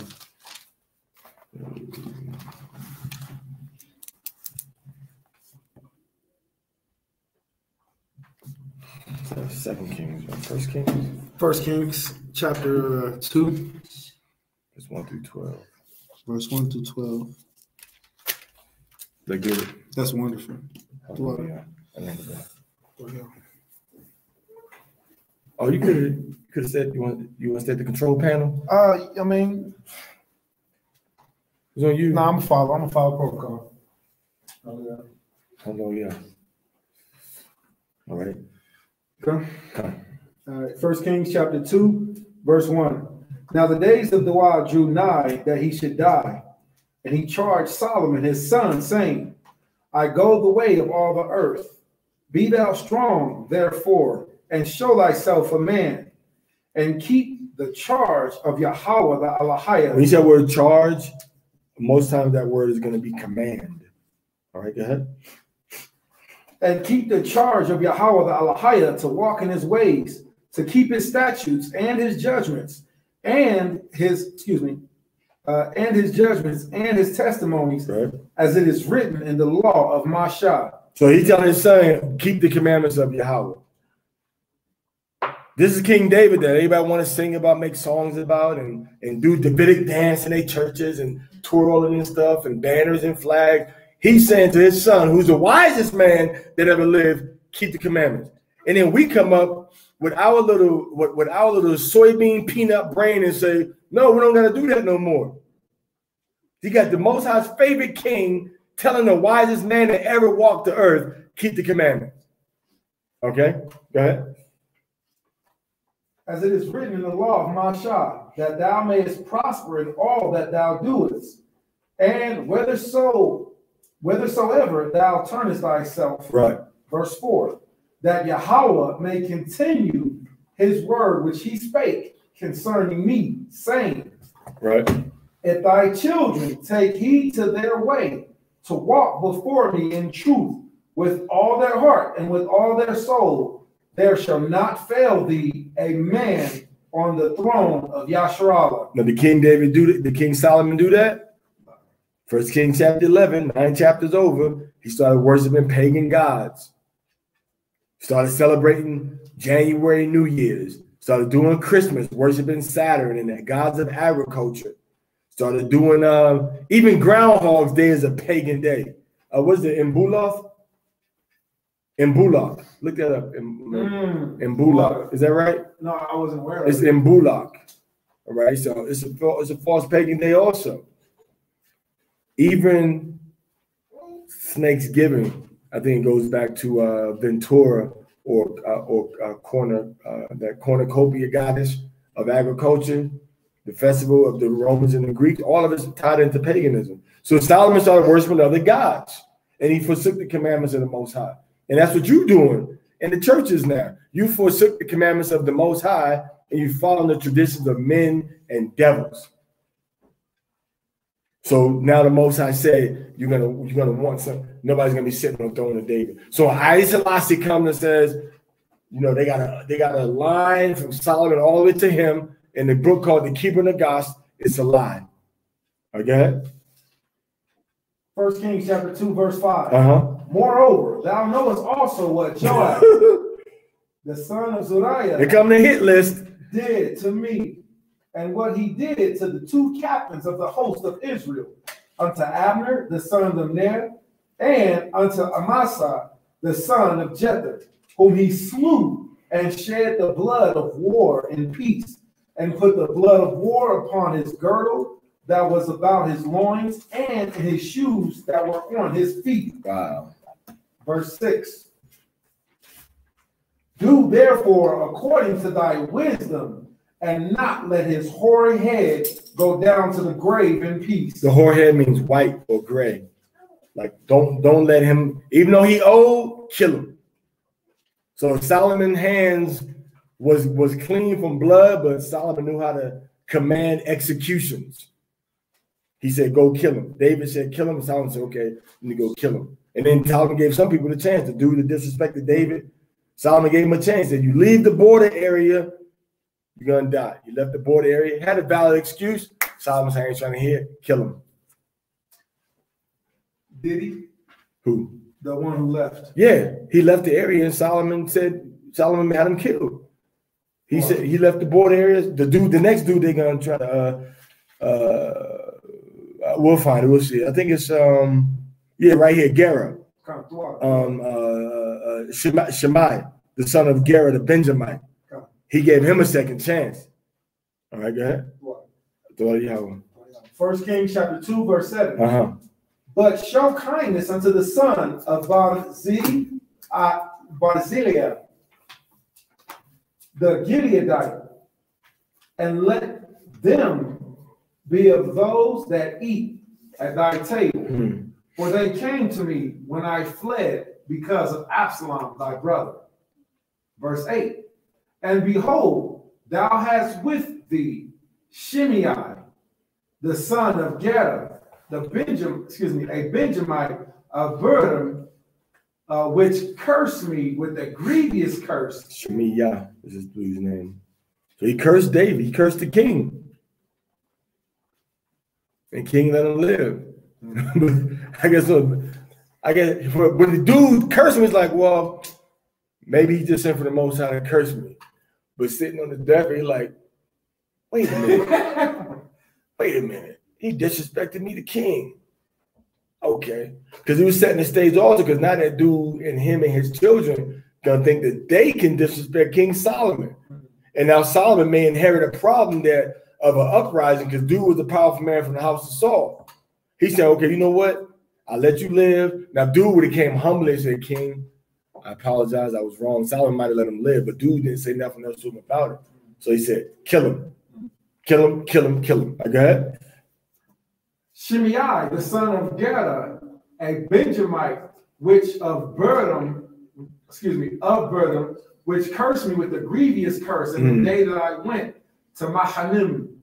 But he came down to meet me at Jordan, and I swear to him by Yahweh, saying, I will not put thee to death with the sword.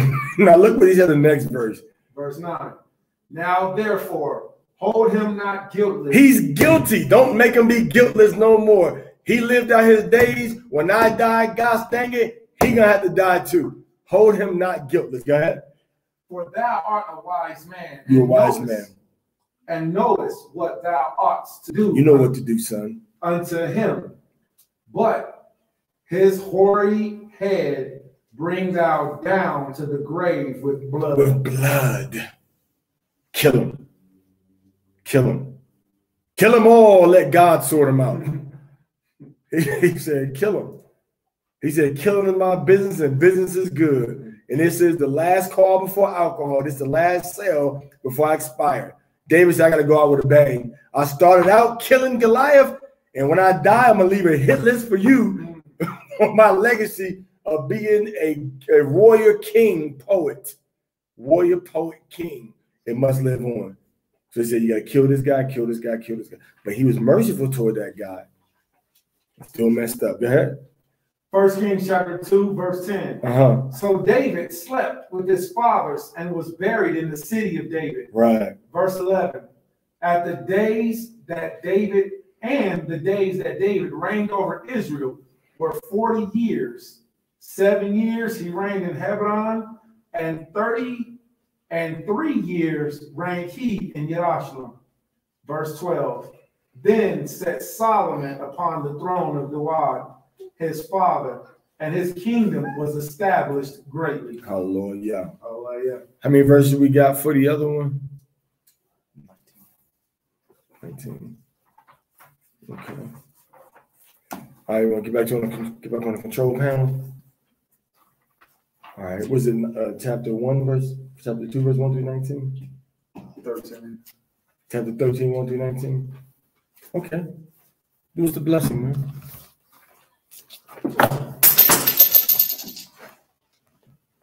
the book of John.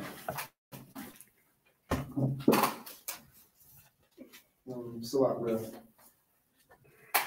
That chapter. It's 13. 13, 1 through 19. In chapter 13, verse 1 through 19. The book of John, chapter 13.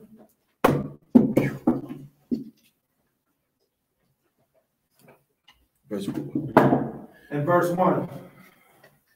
Now before the feast of the Passover, when Yahushua knew that his hour was come, that he should depart out of this world unto the Father, having loved his own which were in the world, he loved them unto the end.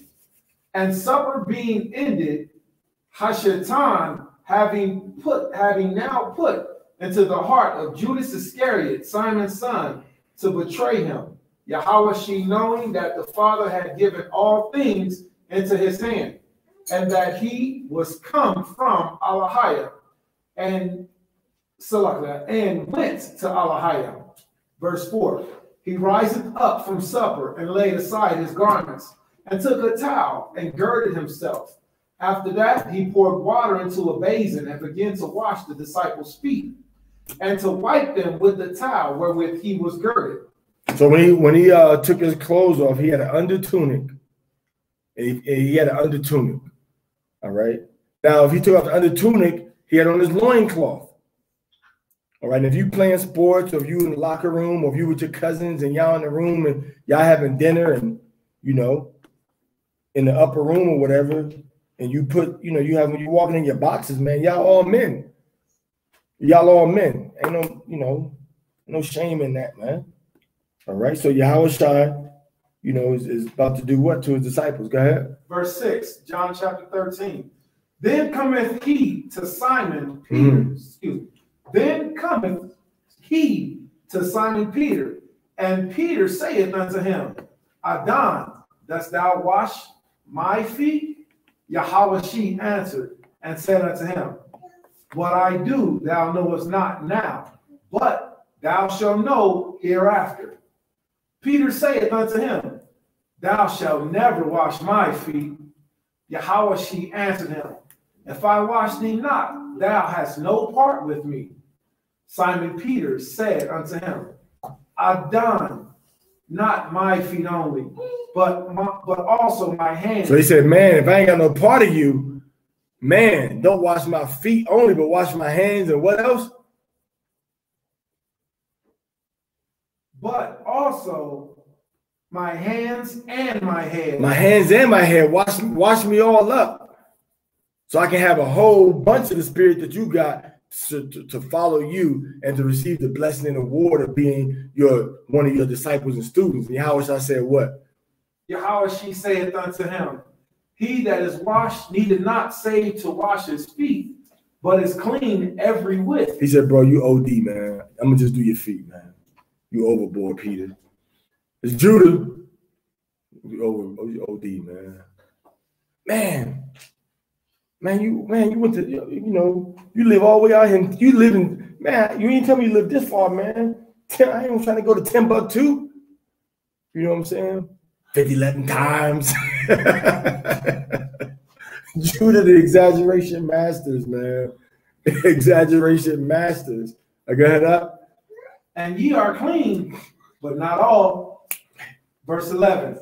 For he knew who should betray him. So he said, yo, I wash y'all feet, y'all cool, but everybody here, I can't speak for everybody here. Go ahead. Therefore said he, ye are not all clean. All y'all ain't clean, man. So after he had washed their feet and taken his garments and was sat down again, he said unto them, Know ye what I have done? He said unto them, right? Know ye what I have done to you? Verse 13. Ye call me Master and Lord, and ye say, Well, for I am. Verse 14. If I then, your Lord and Master, have washed your feet, ye also ought to wash one another's feet. So hear that? All these Israelite congregations, all these people that believe in the churches and we're supposed to be washing each other's feet.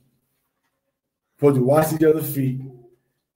And saying the blessing of Manasseh and Ephraim. We're supposed to be doing all of that. These are things that show you what is the proper sidors, what's the proper liturgy of doing things. So the Most High show you this. Yahweh said, "This is what I want y'all to be doing now, man. Wash each other's feet." So you gotta wash each other's feet. Feet. Is it feet? Yeah. Okay. Watch what you're doing, man. Lift it up. Lift it up. All right. Okay. John chapter 13, verse 15. For I have given you an example that ye should do as I have done to you. Verse 16. Verily, verily, I say unto you, the servant is not greater than his Adam, than his Lord. Neither he that is sent greater than he that sent him. So he's saying, I'm not greater than Yahweh because he sent me, and I'm your master, your Lord. You all are my servants. So if I wash feet, y'all need to be washing feet too. All right. Go ahead, please. Well, shake that up. Verse 17, John chapter 13. If ye know these things, happy are ye if ye do them. I speak not of you all. I know whom I have chosen, but that the scripture may be fulfilled. He that eateth bread with me have lifted up his heel against me. So my Judas, your enemy sitting at the table with you. Don't emulate your enemy. But be careful who you got in your circle running with you. Because all these little different Israelite camps and groups and stuff got people doing secret recordings, secret videos, screenshotting every conversation. As soon as they kicked out, that's what killed me. Y'all don't never bring nothing out until you get kicked out. Why don't you leave and bring it out? Or bring it out at the time. Or bring it out while you there.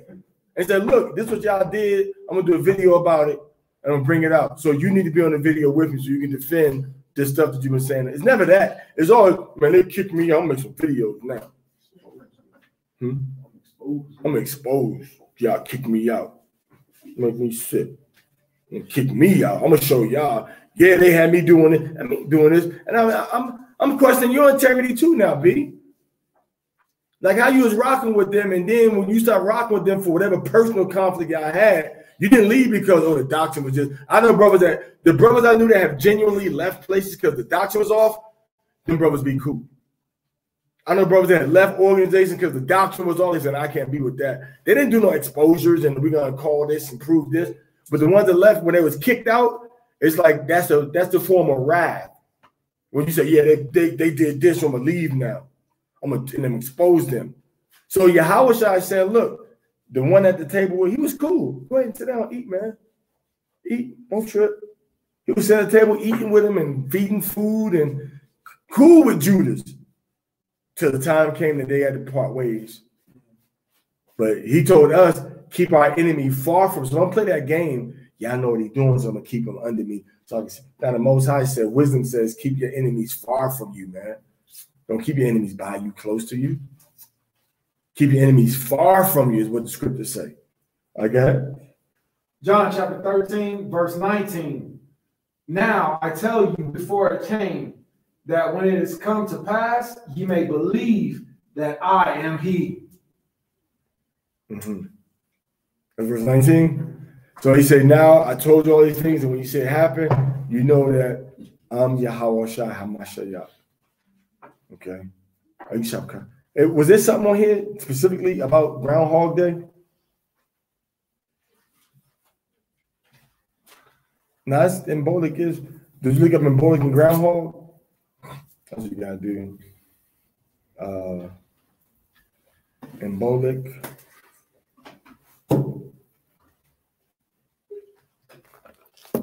Symbolic Groundhog Day. All right, it says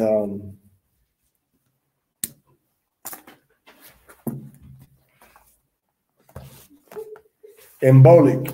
Significance is the beginning of spring. Celebration was feasting, making brigades, crosses, and breedoigs, visiting holy wells of water, divination, telling the future and stuff, and spring cleaning. Okay, the date was 1st of February or the 1st of August for neo-pagans in the southern hemisphere.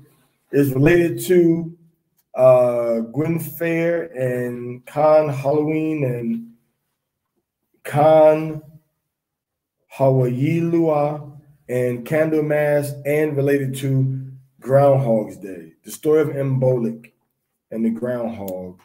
History: Groundhog's Day, February 2nd, is also celebrated as Groundhog's Day, which began in the United States in 1887. Groundhog Day, Embolic 2017, spring quickening meaning. Embolic, the ancient pagan roots of Groundhog Day. Groundhog Day / Embolic, East Bonner County Library District. Is Groundhog Day a modern Embolic? Groundhog Day, Candlemas Embolic, naming the days. And still another name for this day is Embolic, the halfway point between the winter solstice and the spring equinox. So you're doing things that you don't know is pagan. It's Groundhog Day. It's pagan. It comes from Embolic. That word, for somebody I don't know, it's stuck in my memory. Embolic without an I, without a second I. Maybe it's embolic. Embolic. All right. So all that is pagan. Embolic, Christmas, New Year's Day on January 1st. All right. December 31st. It's all pagan idolatry. All right. So you gotta watch. So when you see all of that stuff, man, when you see all of that stuff, you see, you should say to yourself, I'm gonna just back up from all of these pagan days until I find out what is the days that the Most High Yahweh gave us to celebrate and to worship Him. Take that back. Stand up first. You want anything you want to bring up from that? I was just showing it to the people. That's all. Okay. I forget. You shared it already? We're currently screen sharing, so they can see what we're looking at right now. And then if we go back, that's us being able to see them. Hey, shalom, Julie Y. Shalom, hallelujah, hallelujah. Valentine's Day too. Yeah, Valentine's Day was one of the worst. Besides for Christmas, man. Valentine's Day just disgusting. So, what was the name of Valentine's Day? Okay, Lupercalia. There you go. Okay, good memory, man. 10 years ago, right? Lupercalia, to celebrate Lupercus, which was the god of flocks, right? The wolf god of flocks. Lupercalia. So Valentine's Day, all of that's pagan idolatry. All that's pagan idolatry. Bridget or Brigid, whatever. Fertility rites, poetry. Man, that's what kills about these white people, especially now. They always have stuff for fertility when everybody else just have children normally. They can't have children or what? They always want some type of fertility and praying to have some babies or whatever. That's why they did the in vitro fertilization. You know what I'm saying? How many faces she got? Oh, there you go. Is that horns or crescents? Look like horns. They got the horns right there. Is it 3 of them? Goddess of fire, fertility. Yeah, I think she got 3 heads. See that?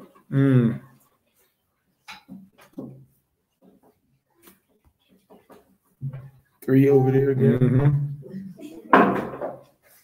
What's that look like right there? That looks Sumerian. Yeah, it does, doesn't it? I like feminism and religion. Yeah, and then it looks like the 3 heads. Oh, it looks like 3 different phases of life. Yeah. Okay. Yeah. Man, that's going back into Janus also. He got 2 phases of life: the old and the young. See, yeah. Good observation. All right, so all these days that people are doing is pagan and idolatry. All right, so What else we got? So we can close up some of these prayers. Go ahead, man. You got something? You got something you want to share, man? Go ahead. La. You're shamming other people. Nah, I'm gonna do a just second observation on a different time frame. But right now, the scripture says, reminds me, when thou be with great men, make not thyself as one of them. I'm not eager to pretend that I'm on the level of my elder. So with that being said, I enjoy being a student because I'm always learning from Zaquan Parazai. And also on a separate time frame, I like to share with the Most High is also giving me, which is just more edification, than what I had before. So at this time, I don't have anything to say. Everybody that's watching, I'm very grateful that you are allowing us to build together. All right, and everybody that's watching on Zaquan Parazai's Facebook also. So nope, but I will later. All right. So, and shalom, Thawada for everybody that's building with us, gathering of Yeshua HaMashiach, man. Thawada for bringing out them scriptures telling us that we should come together and bring all things in common, which is why I say, look up, join, and become part of Banya Yasha Allah, which is what the scriptures call us, the children of Israel. Mashra Yasha Allah, the government of Israel. All right. And to Woody Lawn Care, shalom, Thawada. Thank you for asking about Lilith. We can talk about that on another occasion, but that's going to also go into the same paganism that we was looking at with Embolic, So the water for asking about it, we do want to keep things about the Torah, though, on the Shabbat. All right, I don't have anything else to say, man. Right. I don't have anything else to say, but continue to build with us, all right?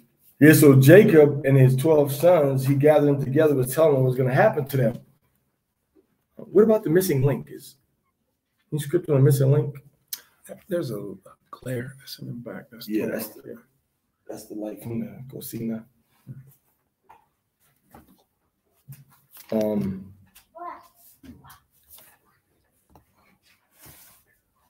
Yada. All right, so let me finish up, man.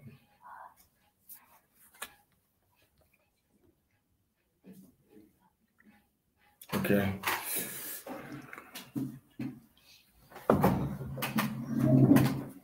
Madwa wapanya ya shalom.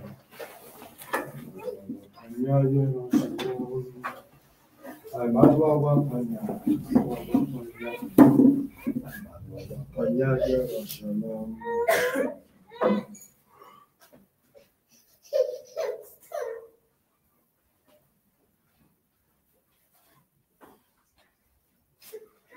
Okay, everybody.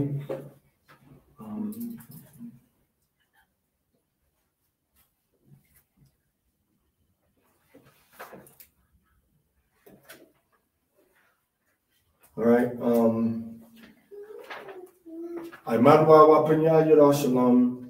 Rise and face Yerushalayim. Kaddish. God can hallowed be his great name. Aman. For the world which he has created according to his will, may he establish his kingship, bring forth to redemption, and hasten the coming of his Messiah David, King Yeshua, and Yahushua Mashiach, King of the Lord of Lords, Lion of the tribe of Judah. Amen. Whose lifetime in our days, lifetime of the entire Yeshua, speedily and soon and say Amen. Amen. Amen. Amen. May his great name be blessed forever. May his great name be blessed forever. To all eternity blessed. And to all eternity blessed. May his great name be blessed forever. And to all eternity blessed and praised, glorified, exalted, and extolled. Honor, adored, lauded, be named the Holy One, blessed be he. Amen. Beyond all the blessing, hymns, praises, constellations that are uttered in the world, say Amen. Amen. May the praise and supplication of voice Allah be accepted by their Father, who's in heaven, say Amen. Amen. May there be abundant peace in heaven and good life, satisfaction, help, comfort, refuge, healing, redemption, forgiveness, atonement, relief, salvation for us and for all Allah, and say Amen. Amen. May he who makes peace in his high places grant peace upon us and for all Allah, and say Amen. Amen. Bashem. Yahushua. Hamashiach. Aleinu. It is our duty to praise the Master of all, to ascribe reigns to the author of creation, who has not made us like the nations of the lands, nor placed us like the families of the earth, who is not made our portion like theirs, nor our destiny like all their multitudes. For they worship vanity and emptiness, and pray to God who cannot save. But we bow and worship the supreme kings, the Holy One. Blessed be He who extends the heavens and establishes the earth, whose throne of glory is the heavens above, whose highest presence is the highest heights. He is out of high, the earth and water. Truly He is our King, there is none else. As it is written in His Torah, He shall know and take to heart this day. The house of Ahayim in the heavens above and the earth below, there is no other. Bashan, Yahushai, Mashiach, Amen. Shemai, Yasharallah, Yahweh, Eloheinu, Yahweh, Akkad, Wahabda, Ad Yahweh, Elohayika, Bakal Lababka, Wabakal Napashka, Wabakal Ma'atka, La'at the Kwam, La'at the Tar, Adbanya, Inka, Wahabda, Laraika, Kamawaka, Anya Yahweh. Hear, O Israel, Yahweh our power, Yahweh is one. And thou shalt love Yahweh thy power with all thy heart, and with all thy soul, and with all thy might. Thou shalt not avenge, nor bear any grudge against the children of thy people, but thou shalt love thy neighbor as thyself. 10 Devarim, 10 Commandments. Anya Yahweh, if you don't know it, just repeat it slowly as we say it. Anya Yahweh, Elohayika, Asherah, Hawatziza, Atyaka, Maratziza, Matizarium, Mabayath, Ibadyam, La'a, Yahaya, Laka, Elohayim, Akarium, Alpanya, La'a, Da'esha, Laka, Pasal, Wala'a, Da'ibadam, La'a, Dalakwak, Ath, Sham Yahweh, Bashawa, Zakar, Hayawam, Hashabat, La Kodashwa, Kabad, Abaka, Wa Amaka, La'a Taratzak, La'a Tanaap, La'a Taganab, La'a Ta'ayna Shakor, La'a Takamad Kal Asherah, La Ra'aika. Zakarwan Ha-Asha. Now Yahushua was in Bethany in the house of Simon the leper. There came to him a woman having alabaster box of very precious ointment and poured it on his head as he sat at meat. But when his disciples saw it, they had indignation, saying, "To what purpose is this waste? For this ointment might have been sold for 200 pence, 1 year's wages, and given to the poor." Yahushua understood it. He said to them, "Why trouble me the woman? For she hath wrought a good work upon me. For you have the poor always with you, but me ye have not always. For in that she had poured this ointment on my body, she did it for my burial. Verily I say to you, wheresoever this gospel shall be preached in the whole world, there shall also this that this woman has done be told for memorial of her." Hallelujah. Hallelujah. Okay. Our prayers have ended. Yahweh, please continue to bless and protect us in your everlasting mercy. Basham, Yahushai, Hamashiach, Amen. Hallelujah. Hallelujah. Hallelujah. I come. The next new moon is the 11th new moon of January, so-called January 12th. The next new moon for the 11th month is January, so-called January 12th. The next celebration for those in North Central South America will be the Day of Nicanor, or the Day of Judah, which is February 22nd, 2020. For those that are in Africa, Europe, and Asia, the Day of Nicanor or Judah will begin on February 23rd. So February 23rd for those in the Eastern Hemisphere, and February 22nd for those in the Western Hemisphere. The next new moon will be shared by the East and Western Hemisphere of February 12th.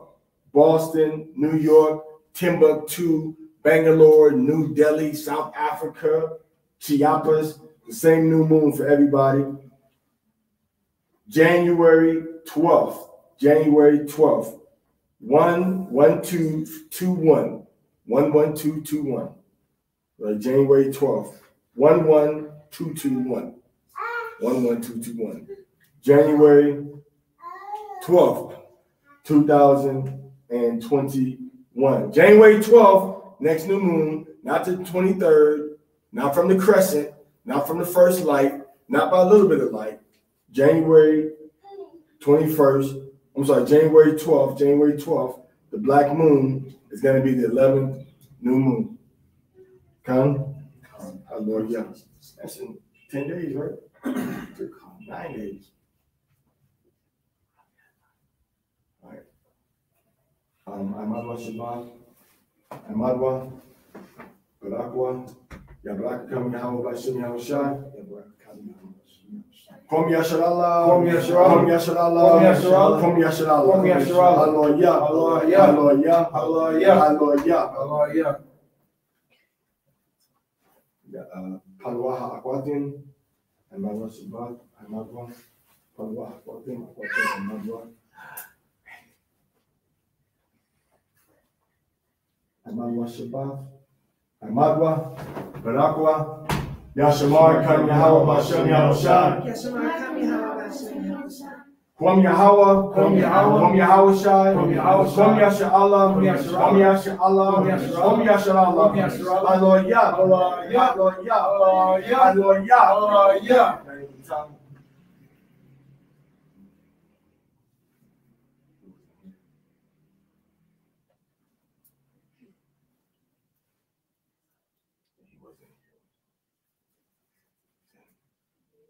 Indisposed.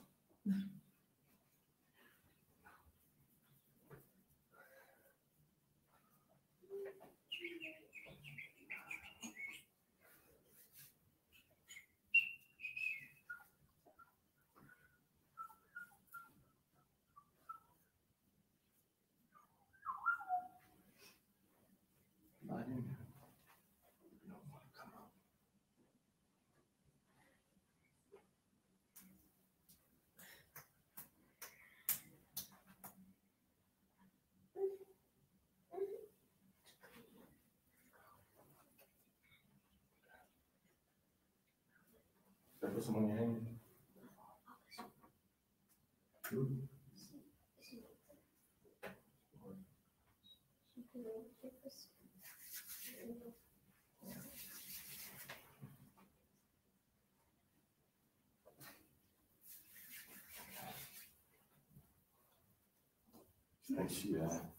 Think she Manasseh, the devil blessing.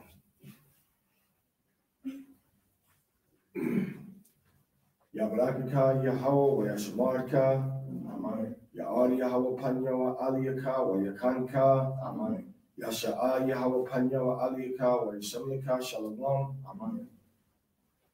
Yahweh Barak Rapa Shemar Chazak, Yahweh Barak Rapa Shemar Chazak, Yahweh Barak Rapa Shemar Chazak, Basham, Yahushai, Hamashiach, Amen.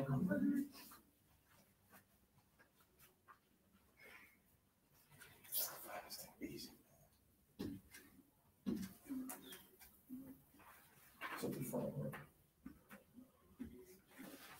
Yeah, but I can kind of. No way, saying.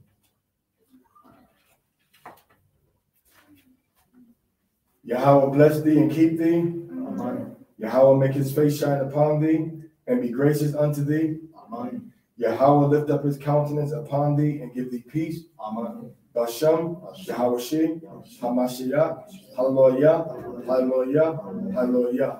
Dawada, Ramyad, Aman. Shema Yasha Allah, Yahweh Allah Hayun, Yahweh Akkad, Yahweh Akkad. Shema Yasha Allah, Yahweh Allah Hayun, Yahweh Akkad, Yahweh Akkad. Shema Yasha Allah, Yahweh Allah Hayun, Yahweh Akkad, Yahweh Akkad. Sit.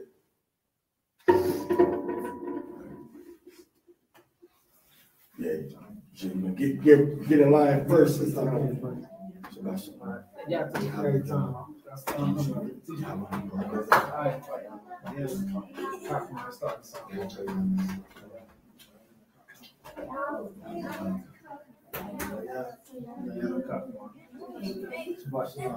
I appreciate you.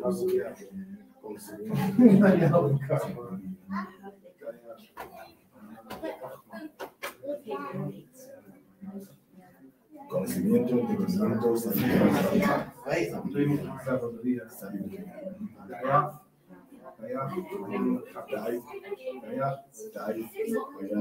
you know that.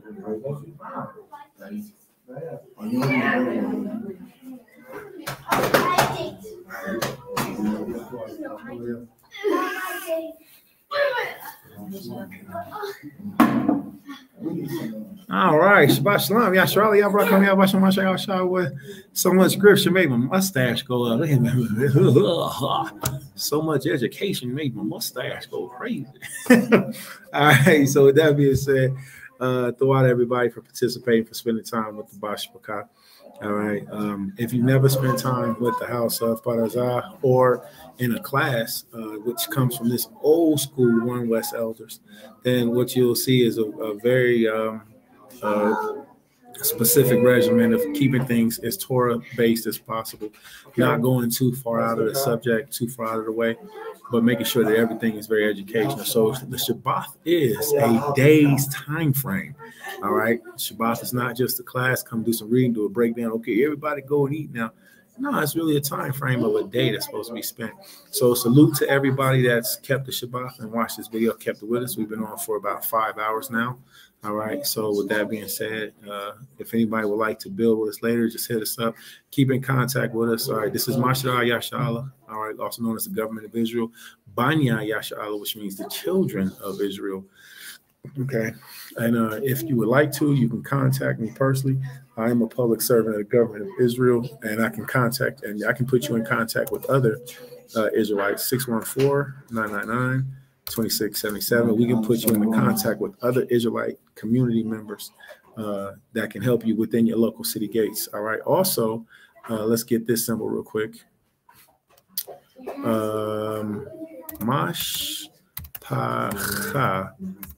Mashpacha Pa'ayim stands for family time. If you'd like to send a donation, if you like this ministry and you want to, help participate, believe in it, you can send a Cash App donation to Mashpacha Pa'ayim. No donation is too small. No donation is too large. As you see, you have sincere. All right. And we're also very personal. So, we don't believe in beating anybody up unless you come, and we might get a little bit specific with you, but the point of saying all that is to say, you can contact us personally if you like to. You can send donations, and these donations really do go back towards ministry. So if you also are in your city gates and you don't know who to contact for Shabbat classes, we can lead you and help you in that direction also. All right. So with that being said, the water for everybody for keeping Shabbat with us. Shalom. Shalom to everybody. All right.